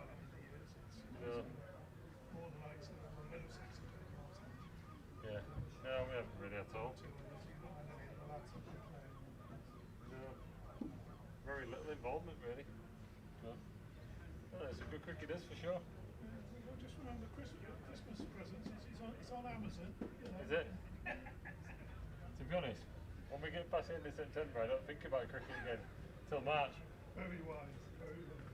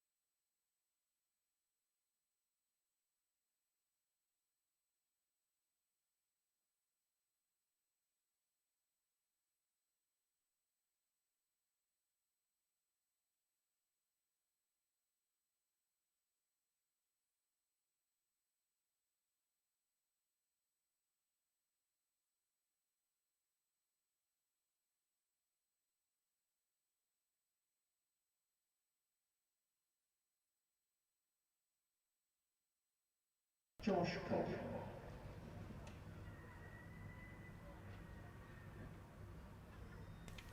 Well, welcome back from North Marine Road, Scarborough, Northumberland. The visitors here playing in this warm-up game against Yorkshire, and they posted 254 for the loss of 8 wickets, which is probably below par, we think. Looks like a 300 deck, said Yorkshire captain Steve Patterson, and Richard Pyra certainly played very, very well. And Josh Coughlin, brother of Durham's Paul, is opening the bowling from the Trafalgar Square end to the right-handed Will Frayne, who's helpfully wearing his usual number 31. Harry Duke opening the batting with him, with his usual enthusiasm at the non-striking end. There he is, visualising, playing a couple of pretend strokes, playing a leave. And alongside, you'll be delighted to know, because he appeared just before the end of the first innings, just in time, I hasten to add, for food. He's availed himself of Scarborough's lunchtime facilities, as we see another dot ball, and he's alongside with a book that you might have heard about before. DT, Dave Townsend. Deutsch, it's great to be back. Absolutely wonderful to be back at Scarborough. Missed this last year, missed it more than I can tell you. Really did.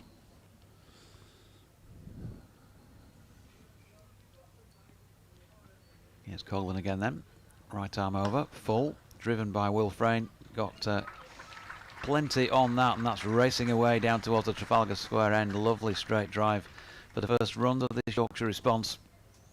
Yeah, good to be back here, because of course when I did, you remember the trial game that they had me doing back in 2018? Can Doidge talk? Can he speak about cricket? And they realised no, but there was nobody else to do the job, so they gave me it. It was you and I and Bradders, wasn't it, sitting in this very box? Yorkshire annihilated at the time by Worcestershire, Moeen Ali. Oh, that's right, yeah, scored oodles, didn't he? He took 9 wickets, I think, 9 or 10. Frayne drops the next one out to point. No run. Good opportunity here for Will Frayne to remind us what he can do out there at the start of an innings. He has been, of course, playing a part when fit in the T20 campaign, but as the finisher, here is the starter. Coughlin into him, and that's pushed back to the bowler in his follow through. There's no run. I can actually now read social media. The sun has sort of is not shining on screens as it was earlier in the day. It's terrible here for that in the early part of the day. If you do get a sunny day, we're not decrying the sun, don't get me wrong, but it's just unfortunate. Can't read any of the screens at that point. Coughlin again will finish the first over with a dot, so Yorkshire forward out loss. So we thought we'd bring you in a little more fuller, in a more full sense. DT, we'll just get through a few of these. Scarbados cricket, says Jackie in Sherburn and Elmet. My daughter, son-in-law and I were in Scarborough last week, originally to watch the Roses match. Booking accommodation many months ago. Due to circumstances, we didn't get a ticket. We decided to use the time as a holiday anyway, and one day wandered up to the ground to have a nostalgic look. Arrived when the tiny tots were having cricket training. Hilarious.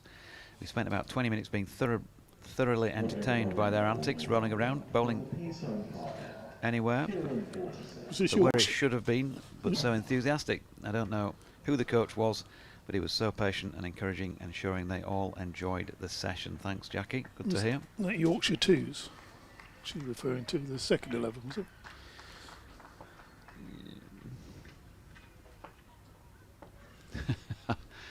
Very funny. So, Josh Coughlin.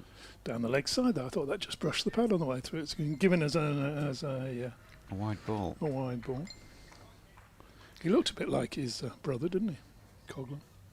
Yeah, so 5 without loss at the end of the first over. I thought he'd said Josh Coughlin would bowl in the first over, but clearly not.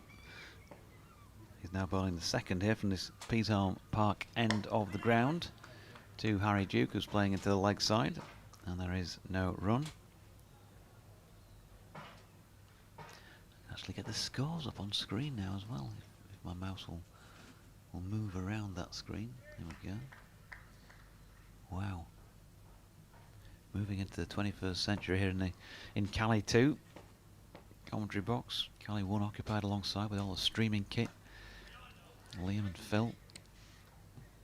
And that's worked to leg by Harry Duke, and there is no run. I was getting a bit too cocky about life, wasn't I? Because I can't now see the mouse moving around the screen to actually click on the relevant. Ah, we might be in business, DT. We are in business. Got the Northumberland innings up in front of me. Goodness me. Might have a Yorkshire inning soon.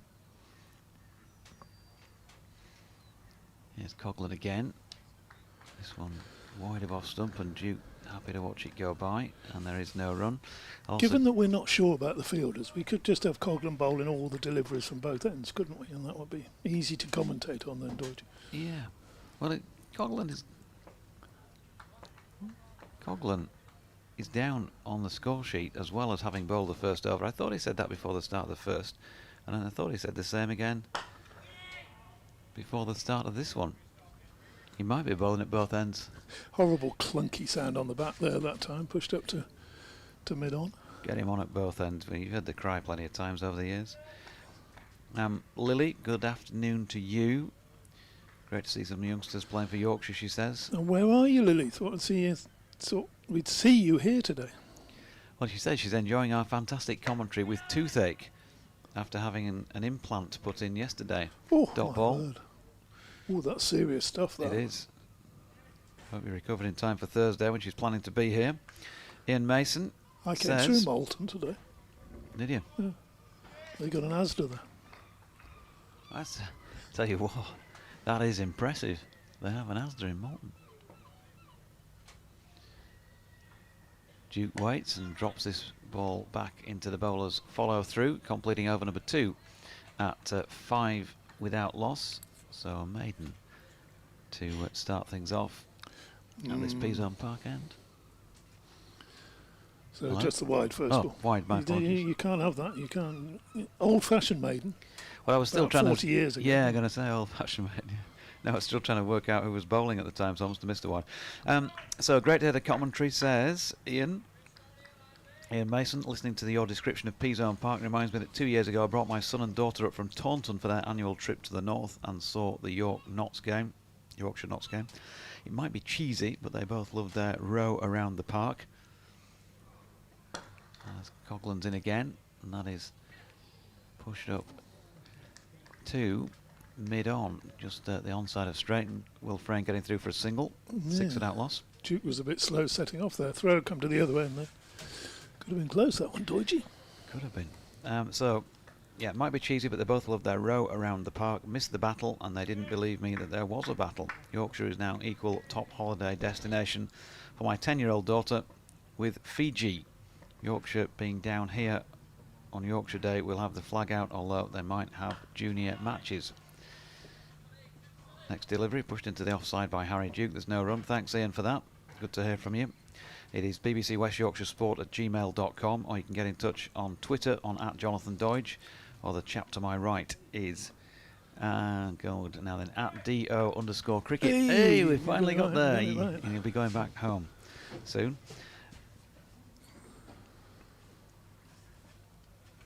Here's Coghlan once more. A delivery that shapes away from the shouldering arms of Duke. 10-year-old daughter. Favourite holiday destination, Fiji or Scarborough? Well, I was 10. I think we had a choice between Bournemouth or Weymouth down south. Because I sort of lived in the middle of the country when I was growing up. Fiji? It's a long way away. It is. Fiji or Yorkshire. It's a heck of a choice for a 10-year-old, isn't it? Where are we going for as holidays this year? Fiji or Scarborough Coast? That's dropped into the offside by Duke, and there's no run. Fantastic, that. Don't know they're alive these days, do they, kids? I don't know. Fiji, 10 years old. Fantastic. It's on the way back from Australia if you go the other way, via America. I don't know if you've ever been there, Deutsche? Nope. Short ball, and then Harry Duke gets just over the top of that enough to prevent it from landing in the hands of Point. Good piece of fielding to stop it. Nearly York's Point, that one, didn't it? Yeah. Talking of York, what a fabulous station that is. I came through there today. Oh, You sound like a bit of a train spotter, is that railway right? station. Oh, Oh, you gorgeous love them, place. dear. York. Yeah. Okay. Coghlan in, nick from Harry Duke, and it's dropped just short of first slip. End of over number 3. Yorkshire 6 without loss, and some early encouragement for the Coghlan. Northumberland bowlers. Yeah. Yeah. No relation to Eamon. It's like I don't think. It's like the Perry Grove song, that is, with the Arsenal fans used to sing, because some away game somewhere, the Arsenal team was announced, and Perry Groves was playing at number 6 and number 11, I think, when the announcer announced it. And they then invented a song after that, which was Perry Groves was playing in all the positions. Number 1 was Perry Groves, number 2 was Perry Groves, through the whole team. And it's a song he hasn't played for Arsenal for about 30 years, and they still sing it occasionally. Just one slip on the PA announcer. Yeah. 3 years later, 30 years later, they're still singing it. And the unnamed Northumberland bowler comes in, and that's pushed into the offside by Frayne, and it's no run. It's a good job it's only a warm-up game, isn't it? This, but let's try and refresh. We have a name. We do have a name. Kieran Waterson bowling from this Peasarn Park end. Excellent news. Thank you to the Cricket Archive for producing the scorecard on this. Waterson's next delivery pushed into the covers by Frayne. No run. Tim Heald says, nice to see some young players getting a chance today, but what has happened to Sam Wisniewski this season? Thought he would get a chance in the one-day squad. Good question. Oh, lovely little tickle there. Waterson in, yeah. Nice little tickle by Frayne down to fine leg for a single. I know that Sam's... For a single boundary. For a single boundary, yeah. Did I say a single? Oh, my apologies. You see, I'm still trying to catch up with these emails. We will get there, folks. I'll tell you what, shall I do a bit of commentary? Is it Morrison, is it bowling? I'll do a bit of commentary. You can attend to your social media over there. So. It's been a little while, hasn't it? Morrison slip, third man, 3 on the offside, saving 1 bowls, and again a little, going down the leg side. Just flick the pad that time. Keeper takes it. Only 2 men allowed out, and the one he's got out on the leg side is deep square leg.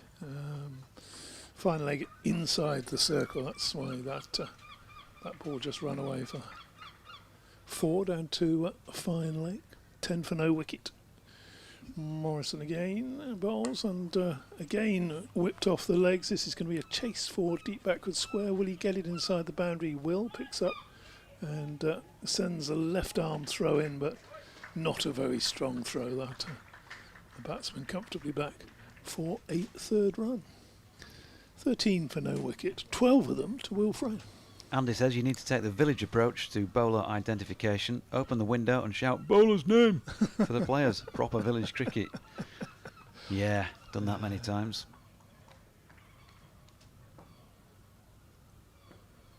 Here comes Morrison again.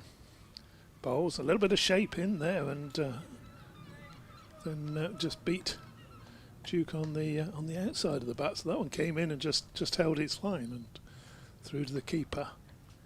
And no run there, good delivery. Morrison can stomp off down to short fine leg and short third man where his field is. He's going all the way to third man perhaps. End of his over, good couple of overs from the opening bowler. Yorkshire taking it steadily to start with. 13 for no wicket. We've had 4 overs.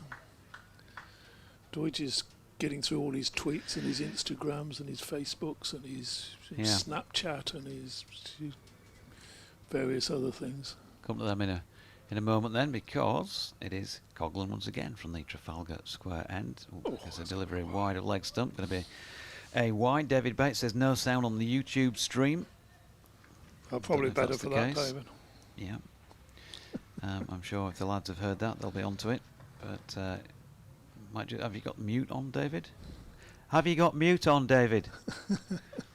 James Carman says, great spell by Matt Pillans. Don't quite understand why he's not given more opportunities. Did bowl well today, no doubt about that. As Coghlan is in again and opening the face. Frayne runs that out back with that's a a point. good stop by It Mr. is. Morrison down there.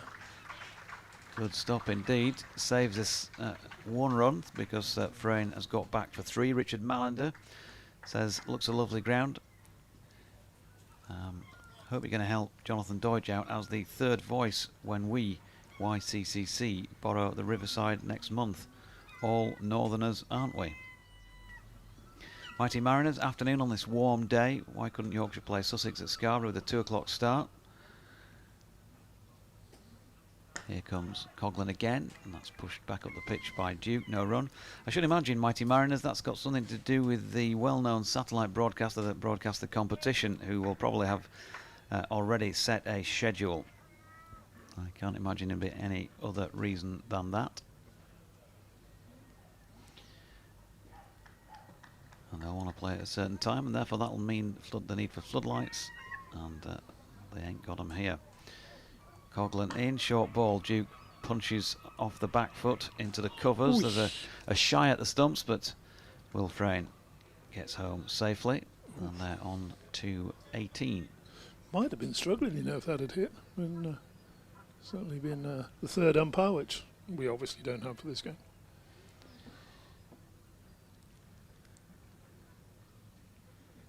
Just getting through one of many tweets sent in by Lily. He's looking forward to listening to us and Churchy apparently on Thursday. And here is Coghlan again, wide of off stump, and Will Frayne shouldering arms. Mel Rubin, father of Danny and Simon. Danny you'll probably know. Simon you might. Says, without doubt Scarbados is unbeatable. For cricket, fish and chips at the North Bay fisheries. Other fisheries are available around here. And of course, wonderful fresh sea air. The magnet is drawing me there. Come on, what's stopping you? Good to hear from you, Mel. And in again is Coghlan, and that's punched into the offside by Frayne, who's striking it quite cleanly, but at the moment finding the field, although he does have a quick 15 on the board already. Sue Rahman says, great to be back at NMR. Enjoying the commentary thanks to the SCC Wi-Fi. Good to have you on board, Sue. Give us I'm going to say give us a wave, but people are spread so far and wide around the ground I probably wouldn't see you if you did. Welcome to come and say hello to DT and I. Bring a pint of shandy with you as well, that's even better. Coghlan in, pushed nicely through extra cover here by Will Frayne. A beautiful shot, just didn't try to hit the ball too hard. Just pure timing down towards the marquee. Picks up 4 more. He's really got going quickly here. 19 to kick him off in 4 overs. And Yorkshire at the end of the 4th, 22 without loss. 9 from that one. Should come and look at my book as well if she wants to. I think I said 4th and the 5th. That's the end of the 5th over, Dodgy. We'll get there. It's one of them days today. Yeah, come on and say hello, and as you take a picture of me with my book. Yeah, why not? Have you got a book? Did we mention it at Headingley? I think I might have forgotten.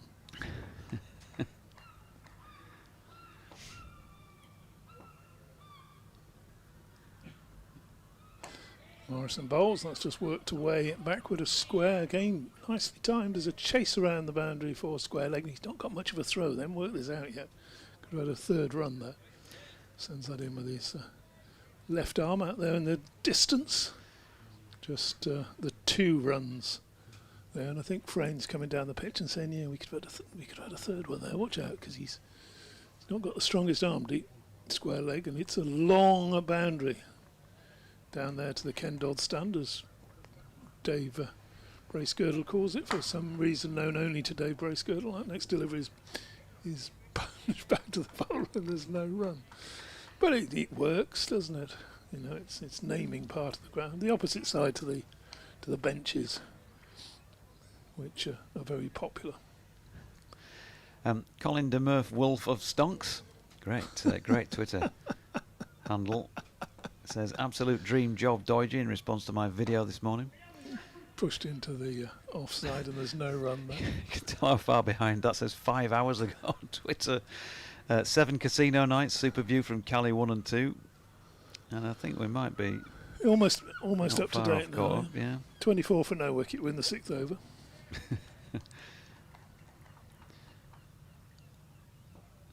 David Bates confirms that the streaming sound is working now. Always good to know. Next ball pushed up to mid-on, and there's no run to be had. Frayne on 19. Going along nicely.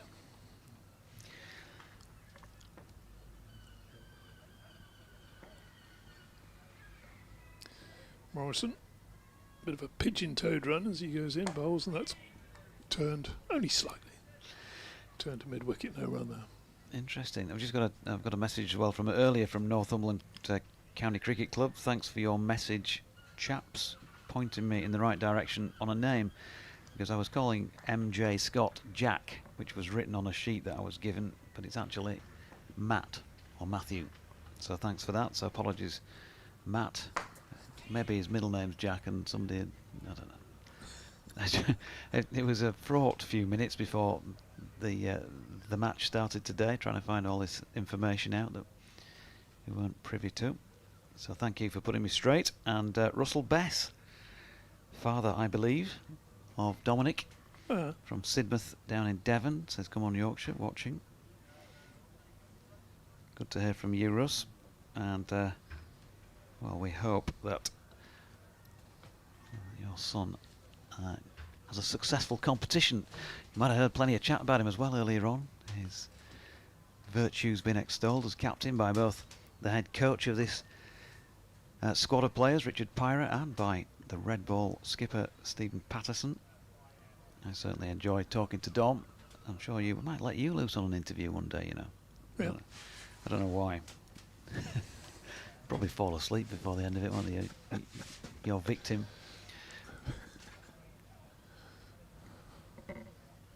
I've interviewed a few in my time, Dodgy. I know, many more than myself, no doubt. Yeah. But you've been that much older. That's what I was Yeah, intending to say by that comment. So, 24 on the board after 6 overs. From the Trafalgar Square, Change of bowling. Sean Tyndale. Sean Tyndale. Yeah, I'm trying to... Did you get that? No, Sean Tyndale. That's how okay. Howard said it. Okay. Is he here? Has he got any cake? He's not brought any cake today, I don't think, no. But I can confirm he's in the building. He's just warming up for Thursday. Tyndale to Will Frayne, drops it into the offside, no run. David Bates says, unless I missed it, haven't heard you give an update on Dom Leach. Thought you might have asked Rich Pyra earlier. I asked Stephen Patterson earlier, where were you, David Bates? And what was the story? Well, I think you're going to have to listen back to the whole broadcast now. Ask BBC for a copy. Listen to most of the first 50 overs and you'll get an answer towards the end. Oh, short ball here pulled. And it was somewhere up near the splice, I think, from Frayne's bat. He's got a single through mid-wicket. It was nowhere near a fielder, to be fair, but it's just one of those where you heart in mouth. Soft catched him mid-wicket if there had been one. Probably wouldn't have played the shot if there had been. That's great. Russell Bess says he's up on Thursday. We should get Russ in the commentary box, you and I. We'll get the dad's insight. That one that child who's the superstar player would never want you to know. What was it? Did he dribble his milk off his cornflakes? Was he a naughty child? We could do that, couldn't we? I can't imagine. There's a bit of room for that on Thursday. Can't imagine him being a naughty child.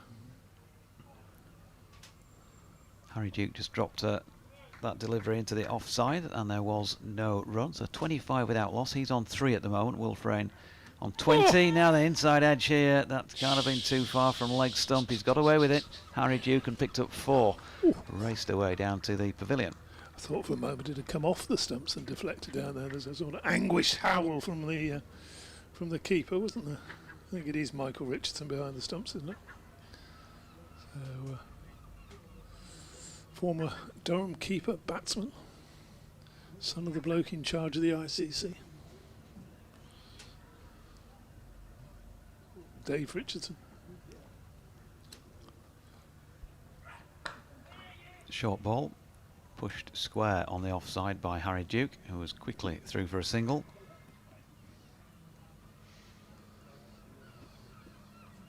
Now that I've been added to a WhatsApp group called Superchargers Media here by Sam Gascoigne, the blonde bombshell at Yorkshire. He's defected to... He defected to the Superchargers, has he? To the Superchargers, yeah. Apparently it's gone to his head as well. I imagine it probably has. Yeah. A lot of peroxide up there, isn't there? Another ball just short of length by Tyndale to Will Frayne. Oh, is he a Cuts it into natural the blonde? offside, no run. Is he a natural blonde? Sam, yeah, I believe so. Gaza, okay. Sam Gascoigne. So we've been added to a group for news about the 100 and the Northern Superchargers, or I have, should say. You've been excluded. Well, I would be, because he hasn't got my number, so... Would you like me to pass your number to him because you want to be updated on the 100? Excuse me, sorry. Got something in my throat. DT's just choked. Yes, where were we? Will Frayne. Oh. With you, DT. What's your mum up to? That's just pushed in the onside, no run. She coming over here for a bag or something? She's got to wait to the end of the over, isn't she? Yeah, I think she's going to have to do that. She may have been given the call to come and get her bag, you think? She may have been given the nod that now's not a good time because they're bowling from this end. No, it was either that she was going to have to squeeze past these couple at the end if she's changed row. Morrison bowls again, and that's deflected again down to fine leg, and it's another boundary. In fact, it's 4 leg byes this time, just flicking off the pad. I've just got the message out there since she waits till the end of the over. Wait till the end of the over, Mum. Bowler's name. Be a massive fine in the commentary box as she walks across the back and stops play. Although I understand, I didn't see it the one day on Sunday because I was the match at Headingley because I was scoring actually a cricket game. Single there, just pushed into the onside by Duke to square leg. But I understand that Dickie Bird and Jeff Cope, I think it was Dickie Bird and Jeff Cope, were moving behind the bowler's arm at some point, and the player had to stop, and the commentators on TV really got stuck in because they clearly recognised who they were. So I haven't paid all that money for this balcony, so I can't stand on it. That's what Dickie was saying.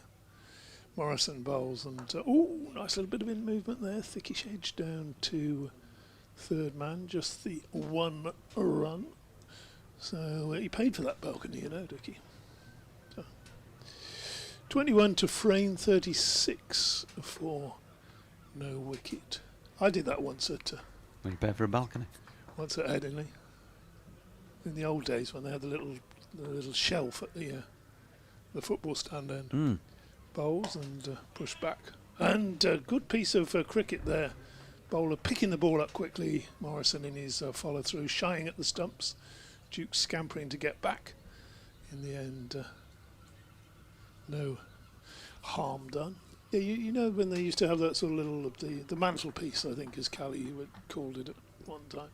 And the commentary boxes were all down that end, and you sort of came and all day people were standing up. Middlesex were playing.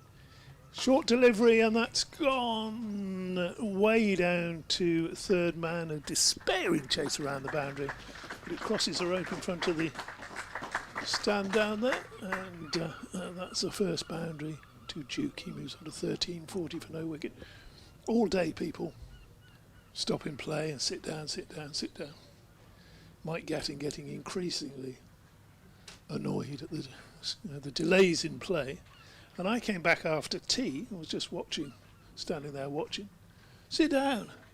So sit down, looking around. Who is it? DT, sit down. It was me. Oh yeah, sorry, made a mistake there, haven't I? Mum's arrived. She's Yeah. gone for the bags. Yeah, do you want to come and do a couple of overs, Mum? See where he got all his talent from. She's declined. So 7 overs in, 40 without loss. As this next delivery by Coghlan is dropped into the leg side by Will Frayne. They scurry through for one more. You're all right this over, Mum. Yep, there she goes. Loud and clear on the effects mic. Don't swear.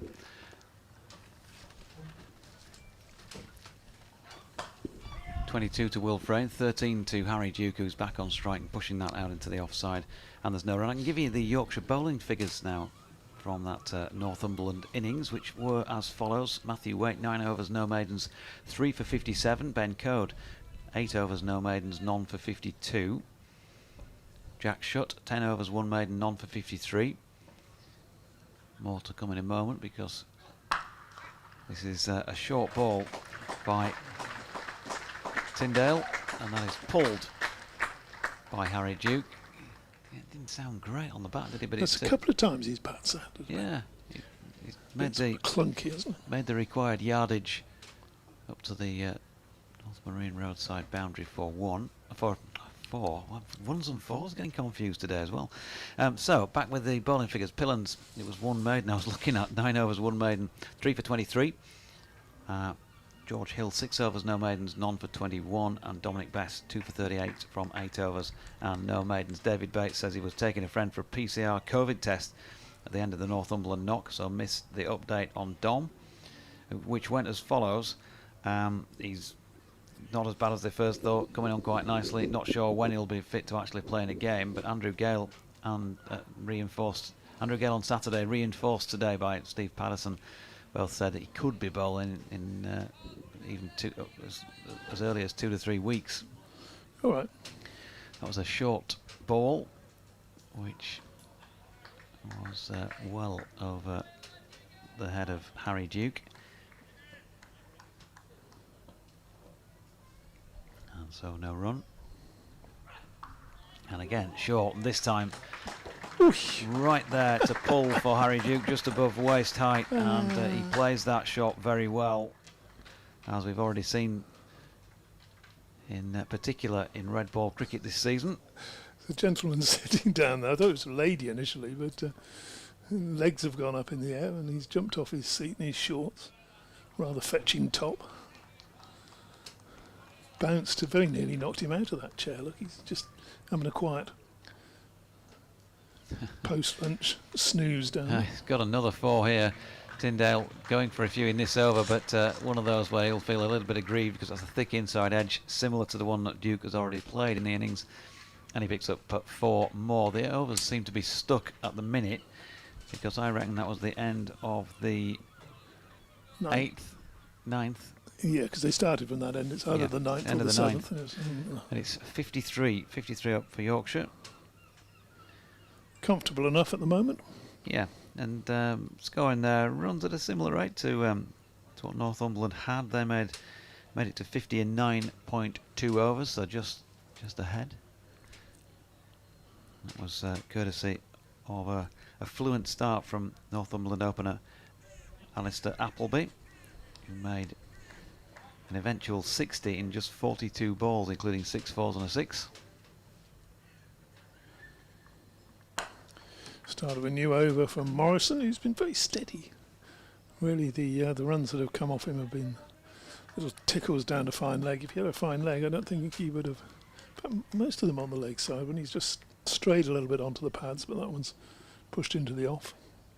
No run there. He's got just a little bit of wobble, just something to keep the batsman thinking. Bowls again, and that's short, and attempts to just work it away on the leg side, struck on the pad. Batsman scamper through. Duke very quick, he fancies a bit more of this bowling. Now he's starting to motor. In fact, he's gone past Frayne, hasn't he? I think Frayne was something like about 25 to the good, 20 runs to 5 runs, and now all of a sudden Duke's up to 25 himself. And Frane's still on. Well, he's just moved on to 22. That next delivery pushed into the onside. Quick call of a single. And Duke moves to 26. Lily been back in touch? Yeah, many times. She's said that we're her favourite commentators and that Yorkshire, she thinks, can chase this total and win the game. Tim Atkinson, meanwhile, says, you're maligning Dickie, who was sitting perfectly still. It was only what I heard, Tim. It was only what I heard. I said I didn't see the game, but people were telling me this. Next delivery, and that's pushed into the offside. Thought of a single there, a bit cheeky. Backward point comes in quickly, shy at the stumps, doesn't hit. He's back anyway. Jeff Cope, plus who Dog, was of it? course, and the Lord Mayor of Leeds, were the culprits. Oh, and tell DT they were at the football stand end, not on Dickie's balcony. But the football stand end doesn't exist, does it now? It's the Emerald stand end, as I was told in no uncertain terms last night at the dinner. You must refer to things by their correct name. But everybody knows it's a football stand, isn't it? Single letter frame. Yeah. It's a bit like renaming all these cities overseas, which is correct, but people need to know where. When you see somewhere like Chennai, I know Chennai's been Chennai for a long time now, but if it also says formerly Madras, then people actually know where it is, don't they? Know what it is. Morrison bowls, and that's pushed backward a point, no run. And that's important as well as getting the name right, I think, or whatever. You see, Emerald Stand was it's the Emerald Stand, and if they rename the Western Terrace again, they're always renaming the Western. The Emerald Stand, formerly the football stand, end, as it were. That's the end of the over. 10 overs gone. 56 for no wicket. Bowled well, hasn't he, Morrison? He's been quite tidy. He has. Certainly has. Yep. 23 to Will Frayne, who started off like the proverbial house on fire, and then Harry Duke has caught him up and gone past 26 now. So Will Frayne back on strike, very much the taller of the pair, solidly behind this first delivery of the latest Tyndale over. There's no run. Following Richard Mallinder's suggestion that we're all northerners, aren't we? Martin Emerson has responded, I might let him know, him being me, the combination number for the door in the commentary box at the Riverside, because of course Yorkshire playing a home game there in the quarterfinals of the T20. Frayne pushing back to the bowler and no run. Couldn't have played it here. No. So MO, I might let him know the combination number for the door. Typical Geordie. Typical Geordie. Here's Tyndale, short ball, pulled by Will Frayne, and that's reminiscent of some of the over shots. the hills and far away, that. Yeah, some of the shots that he smashed across that side of the ground when he got his 100 here in first-class cricket a couple of seasons ago. He's on 29 now, but that sailed above the heads of everybody. Grab a ball back. One bounce, and looped up in the air somewhere. I think it might have gone out of the ground. I think it has. I think it's at the back of one of those B&Bs down there that are always full come cricket week or come cricket matches being on. It's good to see no vacancies up, isn't it? It's, unless, of course, you're looking for a room. But nice to know that the local people are, a little bit of local economy being helped. The umpires off the field now. So, you see, you can tell it's a practice match. Poor old umpires had to come off and look at the balls himself rather than somebody bring the balls on for him in a nice case so he can examine them. Umpires, by the way, Neil Pratt and Graham Lloyd today. Yorkshire, incidentally, are going to bat the following these two. Matty Revis due in at number 3, George Hill 4, Johnny Tattersall 5, Will Luxton 6, skipper Don Bess at 7, Matthew Waite 8, Matty Pillans 9, Ben Code 10 and Jack Shutt 11.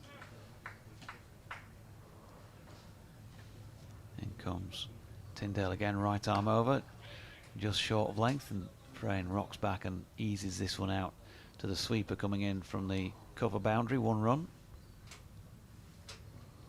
Beautiful day here in Scarborough, and all the more pleasant in the commentary box at this moment in time because the sun's disappeared away to our right and so it's not shining straight in the door. Feel quite a bit cooler. 63 without loss.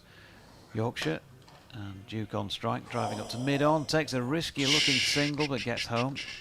Umpire wasn't best placed to judge that one, but I think he was home anyway. Cheeky little run from Mr. Duke. Oh, what are you doing there, Doherty? Is that crackling away there? Not sure what that is, to be honest. One of your leads is loose or something. I don't think it's me. Tyndale coming in again, Trafalgar Square end. Frayne trying to just run that one down to third man, but got that a bit too soon. I think leading edge back to the bowler, no run. End of over number 11. Yorkshire, a reminder here, and they are chasing, or need a score of 255 to win, and they're 64 without loss. So pretty easy going at the moment. We were talking in the interval saying, wonder how many overs it'll take Yorkshire to get these, and you think acceleration comes a bit later on, maybe home in 40, 41, 42 overs. I think that's what the skipper and coach will be looking for. Warming up for Thursday's game against Surrey. So I think that's what way you're putting your lip mic against the stubble on your moustache, isn't it? Is that first ball of the new over just pushed into the onside? Did you get any bat on that? Yeah, he must have got a bit on it, I think. No signal from the umpire. So one more run to Harry Duke. That big six has taken Frayne past him.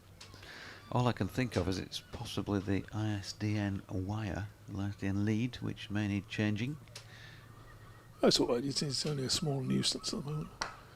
Next to delivery, pushed past mid-wicket. Wanted a single there, decided against it. Probably was one there, but no run. 65 for no wicket. Got more social media there. Yeah, John Logan says, afternoon JD and DT. The anticipation of DT being on his way to Scarborough for second half commentary.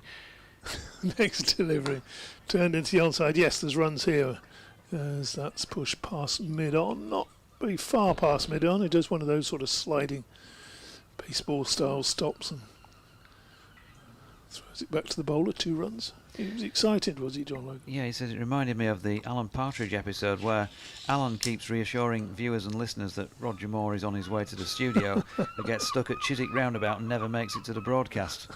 Welcome, DT. Morrison bowls and back and swung high and handsome over to cow corner. One bounce, in fact, no, it's carried. It's carried all the way, and that's a long boundary down there. Just slightly short of a length. Safe shot because there's square leg there, but nobody that far round, and just cleared the boundary rope, and that's a second 6 to Will Frayne. Takes a score of 73 for no wicket. Yeah, beautiful shot. I was thinking, can you do a Roger Moore impersonation? I'm no good with impersonations.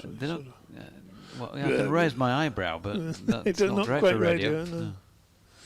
Next delivery just beats Frayne outside the off stump. He has a little nibble at that. Maybe he was trying to work it away down to a third man. It's some great pieces, some great scenes in Bond films that you can't do on radio. One in Octopussy where he's the one at the bit at the end. Is it a phone box? Is it that one. Is it a phone box? And he looks away to the right or the left, and then spots somebody getting in a car, or spots a car that he can nick. Nice drive backward a square on the offside by Frayne. He gets another boundary there. Maybe Morrison just tiring a little bit in this 12th over of the innings. His 6th over. I think we take a blow, lad.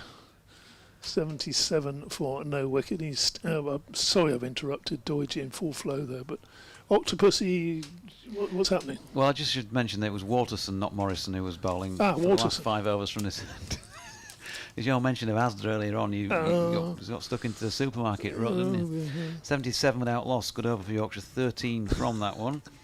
So You'd yeah. let me do 4 overs without correcting me on that. I've Yeah. got a scorecard in front. Well, I was waiting for social media to slam you, but nobody's picked up on it either, I'm afraid. So, sanitisation and drinks break going on here while Pato and some of the Yorkshire boys pass with more ice creams beneath our feet. Goodness me. Very nice. Matthew Waite getting tucked into an ice cream. Ben Cody's looking after his body. It's a temple. He's not bothering. Roger Moore. Roger Moore. Octopussy.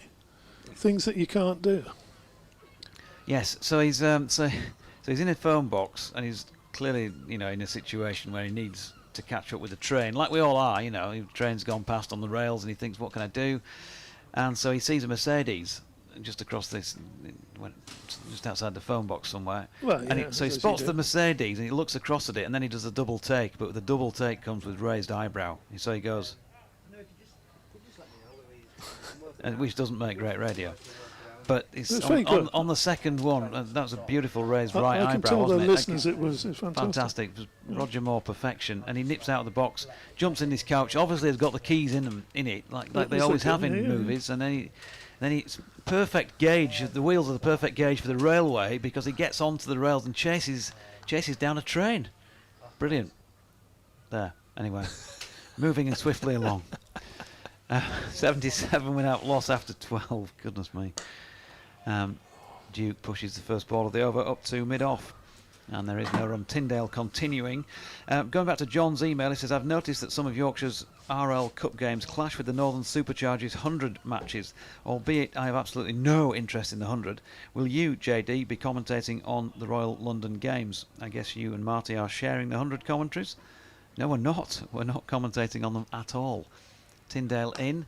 Duke pushes just the onside of straight and gets through for a single, despite the pole being removed from a direct hit at the Trafalgar Square end of the ground. Also, he says, as Yorkshire's T20 quarter-final against Sussex will be played at Chester Street, will Martin be invited for that? Don't be daft. It's got nothing to do with commentary at Durham, has it? No. Yorkshire playing Sussex. It'll be myself and Adrian Harms, and I believe we may have some other interested parties as well, but not to my knowledge. Martin Emerson,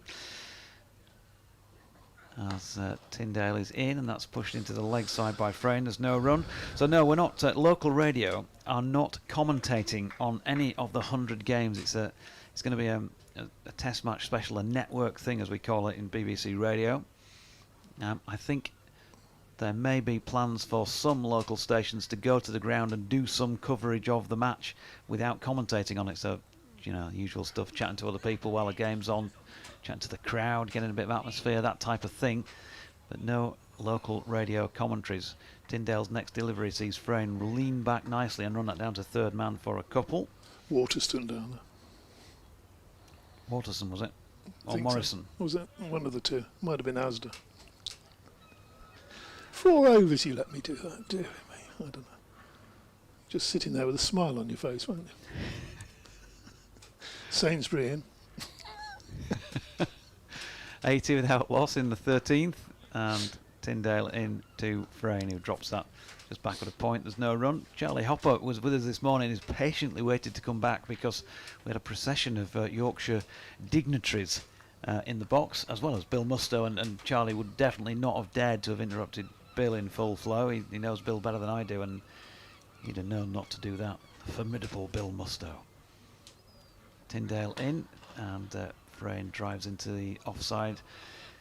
No run to complete that 13th over. 3 from it, 80 without loss. So we'll get Charlie back in. And would you fancy an ice cream, Deutsche? I could wander around and get an ice cream for you. That'd be marvellous. Thank you, DT. What do you want? Do you want a flake in it? Yeah, why not? You're an expensive date, aren't you? We'll let DT have a break. Bring Charlie back in, and maybe DT and Charlie might fancy doing a bit together as well. I could, yeah. I'll say yes to that, and then when you've gone, I'll say I can't remember anything about it. I did buy a copy at half price last week, but haven't actually managed to open it yet. Change of bowling by the looks of things at the P-Zone Park end. From the P-Zone Park end, Matty Scott. Matty Scott is the new man in action for Northumberland. So right arm over the wicket, coming into Harry Duke. Short ball and pulled and well executed as well by Duke. Out to the sweeper on the square leg boundary. They'll get one. So welcome back, Charlie. Hi, Jonathan. You all right? Yeah, good. Thanks for hanging on. Have the turnstiles clicked over and given you an attendance figure for the day? I think a bit ago I was looking. I think about 400. It may have been, but you know, it was. I think it is around that 350 mark at the moment. Okay, Scott in again. Short ball pulled by Frayne. That's going to make it all the way down to the long leg boundary. There is a man in the vicinity, but he's a little bit finer than that and was never going to latch onto it. So 4 more to Frayne takes him to 48. So a good start to his return to the opening of the innings in white ball cricket here. 48-85 on the board now for Yorkshire, chasing 255 to win. Scott again, leaving our commentary position behind, and that's just wide of off stump, and this time Will Frayne a little flick at it, but misses out. Good scene. Well fed at lunchtime as well. Did you get your own food provided by Scarborough, or did they send you out? You've got to go out to the shop and buy your own. It was one of those things. No, it's Marquee. It's. You got fed at the Marquee. We did, yes. Very, very fortunate. Very nice. All right, for some, here's Scott in again and worked nicely off the legs by Will Frayne. And we're getting quite a bit of interference on sound. I'm not sure if you can hear it or not, so apologies if you can. If you can, let us know, and I can make a quick switch at the end when it's convenient at the end of an over. I have to say, Harry Duke has looked really busy since he's sort of got going, hasn't he, at the start of this innings? Yeah, he's on strike here, and Scott bowling to him. Just has a little push at one out wide of off stump that was leaving him, and lets it go through. Yeah, he's impressed in the few games. I don't know if you've seen much of him in the matches that he's played in so far this season. Yeah, his glove work seems to be some of the best I've seen for quite a while, and obviously he's growing with the bat now, isn't he, in first class cricket? Yeah, temperament has been the thing that's struck you. That's wide of off stump, a little bit of away swing, and he's met it on the half volley. Got it away for 4 through point. Probably not the most convincing in terms of his timing, but he still managed to get the boundary. Moves him on to 34, and that's the end of the 14th over. 10 coming from it. Yorkshire moving on to 90 without loss. So you play here yourself, don't you, Charlie, as well? Yeah, I play a mixture of the second team and first team, really. Bat, bowl, both? Bowl. Started to take my batting a little bit more seriously, which is nice.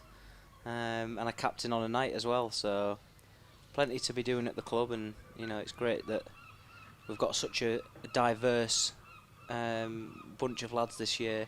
You know, we've got a couple coming from the West Indies, a couple coming from South Africa, so you know, we've got and a lad from India as well, so a real mixture of lads, and it bodes well for us as a whole club. Change of bowling at the Trafalgar Square end. Ollie McGee. You say you captain in the night. What do you mean? Is that a local fishing trawler, or do you have a nocturnal side? Yeah, we have a night side. We play pink ball, 14 8-ball overs. So it's decent. You know, it's a good chance for lads to have a go, and for me, it's a nice opportunity to give lads an opportunity. Some younger lads who've come through the ranks. So you know, it's just great for people who potentially might not be able to commit on a Saturday to play night cricket. Is perfect, and you know, sometimes that's what maybe when I grow up and get older, that might be something that I have to do. Hope we're doing that too quickly. So Ollie McGee from the Trafalgar Square end. I'll get Charlie to take you through this over. Yeah, Will Frayne pushes the ball off the back foot towards mid-on, and that will be his 50. Comes in the 14th over. Will Frayne's looked very busy. I've seen him a couple of times this season already, and he looks to be in some solid form. He hasn't really been phased by much in this innings, and he's pushed a single there to move to his 50-91 without loss, as Harry Duke just takes his guard with 22 on his back. He's 34 not out, and McGee's just turning the ball at the top of his mark before he comes in to bowl at Duke. This time before Duke tries to scoop it, and it looks like it took him on the body there, and the keeper collects and throws back to the bowler. Not a bad choice of shot really with the field up. You'd only have to get a tickle on it, and the dry outfield here will run down for 4. But Duke looking to try and be as positive as possible. As McGee comes in again, this time it's just tripped onto his pads, and Duke will flick it away to deep mid-wicket for a single. And yeah, Jonathan, as I was saying, about 300 to 400 I think we're expected today. So not too many, but I guess everyone's just so happy to see cricket back here at North Marine Road. Certainly feel that, yeah. McGee again collects the ball at the top of his mark, and then Frayne drives beautifully through the covers, and that might beat the fielder on the far boundary, and it will go straight towards the marquee, and Frayne plays a beautiful shot out in towards the offside, and that could be the shot of the day so far, as Frayne moves to 54. Yorkshire 96 for none after 14 overs, and they're ticking along nicely in pursuit of 255, as Will Frayne stands ready to face another ball. This time he's forward in defence and pushes it back to the bowler. Yeah, it was a cracking shot that by Will Frayne, wasn't it, through the covers. Thoroughbred stroke. McGee will try and get out the over here without any further expense. This time he goes onto the pads. It flicks off his pad, and they're going to take a quick single in which there's a shy at the stumps. It hits the off stump and then runs away, and it will go for 4 extras. I think that happened in Yorkshire's innings as well at the start. Shy at the stumps that comes off the wickets and runs away for 4. It's extremely unlucky, isn't it? But when the luck's not with you, 5. When the luck's not with you, things like that just don't go your way. But a very, very positive start this for Yorkshire. 101 for none. Yep, and confirmation, Will Frayne's half-century came in 43 balls, including 5 4s and 2 6s from the Golden Voice.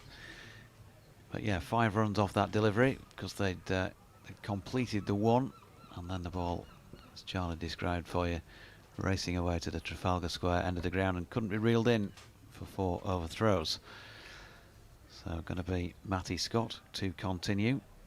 15 overs in, Yorkshire already 100 on the board, needing a further 154 to start their 50 over summer with a warm-up success. And of course, well, all and more back here on Thursday. Do come along if you're thinking, what am I going to do? Got a day off this week. Get yourself to Scarborough on Thursday. Want to see 4,000 people in for the Surrey match. You can pay on the day. Here's Scott, a ball just short of length, and Will Frayne steps back. Something about Will Frayne's timing when he's playing like this, and even he just offered the bat at that one. Didn't really put much in the way of power. There's more power to the replay of the shot that he's just made than what he actually did, but he still went at some pace to point. Scott turns, comes in again, right arm over, and again he's pinged this one, but it's a good piece of fielding at point this time. Apologies for the lack of identification with the Northumberland players, folks, but first time I've seen most of them, and none of them have numbers on their backs, so very difficult from a distance when they've all got the green caps on.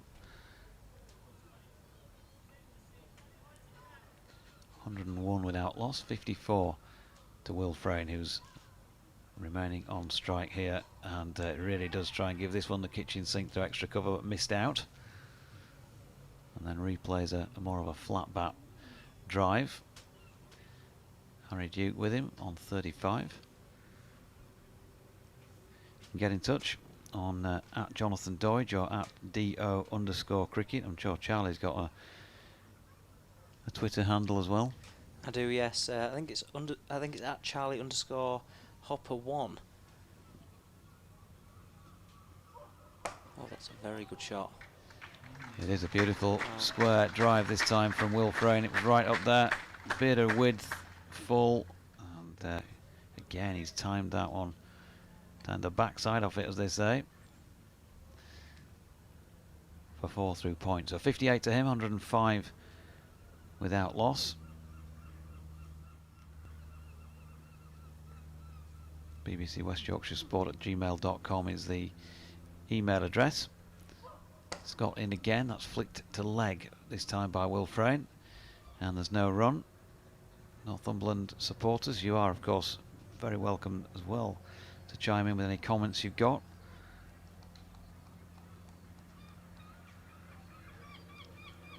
And we're going to pick up. I'll let Charlie carry on in a moment, because I'm now getting comments that on the BBC website we have gone, but we are still going out live on the YouTube streaming feed, the club streaming feed. Wide of off stump, last ball, and Frayne watches it go by. So end of the 16th, 105 without loss. Frayne on 58, Duke on 35, and I'll let Charlie keep you entertained for a moment while I'm going to change the lead. Take this opportunity now to change the lead here, I think. Yes, thank you, Jonathan. 105 for non-Yorkshire, and off to what a start this would be to their 50-over campaign if they were to pick up a big win against the Northumberland side, who haven't disgraced themselves at all today. And you'd still expect that there's more twists in this game, as Harry Duke is spending some much needed time out at the middle and continues to impress the Scarborough faithful, as McGee continues to bowl from the Trafalgar Square end. This time it's a little bit short of a length. It's pushed into the offside by Harry Duke, and he's going to nick a quick single as extra cover dives over the ball and it goes all the way over to mid-off. And McGee again will be looking for an economical over as best as he can here, as Will Frayne, who's looked in great touch so far. As the bowler approaches mark, and this time Frayne plays nicely with soft hands towards point, and it's collected by the bowler who opened up at this bottom end. And McGee again will turn past the umpire, and we'll go very full again, but Frayne is happy just to push the ball back towards the bowler, who does a bit of gardening at his far end, wiping his hands across the footmarks as he looks for the breakthrough for the visitors. As again he'll go full. Frayne will then play aerial. It'll go out towards the fielder. An extra cover who watches the bounce well, collects the ball, and it'll just be a run for Frayne, who moves to 59. Yorkshire 107 for none after 16 overs. Harry Duke on 36, not out. And McGee again will be into ball to Harry Duke, who whips the ball towards mid-wicket, but he can't get past the diving Pringle, who claps his bowler as another dot ball is bowled. Again it'll be McGee to finish out the over, as Harry Duke looks to play off the back foot. It skips along the dry turf here at Northumberland Road, but he'll only pick up a single as the mid-on fielder uses his pace to get along the ground and collect the ball. And that is the end of another over here at Northumberland Road. 108 for none. Frayne 59, not out, and Harry Duke 37, not out as well. 17 overs have been bowled in the pursuit of 255.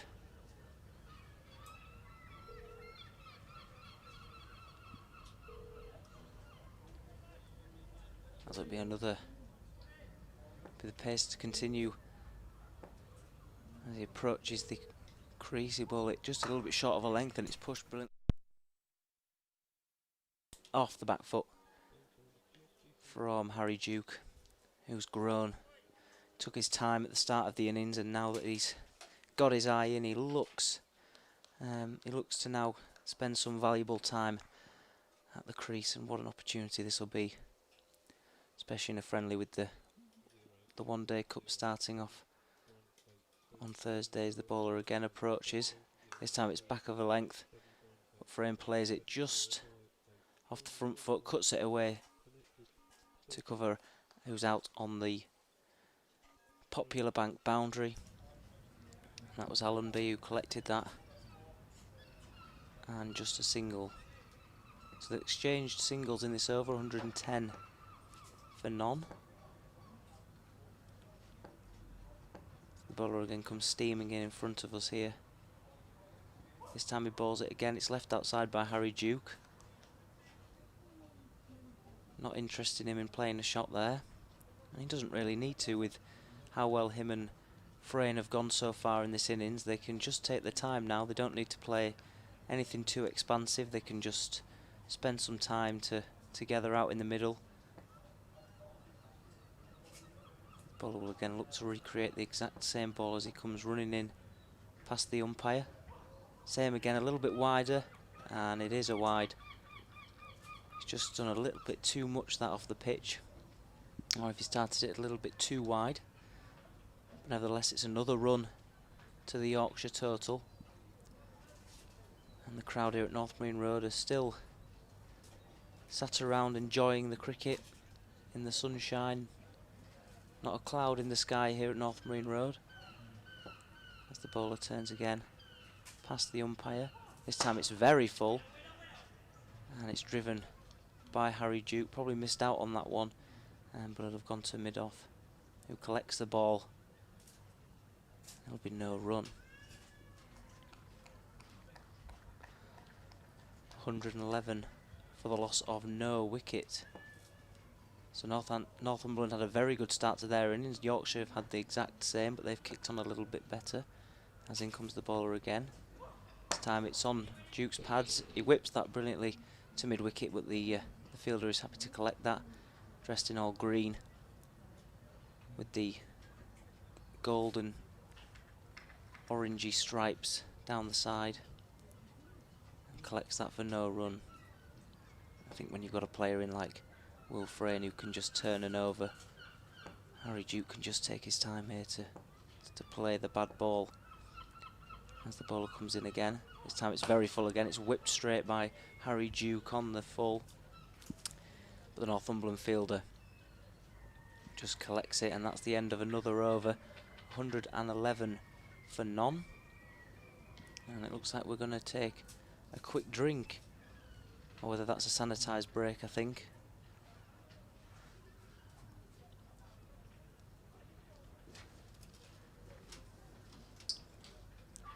$111 for none, yes, as they take a quick sanitised break here at North Marine Road. Yorkshire have made their way 18 overs in without the loss of a wicket, and have been very, very impressive as quick Duan Olivier walks down just in front of us and down the side of the pavilion. I'm sure the Yorkshire players will be absolutely delighted to be back here at North Marine Road as well. Impressive that under pressure, nobody to help him out.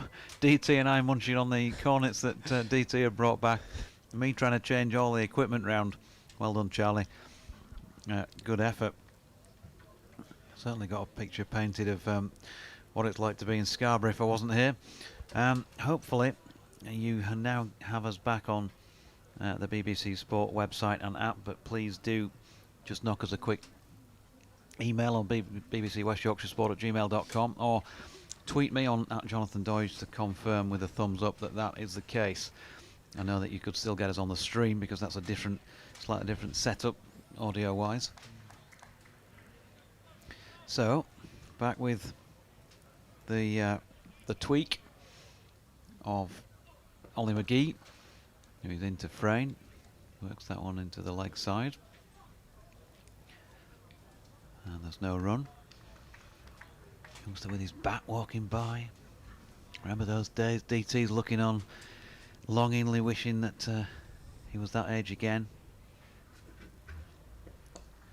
That's his granddad who's walking past, not the young lad. As Frayne turns that one through mid-wicket for a single. Unfortunately, of course, normally one of the features at Scarborough is that at the lunch and tea breaks, or in this 50-over game, just the break. The Speckies are allowed on. Lots of games of cricket take place, but because of the COVID sitch, that's been unable to be the case today, and assume the same will be the case on Thursday.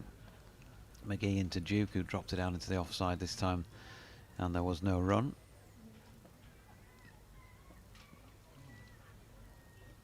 And in comes McGee once again, just straying a little bit leg side-ish, and Harry Duke is a really strong backward of square on the leg side, and flicked at that.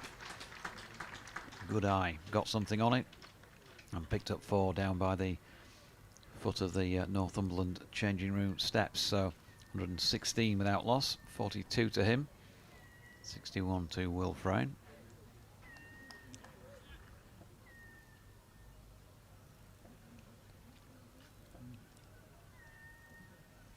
Duke waits, steps back, and cuts out to the cover sweeper, and will stroll through for one more. So ticking over very nicely. Yorkshire looking in no trouble at the moment against Northumberland, who made 254 for 8, 3 half centurions. Top 3 in the batting order: Messrs Appleby, Bell and Richardson. Frayne picks up another single to complete over number 19, with Yorkshire on 118 without loss, having taken 7 from that. I must admit, in terms of knowledge of Northumberland as a minor county set up as they were, as a national counties as they're now called, it'd be limited. Do get in touch with us if you're a Northumberland supporter, and what do you want to tell us about your great club? I have been up there once to Jesmond many years ago. Saw the old Callus Pegasus World 11 taking on a combined Northumberland and Durham team. That was before Durham were a first-class county, and it was a really tremendous day's cricket, I can tell you that. That was going on for 40 years ago now. Shot. That is a very, very good shot. It's a man who's in form, as Will Frayne drives brilliantly through the covers. There's no stopping that. And when it's a half volley like that and you're 62 not out, you can't really miss out on them. And Frayne moves to 66. And he looks in fantastic touch.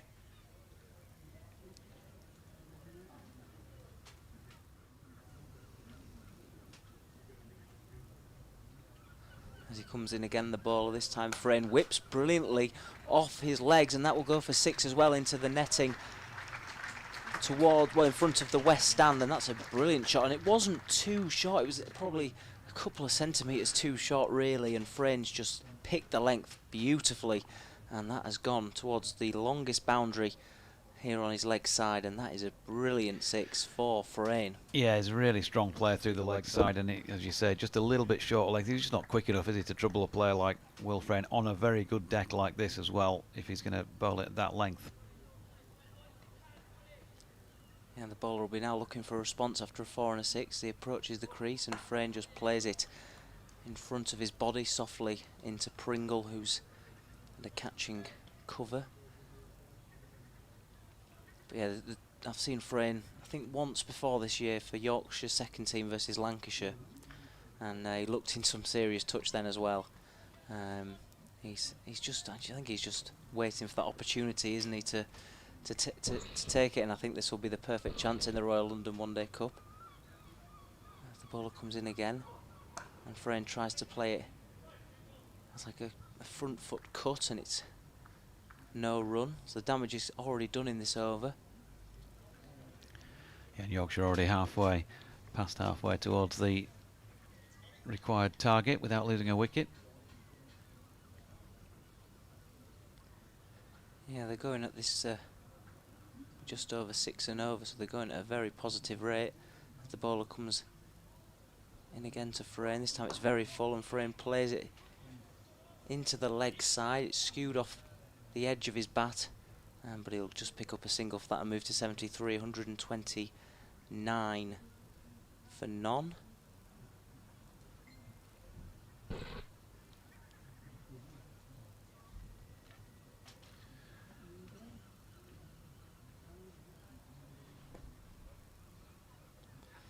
The bowler will again come storming in front of us here at North Marine Road.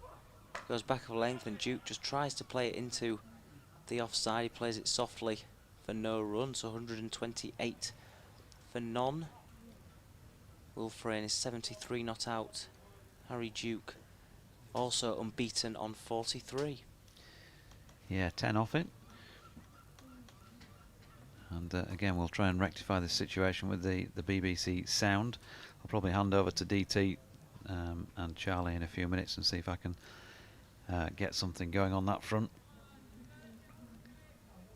Because I'm supposed to have a 4:30 update, which is looming. Just take you through this over and then have a play about with that. So going to be Josh Coghlan back into the attack at the Trafalgar Square end of the ground. I was mentioning that game at Jesmond that 39 years ago it was this time of year, summer holidays anyway. Taken up there, wide ball down the leg side as Coghlan tries to get himself loose again. And some of the players on display, I remember Steve Greensword playing for the Northumberland Durham Combined 11, who was a feature up in that part of the world at the time, good player.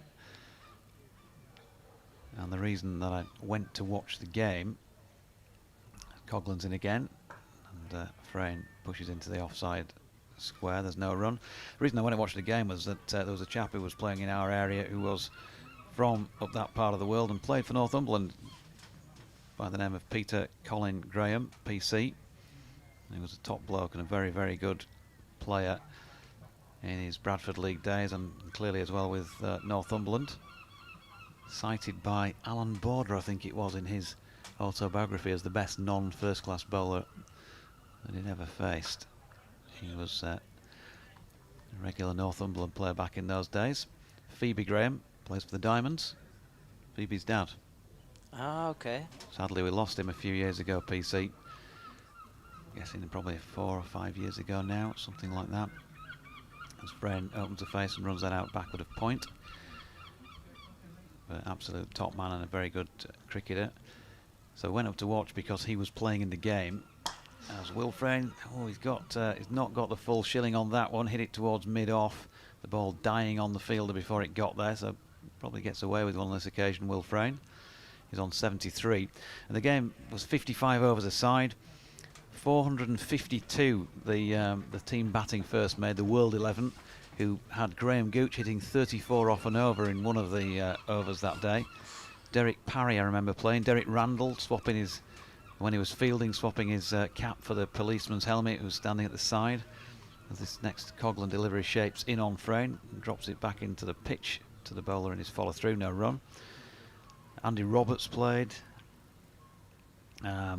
Alan Lamb, I think, also played. There was some tremendous players on display for the World 11. So they get 452, and I thought the Northumberland and Durham reply against that quality of opposition was pretty good at about 260-ish in their 55 overs. Yeah, it's a good day. Really lovely day up in Newcastle. Frayne knocks this next one to mid-on, and there's no run. But yeah, all because sort of local cricket legend Peter Graham was playing for Northumberland, went to give him a bit of support. A few of us Yorkies.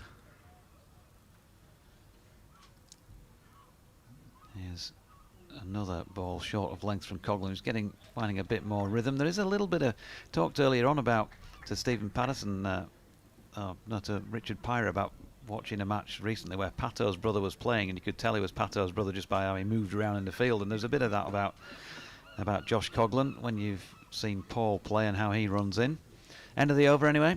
21 gone, 130 without loss. I'm going to try and sort out these sound issues in the next 5 minutes before I better come back on to do a quick update. I think it may be Pringle that will be coming on to bowl. Just wait and find out from Tannoy that will be correct, but I think it looks very much like him. Having seen him in the past on TV, it looks like it will be the off spinner that will come on and bowl. Yorkshire 130 for none after 21 overs. That'll be Harry Duke, who's on 43 to face the first ball. It's very full, and Harry Duke just pushes into the close mid-wicket fielder. Yep, as we heard there, Ryan Pringle at the P-zone park end. And he goes short, and Harry Duke plays it into the offside again, which Coughlin gets hold of. And throws it back to the bowler, so no run. 2 dots so far in this over, 130 for none. This time again he'll go full, and Harry Duke, who gets himself caught between going forward and back, but pushes the ball without any stress into the leg side. Again, it'll be Pringle to approach. And Harry Duke is just happy to push again back towards the mid-wicket fielder, who's in the game at the moment, and Pringle's racing through this over in the hope of finding a wicket, and Harry Duke scoops brilliantly, and that might run away for 4, and it will. Perfect shot from Harry Duke, who was bogging himself down a little bit there with 3 or 4 dots, and then he pulls out a shot that we've become accustomed to seeing now in the white ball game, and he gets himself a 4 as he approaches a 50. He's 47 without loss. Clever little shot, that, wasn't it? Very, very clever shot. As the bowler approaches the crease again, and Harry Duke looks to run it down, tries to sneak a single, but the fielders are on it quickly, and that's the end of another over here at North Marine Road, as the throw goes back towards the umpire, knocks the bails off. 22 overs in, 134 for none.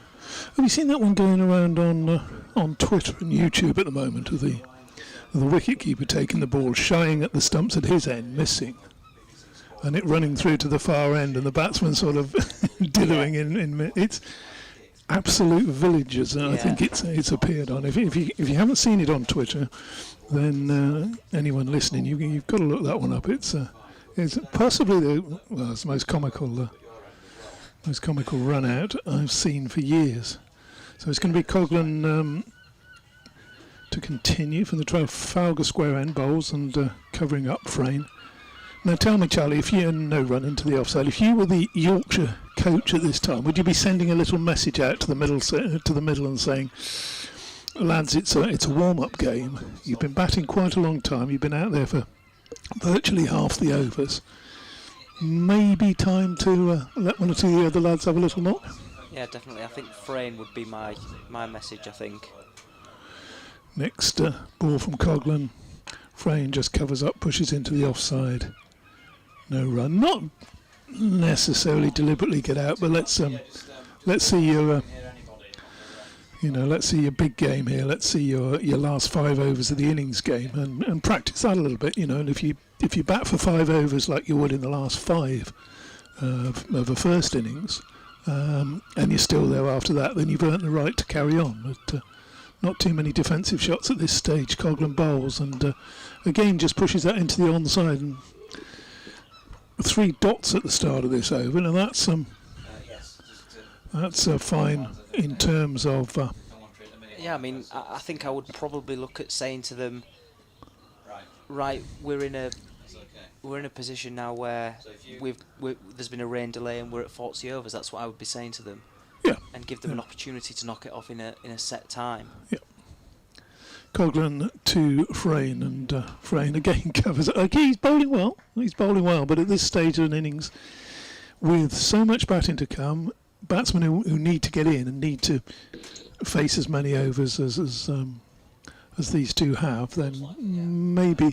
But then Frayne's looking at that scores, and he's 73. Can I push on a bit? Can I get the old 3 figures here? That'll look look good, even as though it is only a warm-up match. Coghlan has been on the mark through this over, bowls and just run away down to third man.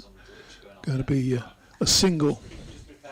Throw comes in, so just the one run so far, the first 5 balls of this over. Deutsch is down the other end of the box, trying to rearrange his equipment and talking to some young lady about it. She sorted you out or not?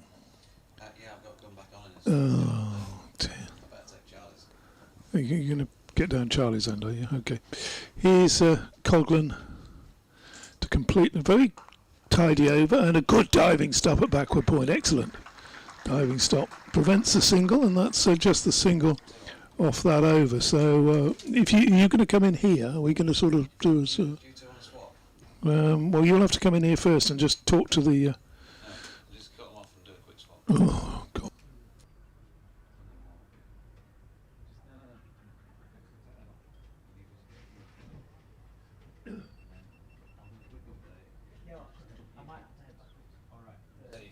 Yeah, just so that I don't get.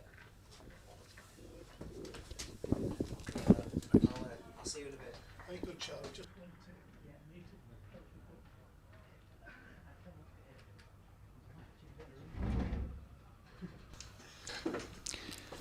He's good, isn't he? Young Charlie. He's good. Yeah. Good lad. Didn't plug the book enough, but apart No. from that. No, I think that's definitely a couple of marks down. Do they play cricket in Ireland? Is a little publication that is well worth looking at. Well, I don't mention it very often, but I sneak the occasional plug-in. Ryan Pringle bowls and eased into the offside. In fact, eased into the offside. That's beautifully timed into the offside by Duke, and that brings up his 51 not out. He just leant on that backward a point and raced away to the shorter of the 2 boundaries there, and the applause you can hear is for that 51 for Howie Duke, coming up in the 24th over. 140 now, so for no wicket. Belter of a pitch here. Ryan Pringle bowls again, and that's pushed into the onside. No run to be had there, so Yorkshire want to be pushing on here. His next delivery, well, he pushed that about 4 or 5 feet into the 4 or 5 yards into the offside. Wanted a run, and I think Fraines just looked at him and said, "What are you thinking about?" Next delivery, attempted reverse sweep there. He's going to get a single. I think he probably came off the pad. Wait for umpire Lloyd to see. He hasn't. No, he got a little bit of bat on that one. Just ran down to short third man. They cross for a single. Duke 52, Fraines 75, 141 for no wicket. Pringle again bowls, and that's driven nicely down to long on for a single. But this being a practice match, you'd think Yorkshire need to perhaps get another couple of batters in, perhaps put the accelerator down a bit, Deutsch. That's my headset that time making that correctly. It's the same everywhere. It just, yeah, it's this. Oh no, it's not this time. No. Maybe a bit of a bit of static there. The electricity that you and I are creating with our with our commentary. Indeed, it could be that. There you go again. You see.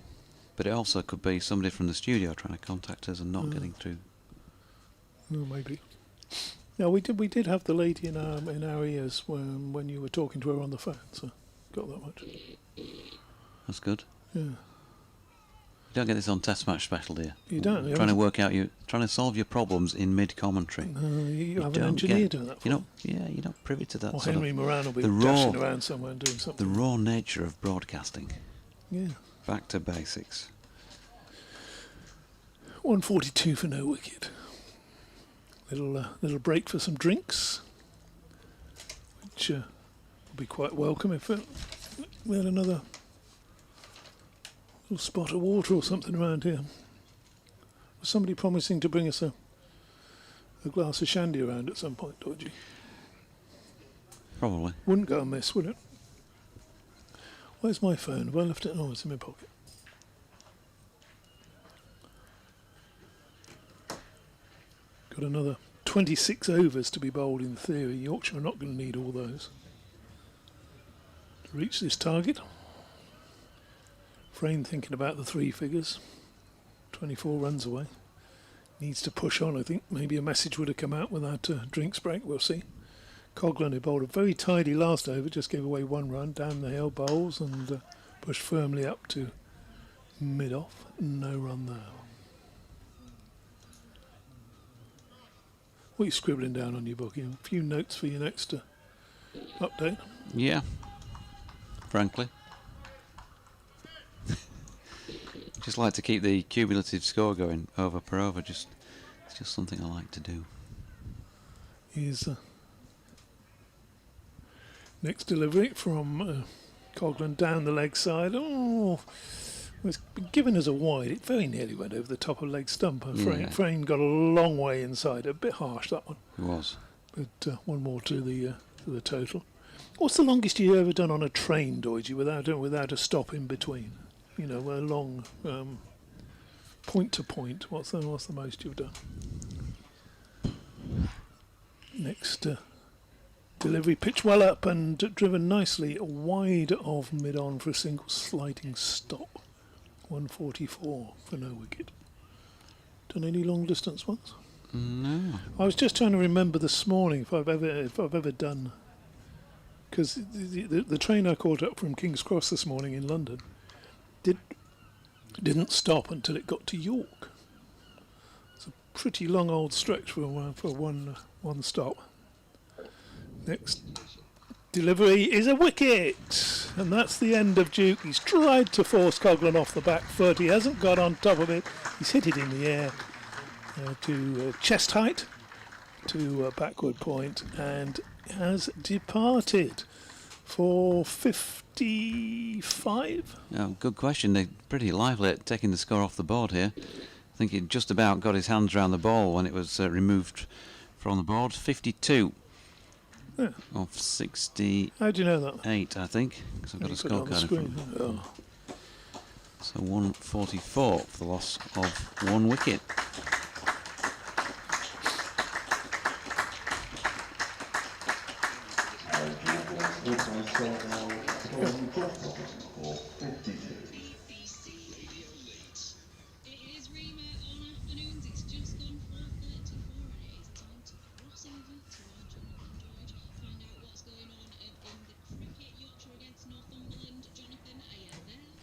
I'm here, and are you there? Listen, I should point out here, Reema, I should point out very, very strongly that I was here all along. What do you have to say for yourself? I'm so sorry. See, I'm putting my hands up here. I'm not going to fight it. So at 2:30, which was when we were supposed to go to at first, unfortunately what happened is, I think, I'll be honest, Jonathan, I think it were a Madonna track that got us carried away, and we just had to move on, and then everyone was like, oh, cricket, Jonathan, where's Jonathan? And I'm so sorry, I'm so sorry that happened. But we're here now. Nor a Madonna track, nor another Madonna track. It's always Madonna.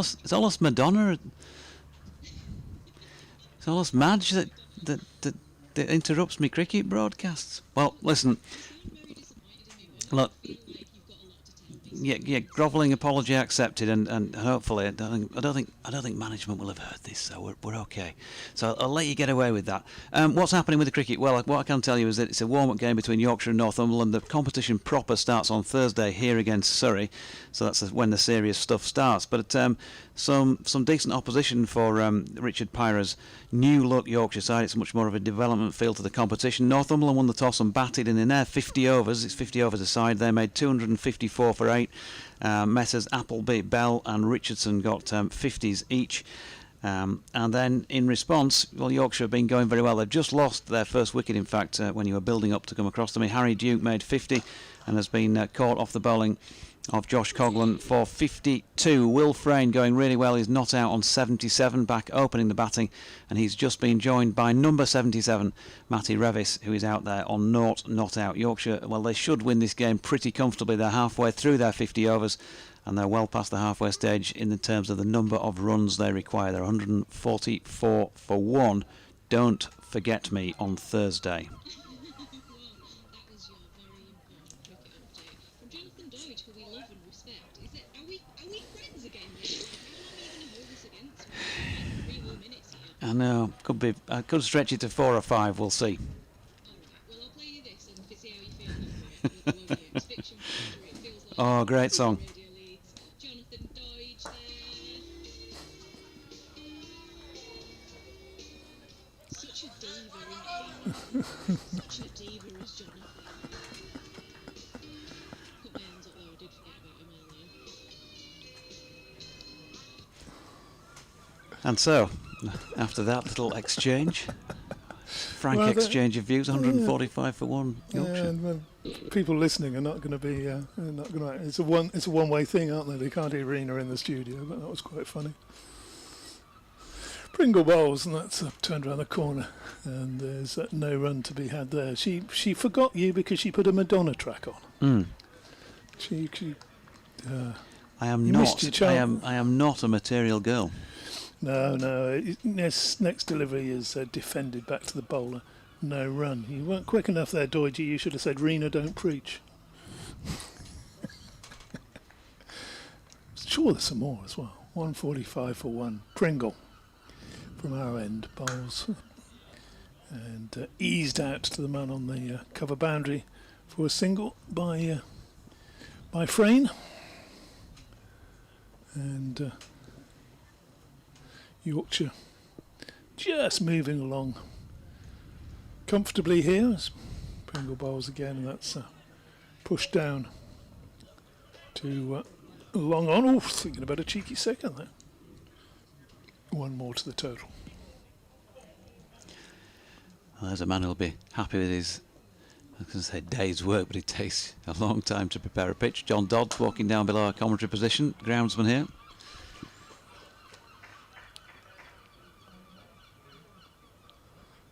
Another comfortable single, just pushed back past the bowler. That's the end of tidy enough over, really, wasn't it, from Ryan Pringle?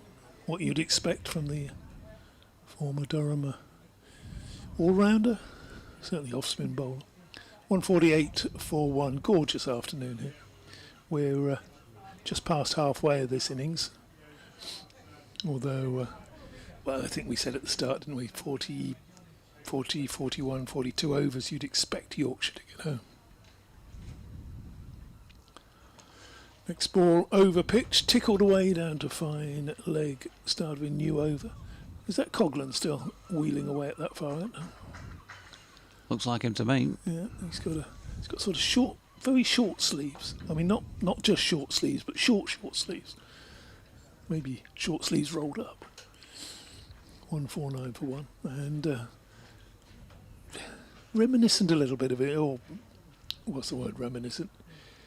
He looks a bit like his brother, doesn't he? The way he runs to the wicket. Yeah. Brother of Paul Coghlan.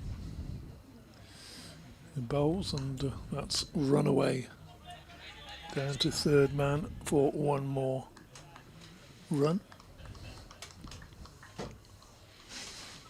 Did we find out who caught Harry Duke, by the way?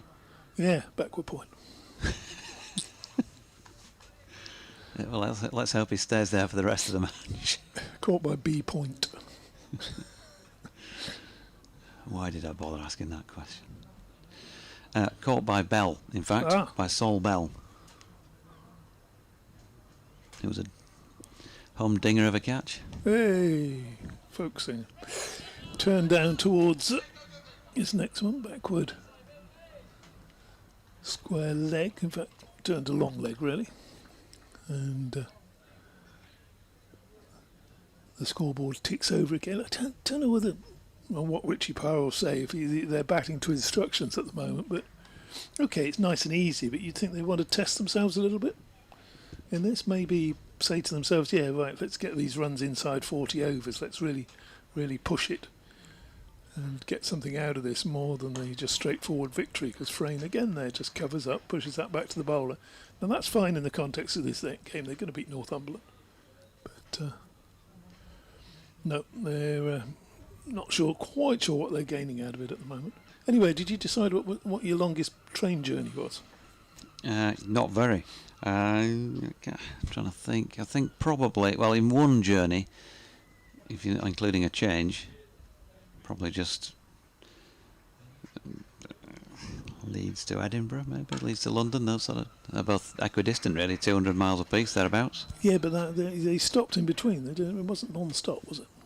No, I did go down to the southwest once, so something like Bristol. That'd be further than. Will that be further than either? Yeah, but yeah. Just one section of the journey before you stopped at another station. Oh no! In that case, You done a York to London or something like that? Not in one go, no. Coglan bowls again and pushed into the onside. Hey. I don't get far. Probably Horsforth to Harrogate for me or something like that. No, if you've been down to London, you'll have done, I don't know, Peterborough to King's Cross or something like that. Yeah, I've done a few of those where you only stop twice between Leeds and London. The funniest one I ever did, Deutsche, and you'll have to excuse me for remembering this because it was a very, very long time ago. I was working down in London, and one of the guys I was working with, it was a big Leatherhead football fan. Remember Leatherhead? They were all back in the 70s. They had a few FA Cup runs and different things, and they used to put on these train specials to go everywhere. It's going to be Ryan Pringle starting this new over. And again defends back to him. And he had a spare ticket. He said, we're going to Blythe Spartans. Now Blythe Spartans is sort of up this way and a bit further on, isn't it? It's up in Marty's part of the world. Are we? And the next ball is pushed firmly back. Pringle sort of gets hold of it and whatever. So we got into... Well, it's in Geordieland. It is Blythe Spartans, I think. Is that Blythe? Blythe up there somewhere? Oh, yes. I think it is actually Geordieland. Marty's a Mackham, as you know perfectly well. But no, that was on one of those football special trains. The only time I've ever been on a football special. It wasn't a bad day. 154 for one. Beaten outside the off stump. Goes back and tries to force that one through the offside. I can tell you that I did avoid a trip from London to Stirling on the train. Oh, wow, high hand, handsome. Yep, 6 runs down into the foot of the press box, away to our right. Nicely played by Will Frayne again, batting himself into cracking form for the start of this competition on Thursday. 86 he is already. Frayne is... he's looked good, hasn't he? And he's been quiet for the last 4 or 5 overs, just pushing the ball around, and then all of a sudden, that one's disappeared. Pringle bowls to him again, and he's back and just cuts that one into the offside. He's got one. Pushes forward, he might have got a second, but the fielder around at deep cover cuts it off. Yeah, and I avoided going all the way from London to Stirling on the train. By taking the one and only internal flight in this country I've ever taken. Flew up to Glasgow, which saved just a lot of time sat on a train. Yeah, I've done. I thought, what have I done? I don't think I flew up to Aberdeen. You've got to really fly if you're going to Aberdeen from down south. Although I have done it, I did a sleeper on the train as well, Deutsche. Really? That is, if you ever get a chance to do that, anybody listening. The old Caledonian, is it? Caledonian sleeper? Oh, what a wonderful experience. 161 for one. Coglan starts a new over. And just gets that one past Frayne through to the keeper. No run there. Frayne's old man's just texted me saying, you're getting your Frayne and your Revis mixed up. There you go. Just thought I'd let you know now rather than 4 overs and be accused of... Well, Frayne was the biggest one. Frayne was he was the tallest, and now Revis has come, and he's a bit bigger, you see.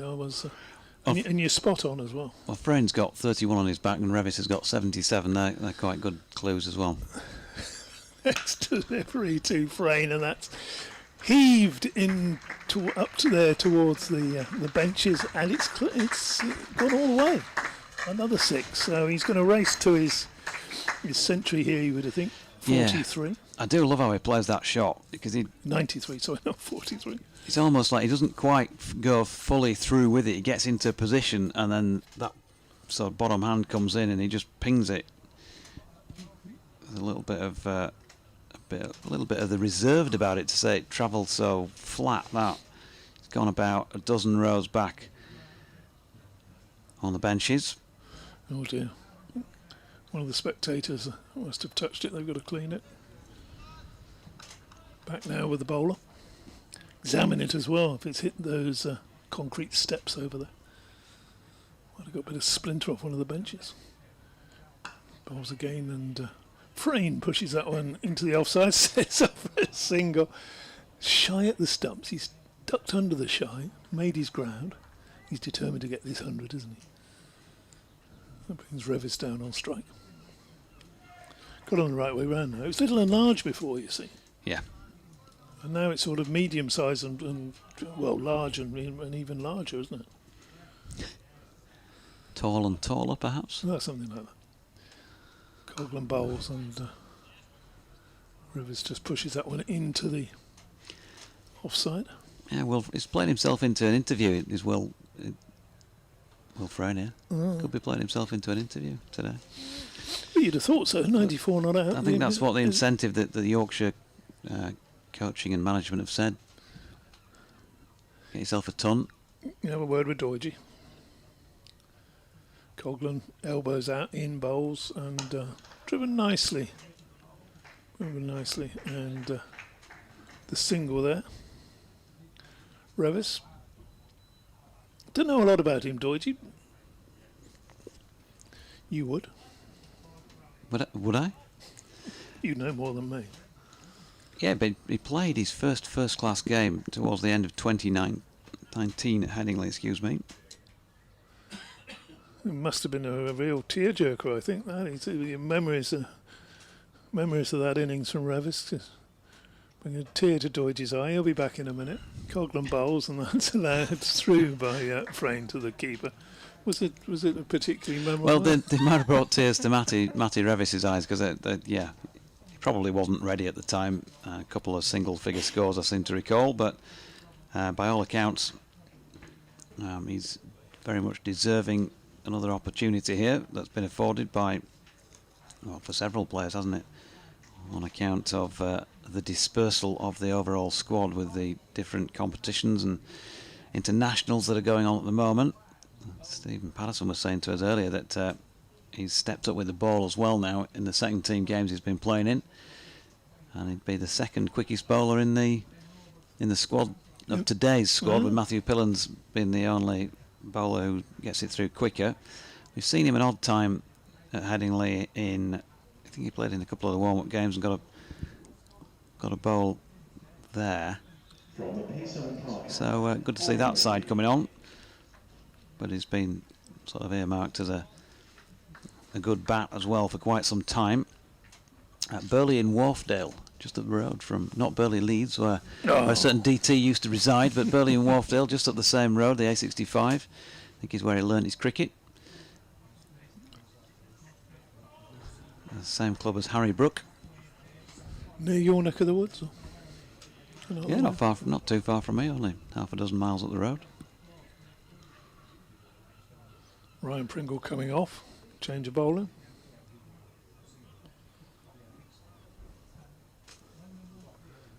Lots of action going on at the moment. You miss no cricket. Change of gloves.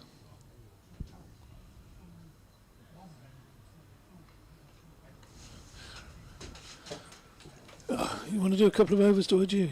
Yeah, go on then. Why not? Tell us about Matty Revis. And maybe talk to Will Frayne's century. I'm going to put him off at 94, one big blow. He's not going to do it now from the non-striker's end, obviously, but he could well get down there this over.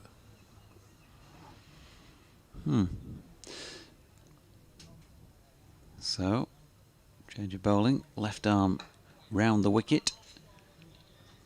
And Revis pushes into straight mid-wicket. Position well inside the circle. Wicket ends. About half a dozen strips to the leg side as the right-hander sees it, from which they're playing. And this next delivery, paddled around the corner by Revis, who's quickly back for 2. About 3 strides for him, he's so tall. And he's into double figures now. 10 on the board, 94 as DT says for Will Frayne. 171 for 1. We'll have ball-by-ball coverage on Thursday from here. Yorkshire versus Surrey, of course. Mark Church travelling down by all accounts from Durham tomorrow night to be with us on Thursday, as Revis pushes up to long on for a single. DT will be staying around as well to do that one with us. Yeah, not sure what I'm going to do tomorrow. I've got a day off, so I'm going to enjoy Scarborough. Have a little wander around the town.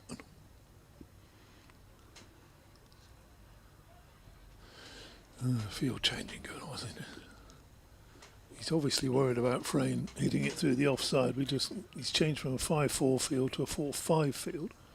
Oh, maybe just tempting him a little bit. Left armour spinning it away. You better talk through this one, Doidge. I think he might be looking to lift it over that mid-off who's just been bought in. Could be a tempting, tasty teaser.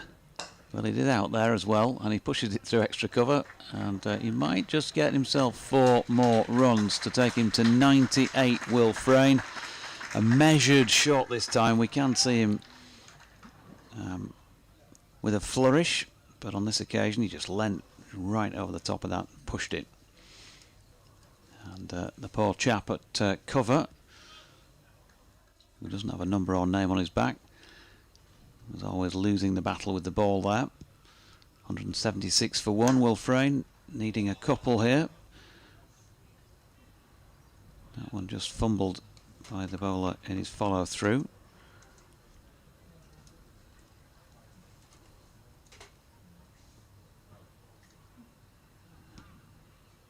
Haven't had an announcement as to who is on here. It's definitely not Coghlan who's showing up on my scorecard.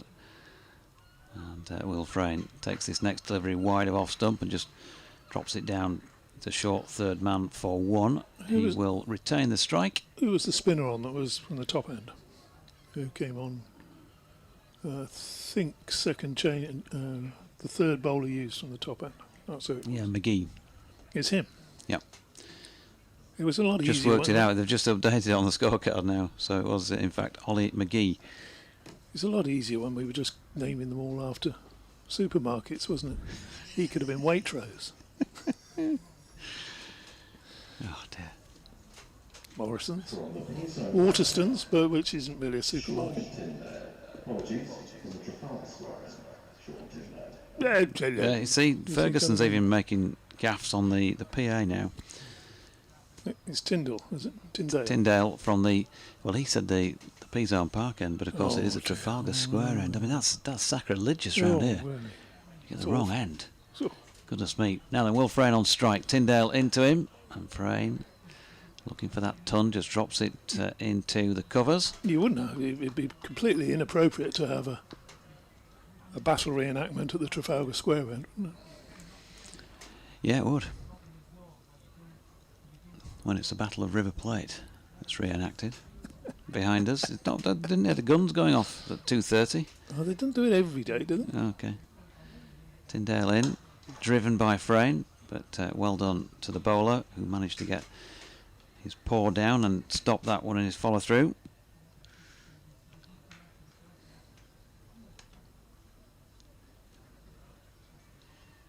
Coghlan 1 for 31 so far. The only wicket taker, of course, in this Yorkshire innings.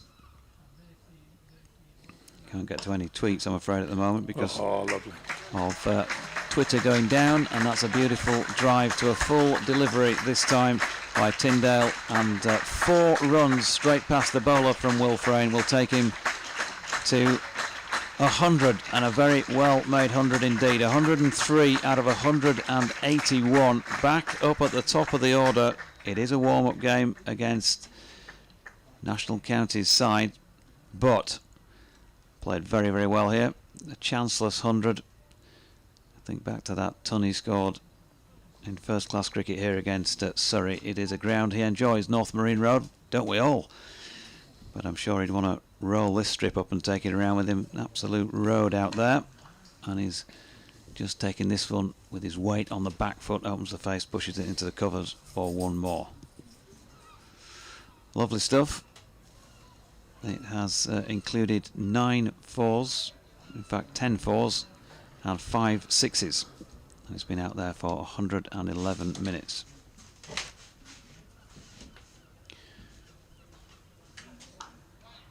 Revis back on strike, just opening the face and running this one out to short third man. N.E. Bluesman says, firstly, I greatly appreciate your coverage of today's game at Scarborough. Thank you. Can I ask if your co-commentator DT is the same person who worked with Kevin Hand at Middlesex back in the day? Sounds very familiar. Tyndale in again, driven by Revis, but no further than mid-off. And there is no run. Well, I'll let him answer himself. Yes, Kevin Hand's right-hand man. Moved up to help Cali a few years back as well. The great Dave Callaghan. We're now sitting in one of his boxes that was named after him when he very sadly left us in 2018. And thank you for remembering me. You may know that I've written a book recently as well. So, do they play cricket in Ireland? If you fancy a little read, who was it who was saying that? Was it? I'm sure that's why he's just asking me for that. This is the BBC. There are limits to how many times you can plug your book in the space of 5 minutes. And in the space of a match, you've easily... Have I used up my quota already? I think you've far exceeded it. What was it called again, sorry? Do they play cricket in Ireland? Hopefully one or two of you who've been complaining that the feed had gone down have got it back. Everybody seems to be suggesting that we're okay. I probably wish they'd lost it again. Though. Forever Dormer says, JD, you were talking about the cricket ground at Jesmond. My son lived there on a top floor flat directly overlooking it. In one match there was a crash from the living room window as one of the players hit a massive blow which smashed the outer double glazed pane. 2, it would have been a 6 on any ground in the world as the flat was over the road and so a very high 4th floor. And the evidence, the ball was in the garden below with shards of glass. The club was, I believe, insured for such things. Thanks for that, Forever Domo. Will Jackson says, enjoying the Scarborough comms. If you want to drop Pato Jr. in it a little bit more, he dropped his 7th catch of the season this weekend. Or Woodley listening intently. Sorry, Pato Jr. I did text him that day and said, my lad's playing against your bro. He's never good at replying. In comes McGee once again from the P-Zone Park end at 182 for 1. Will Frayne pushes that first one back. Yorkshire closing very firmly in on victory here, and that's another lovely shot from Will Frayne, who used his feet. There is a man in a catching position about 15 or so from the bat who's now decided to walk back about 5 paces after that one flashed by, and he probably saw his life flashing by as well. Had that one been directed at him, it was hit with power. Julie Minshire says, you could have said it was borderline insulting that you were ignored in favour of Madonna. Loving the commentary as always, and great to hear Pato earlier. Very good. Very good, yes. Starting to feel like I'm losing my mind. Here's McGee again, and Frayne this time takes the easy option of pushing that one ready to the sweeper for a very walkable single. And the one to him takes him to 109, 187 for 1. David Collicutt says, loving the cricket this morning, watching from sunny Redondo Beach in California. Forever Dormo chips back in on long rail journeys. More in a mo because we've got Revis stepping back here, and he's absolutely creamed that one through mid-wicket. Dear me, that absolutely raced away. Probably about as fast a shot as reached the boundary along the deck all day. 2 men on the boundary though, and he's bisected them as well. I mean, they're not that, 20, Yeah, maybe probably 30, got about maybe 3 30 strides in by yards the time it between crossed the them. boundary. Super stuff from him. Cracking shot. He's on to 15, 191 for 1, and playing forward to this final delivery of the over. So 191 for 1 at the end of McGee's over, 9 off it. Forever Domo says, long rail journeys. In August 1981, I went on an Interrail service train from York to Inverness. It didn't stop at any intervening stations, but did go into a siding at Stirling for a while in the early hours. Our car was carried by the train, and we had a sleeping cabin. Yeah, that sounds very similar to the other one, the Caledonian one I went on, Aberdeen one. I'll tell you what's really odd about that one, Deutsche. You get on in Aberdeen and it chugs away. It doesn't go any great speed. And when you have a cabin and you wake up in the morning, and you're going in the opposite direction to when you went to bed. And work that one out, and they haven't forgotten anything. Start of a new over, whilst Deutsche tries to come to terms with that. And played out to deep cover for a single by Frayne, who moves on to 111, 110 maybe. This ball's been 192 for 1 anyway. So how do you work that one out? Do you know what happens? They probably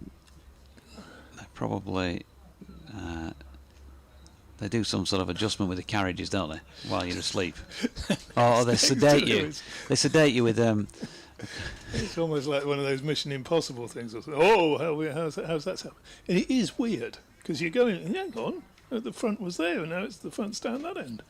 And what happens is, during the night, 3 or 4 in the morning, they pull into Preston, they pull in, and then go back out the same way they came in. So next ball is played down to cover. Deep cover for a single. So it's not one of these Thomas the Tank Engine turntable things that you're on? No. They're only on Thomas the Tank Engine. They're not real life, are they? No, well, they only turn the engine, don't they? What, Thomas the Tank's not real life? Well, just ruined the lives of millions of people. Yes. Not only have you written a book to ruin their lives, you've now dissed Thomas the Tank Engine. Oh, put a bit of effort into that one, did Mr. What's his name? Tyndale? He's bounced it over the head of Will Frayne, and Will Frayne's now thinking, he's just practising his knee. I could have stood where I am and just flicked that one over the keeper, and I'd have got 4 runs. Lily says, great century by Will Frayne, and great to hear Pato earlier on the commentary. Yeah. Tyndale bowls again, and again got a bit of fair play to him. He's putting a bit in, getting a bit of shoulder into these deliveries, and that one's pushed into the covers. And Sally M said, you can tell your friend that we here in the USA know they play cricket in Ireland, because the game from Malahide yesterday was live on TV and I was watching it. It's the name of the book. Next ball is played to a deep square leg for a single. The 25-year journey. What's her name? Who's telling me? Who's complaining from the USA? Sally. 25 years I've been following Ireland, Sally. So. And I put it all in a book. So there you go. It's available for overseas listeners as well. Just go on to whatever that well-known website is that sells Kindle editions. 194 for 1. I'm sure you'd enjoy the read. 16 to Revis and 111 to Nelson, or Will Frayne as he's known. Indeed. Horatio to his friends. I knew him well. There you go, there's the connection. Trafalgar Square. We will get better than this on Thursday, folks. It's a warm-up for us as well. So 194 for 1. McGee into Frayne, who's lofted this one over the top of the man in that catching position. A short extra cover once again. And repeated the dose for 4 more, although Jon Fielder out there on the boundary got a little bit closer to reeling that one in. He did a little dive, didn't he? He's lost the ball, he's found it again now. But it's 4 more, and what it does mean is that Yorkshire now need just the 57 to win this game, and they're only 2/3 of the way through their innings, so I don't think there's much in the way of question who's going to come out on top. No, would you, if you were Richie Pryor, would you be saying? Richard Pryor now playing for, is now head coach for Yorkshire. I know. Well, we are going stir crazy here in the commentary box, and that's just said it all. Would you be saying to Will Frayne, come on, Will, time to retire or whatever, let somebody else have a little... Because the rest of the batting's not getting much of a practice here, are they? No, there's probably a bit of merit in that argument, but there's only 50 odd to get now, so how much practice are they going to get, really? He just worked a single square on the leg side. I know Mr. Frayne Senior won't be too happy, but I'm sure he can see the logic of it as well. There'll be a text pinging up on my phone shortly, giving all the reasons why he shouldn't be retired at this point in time. Well, a bit of red ink, wouldn't it? Here's McGee, left arm round. Revis steps back, opens up the leg side, and again runs it out nicely. I think a feature of the play of both of these since they've been together,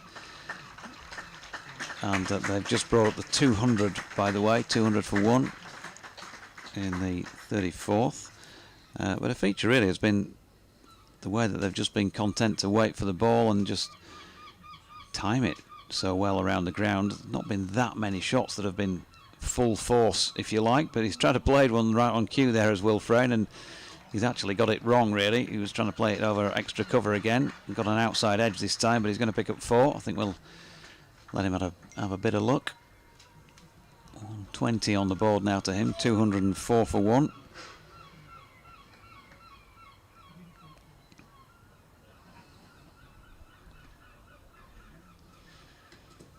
And he's pinged up a message saying, share the love. McGee into Frayne, who pushes it to long on and picks up another one. He's batted well today, to be fair, but in terms of the competition, there's going to be guys going out batting against Surrey, you would think, on Thursday. Plays and misses outside the off stump for attempted force through the offside, who haven't got a bat there today.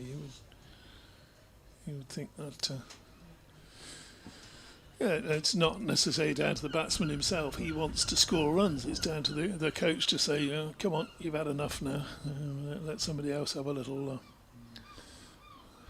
dab around. You can always go back later if there was a sudden collapse of wickets, which they're not going to be. 121 not out. That's more than enough for Will Frayne. He's going to play on Thursday. He's done his bit. Get a nice shower now. Got nice freshened up for pint after the game, perhaps. Andy J. L. says, now then, Jonathan, sat here in sunny Bridlington. Day 9 of my enforced incarceration due to a visit to the Greek island of Zante. Amber alert, amber alert. Thankful. I had to do that coming back from Thailand. You do your 10 days.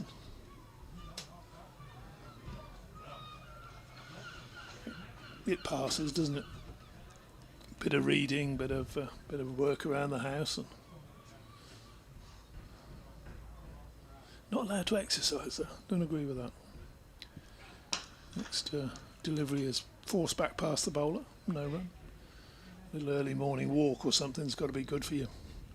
Good for your health, isn't it? As long as you don't bump into anybody else, you're doing no harm. 205 for one.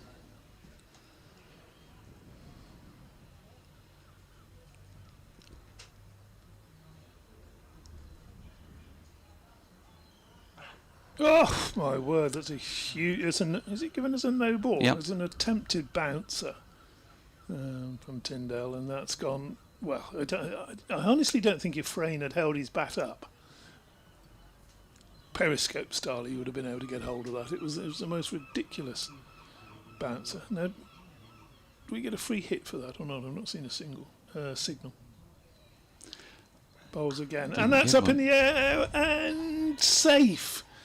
Leading edge over extra cover, wide of mid-off, and it's almost the first sort of half chance that Frayne's given, isn't it? Yeah, well, there was the edge through third man, so barely put a foot wrong, but yeah, just a couple of shots towards the edge of the bat in more recent times. You can handle that, can't you, when you've got a ton on the board? Indeed, 122. 208 now for 1. Revis, beautiful shot. What a gorgeous shot that is. Struck it between extra cover and mid-off, away to the long boundary. Down there on the far side with the hospitality tents. Advertising sign saying nippy. I don't know. Do we know what that is? Nippy? No, not at the moment, we don't. It's certainly not nippy today, is it? Very warm still. I'd never make an advertising executive maker. You would have to do what it, says on the tin for me. I wouldn't know what nippy meant. Can't read it from over here. Might be something else on there. Telephone number, can see that. Tyndale bowls again, and another drive, but hasn't quite got this one right. Revis, shy at the stumps. As he runs through for the single, he moves on to 22. 213 now for 1, brings Frayne back on strike. The other thing, of course, of either retiring or getting out at this point is you get your proper applause as you come off, don't you? If you carry your bat for the victory, you don't get that sort of just individual applause. Clip this one through mid-wicket, full length delivery, whipped away over to the benches on the popular side of the ground, and that's another boundary. So 217 for 126 now from Frayne, 22 to Revis. Yeah, and having put on, what was it for the first wicket? That's now disappeared off my radar. I think that was because I was about to do that update. It was 144 for the first wicket. They've piled them on, these two, haven't they, in pretty quick time since then, the last 40 minutes or so. And Andy JL says, sorry, not used to this Twitter thing. I shall finish. Thankfully, with the help of cricket, TV and audio, and my healthy stock of real ales, my sanity remains relatively intact. As McGee is in and driven to the cover boundary by Revis for a single. He says, looking forward to Thursday when I shall be letting the train take the stain. Oh, I think that might be strange, don't you? And parking my behind on the benches at North Marine Road. Thank you once again for your quality commentary. Always a pleasure, never a pain. Stay safe, stay sane, stay cricket crazy. From Andy in Bridlington. As McGee is pushed back to him by Will Frayne, no run. He says, P.S. shout out to the mighty Featherstone Rovers after their quality win at Wembley, and a shout out for York City Knights for making a great game of it. Didn't see that match, I've got to say. Did see quite a lot of the Challenge Cup final itself. But, well, Fev would be delighted, wouldn't they, to win at Wembley on the same day as Castleford didn't, even if the relative merits of the competitions are slightly different, but it's, I suppose, all relative. Dot ball, and McGee in again. And Frayne pushing to short extra cover, and again no run.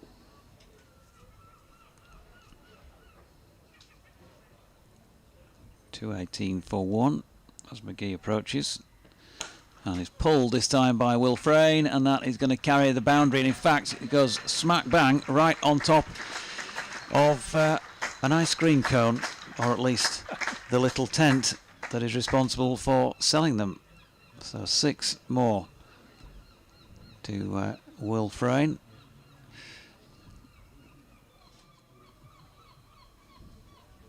Wonder if he'll get a flake for that after the match. Yeah, I forgot your flake, I'm sorry. I thought if you go in chocolate, you don't need a flake in it as well, do you?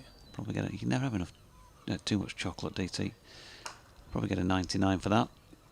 Or maybe he'll get 100. What's that, 3 flakes? I don't know. Pushes this next delivery out to the sweeper on the cover boundary anyway. Single takes him on to 133 now. Another very productive over for Yorkshire, and then on to 225 for the loss of 1. Just 30 needed to win.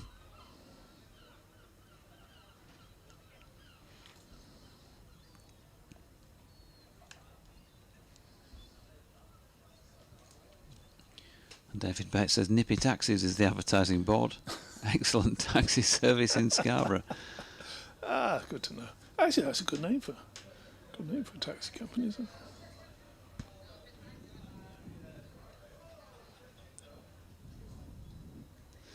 Change of bowling at the Trafalgar Square end of the ground.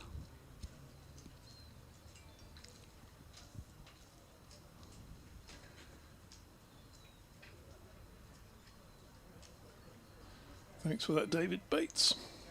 Always good to get your feedback on the Twitter. I know I say this every year, Dodgy, but I'm sure there are still people sitting at home thinking, it's not worth getting in touch with them, they won't read that ad or whatever, but we do read most of them out. Started a new over from Tyndale, and nice drive back past him by a frame, and a rather optimistic pigeon had taken up a position at short mid-off. very quickly repositioned himself now to sort of, he's not quite deep enough for fly slip. He's sort of moving around as a very, very short third man at the moment. Next delivery is driven back past the bowler, but Revis doesn't get it past mid-off. He's not staying in the same place. I'll wander around that pigeon. He's now a sort of deep gully, fly gully somewhere. Wants to get involved out there. This time of day, you hear a lot of the birds, a few seagulls, a few pigeons. Chris Whitehead says Jonathan DT. Next delivery swung away down by Revis down to deep backward square. Just the single. He moves on to 24, 227 for one. Quick clarification on DT's train fact. He was close, but not close enough. The Highland Caledonian Sleeper is made up of 3 trains that leave Aberdeen, Inverness and Fort William separately. They are shunted together at Carstairs in southern Scotland to become one train which continues its journey to London as one train, and that is why some carriages appear to change direction. Next delivery is again whipped down backward of square, one more run. The opposite happens on the return journey from London, and join the commentary in Doon, Scotland. Well, I actually asked because I'm an inquisitive type, I got hold of the guard or whatever, and I said, Carl, come on, what's this all about? This was about 12 years ago. May have changed. Oh, an edge there. Next delivery, a little bit of extra bounce outside the off stump maybe from Tyndale, and that's edged through. Been a comfortable catch for second slip, no chance for the keeper, Richardson. And it's another boundary. Yorkshire charging towards victory. 232 for one. I actually said to him, what's that? Me being me, I said, have we forgotten something? He said, what? I said, we're going the other way. We're going back for something. He said, no, pull into Preston, come out the other way. So there you go. That's what he told me. This was 12 years ago, perhaps. It's in the book, actually. That next delivery was put out. So coming back from an Ireland game, and it was all a bit confusing. Alcohol may have been consumed as well. 234 now for one. 233 for one. 28 to Revis. 135 to Frames. He's got a chance for 150 and carries back, Dodgy. Yeah, 22 needed. And another sanitisation break. Going to be all over fairly quickly. They'll be early. Cali fish and chips tonight. My old pal. Yeah. Celebrating Cali's life and times tonight, DT and I, with fish and chips. You're welcome, by the way, wherever you are in the world. If you want to recognise Cali, then why not have fish and chips for at some point during either the rest of today or tomorrow. Take a snap and send us it in on bbcwestyorkshiresport@gmail.com, or probably better still on Twitter, really, for the interaction's sake. Yep. Stick it up there on Twitter and let's hashtag Cali. Yeah, put it up on Twitter. Tag myself or Jonathan or both of us, and we will read it out. I promise you on Thursday. It's just a little idea I had last night. I thought, because you and I, we have the Cali Memorial Fish and Chips every year. So why shouldn't everybody else join in? There'll be people, or fellow commentators, fans, friends, family, or whatever. The Memorial Dave Callaghan Fish and Chip Night, and I nominated it for tomorrow night, but you can't do tomorrow night, so we've extended it. Could be 2 nights. Well, I suppose if we're commentating on Thursday, anybody has fish and chips Thursday lunchtime could get on as well. No, you can't do tomorrow night as well as me. Yes, I've been. What do they call it? Conscripted or something for tomorrow night, haven't I?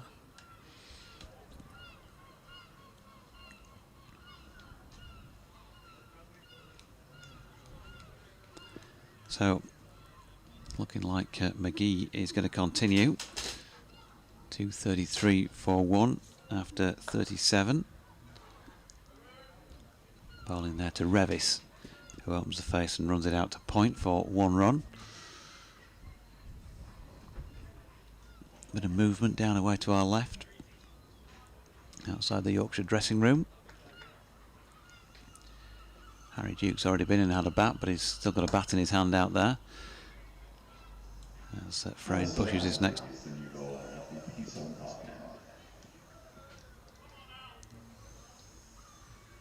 I missed that in terms of who the bowler was, because he's bowling right arm over the wicket rather than left arm round. But whoever he is, Will Frayne has just pushed that out to point. If Howard Ferguson would kindly repeat what he just said while I was talking, that would be marvellous.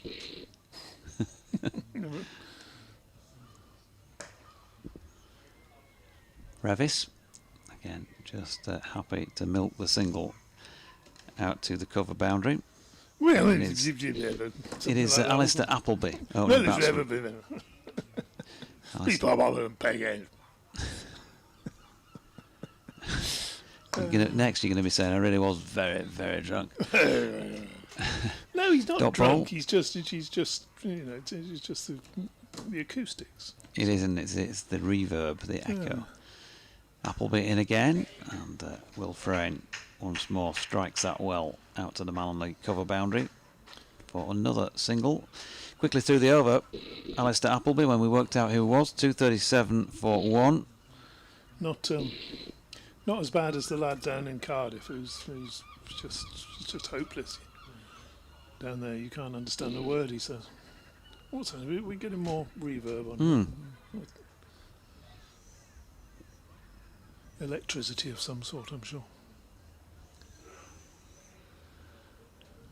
2:37 for 1. Almost not worth somebody else coming in at this stage, is it? With what? No. How many runs do we need? 28? No, Definitely not. Is it 28? It's not even that, is it? 18. Could do that in an over. Let's see, Tyndale again. Bowls and played nicely through the onside by Frayne, but he hasn't quite timed that. Is he going to get to the boundary to chase out and then a slide? Always have to do a slide, don't he? Once the third run, he's going to have to get a move on, gets it comfortably enough. More applause. Moves to 140 of the 240 for 1 that Yorkshire have. 31 to Revis.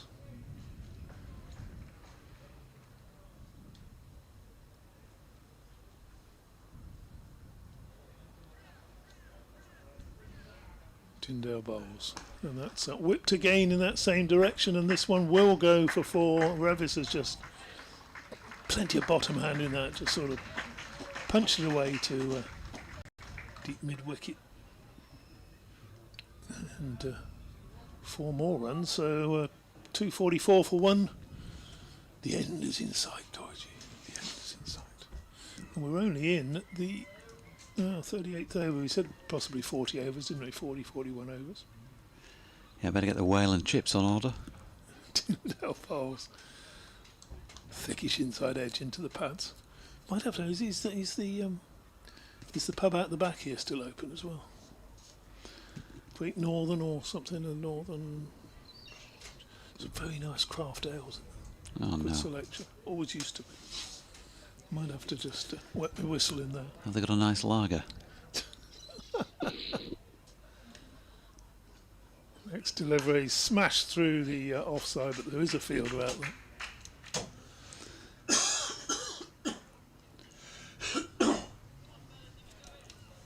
Forever Domo says Barbados weather this week indistinguishable from Bridgetown, Barbados. Do you remember the hashtag full Cali breakfasts? Yes. Yeah, that was known as the full Cali, wasn't it?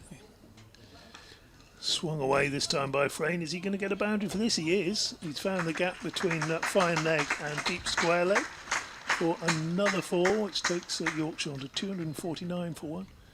A 6 would finish it. It would also bring up his 150. So that would be a stylish way to do it. Will Frayne has absolutely dominated this chase. And if Yorkshire had set themselves a little target to make to give themselves a challenge, 40 overs would have been good, and there's next delivery played out by Frayne to the man on the cover boundaries. They set themselves that target, I reckon. Get these runs in 40 overs, lad. Richie Power may well have been looking at something like that. It's the end of the over. They'll get them in the 40 overs, you would think. The 40th over is just coming up. And it's been clinical, hasn't it? Hasn't been much of a contest out there. Saw some good early bowling from Coghlan. Whatever his name was, Waitrose or Morrison's or Waterston, he bowled tidily in his opening spell. Ryan Pringle, well, you always know what you're going to get with him, but other than that, hasn't tested them too much, going along at more than 6 and over as they look for 5 runs to win this from Appleby, and Frayne just pushes that one into the offside. Reading. 1 to him. 4 to win it now, Doidgy. Where do you think this 4 is going to come, or will he look for the 6? Quite possible.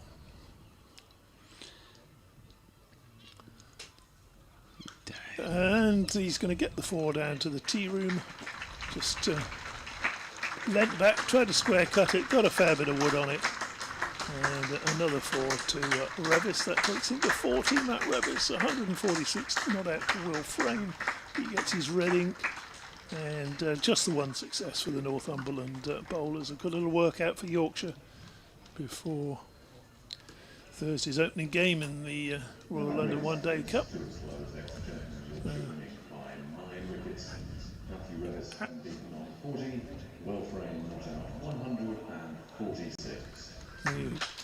Almost comprehensible. You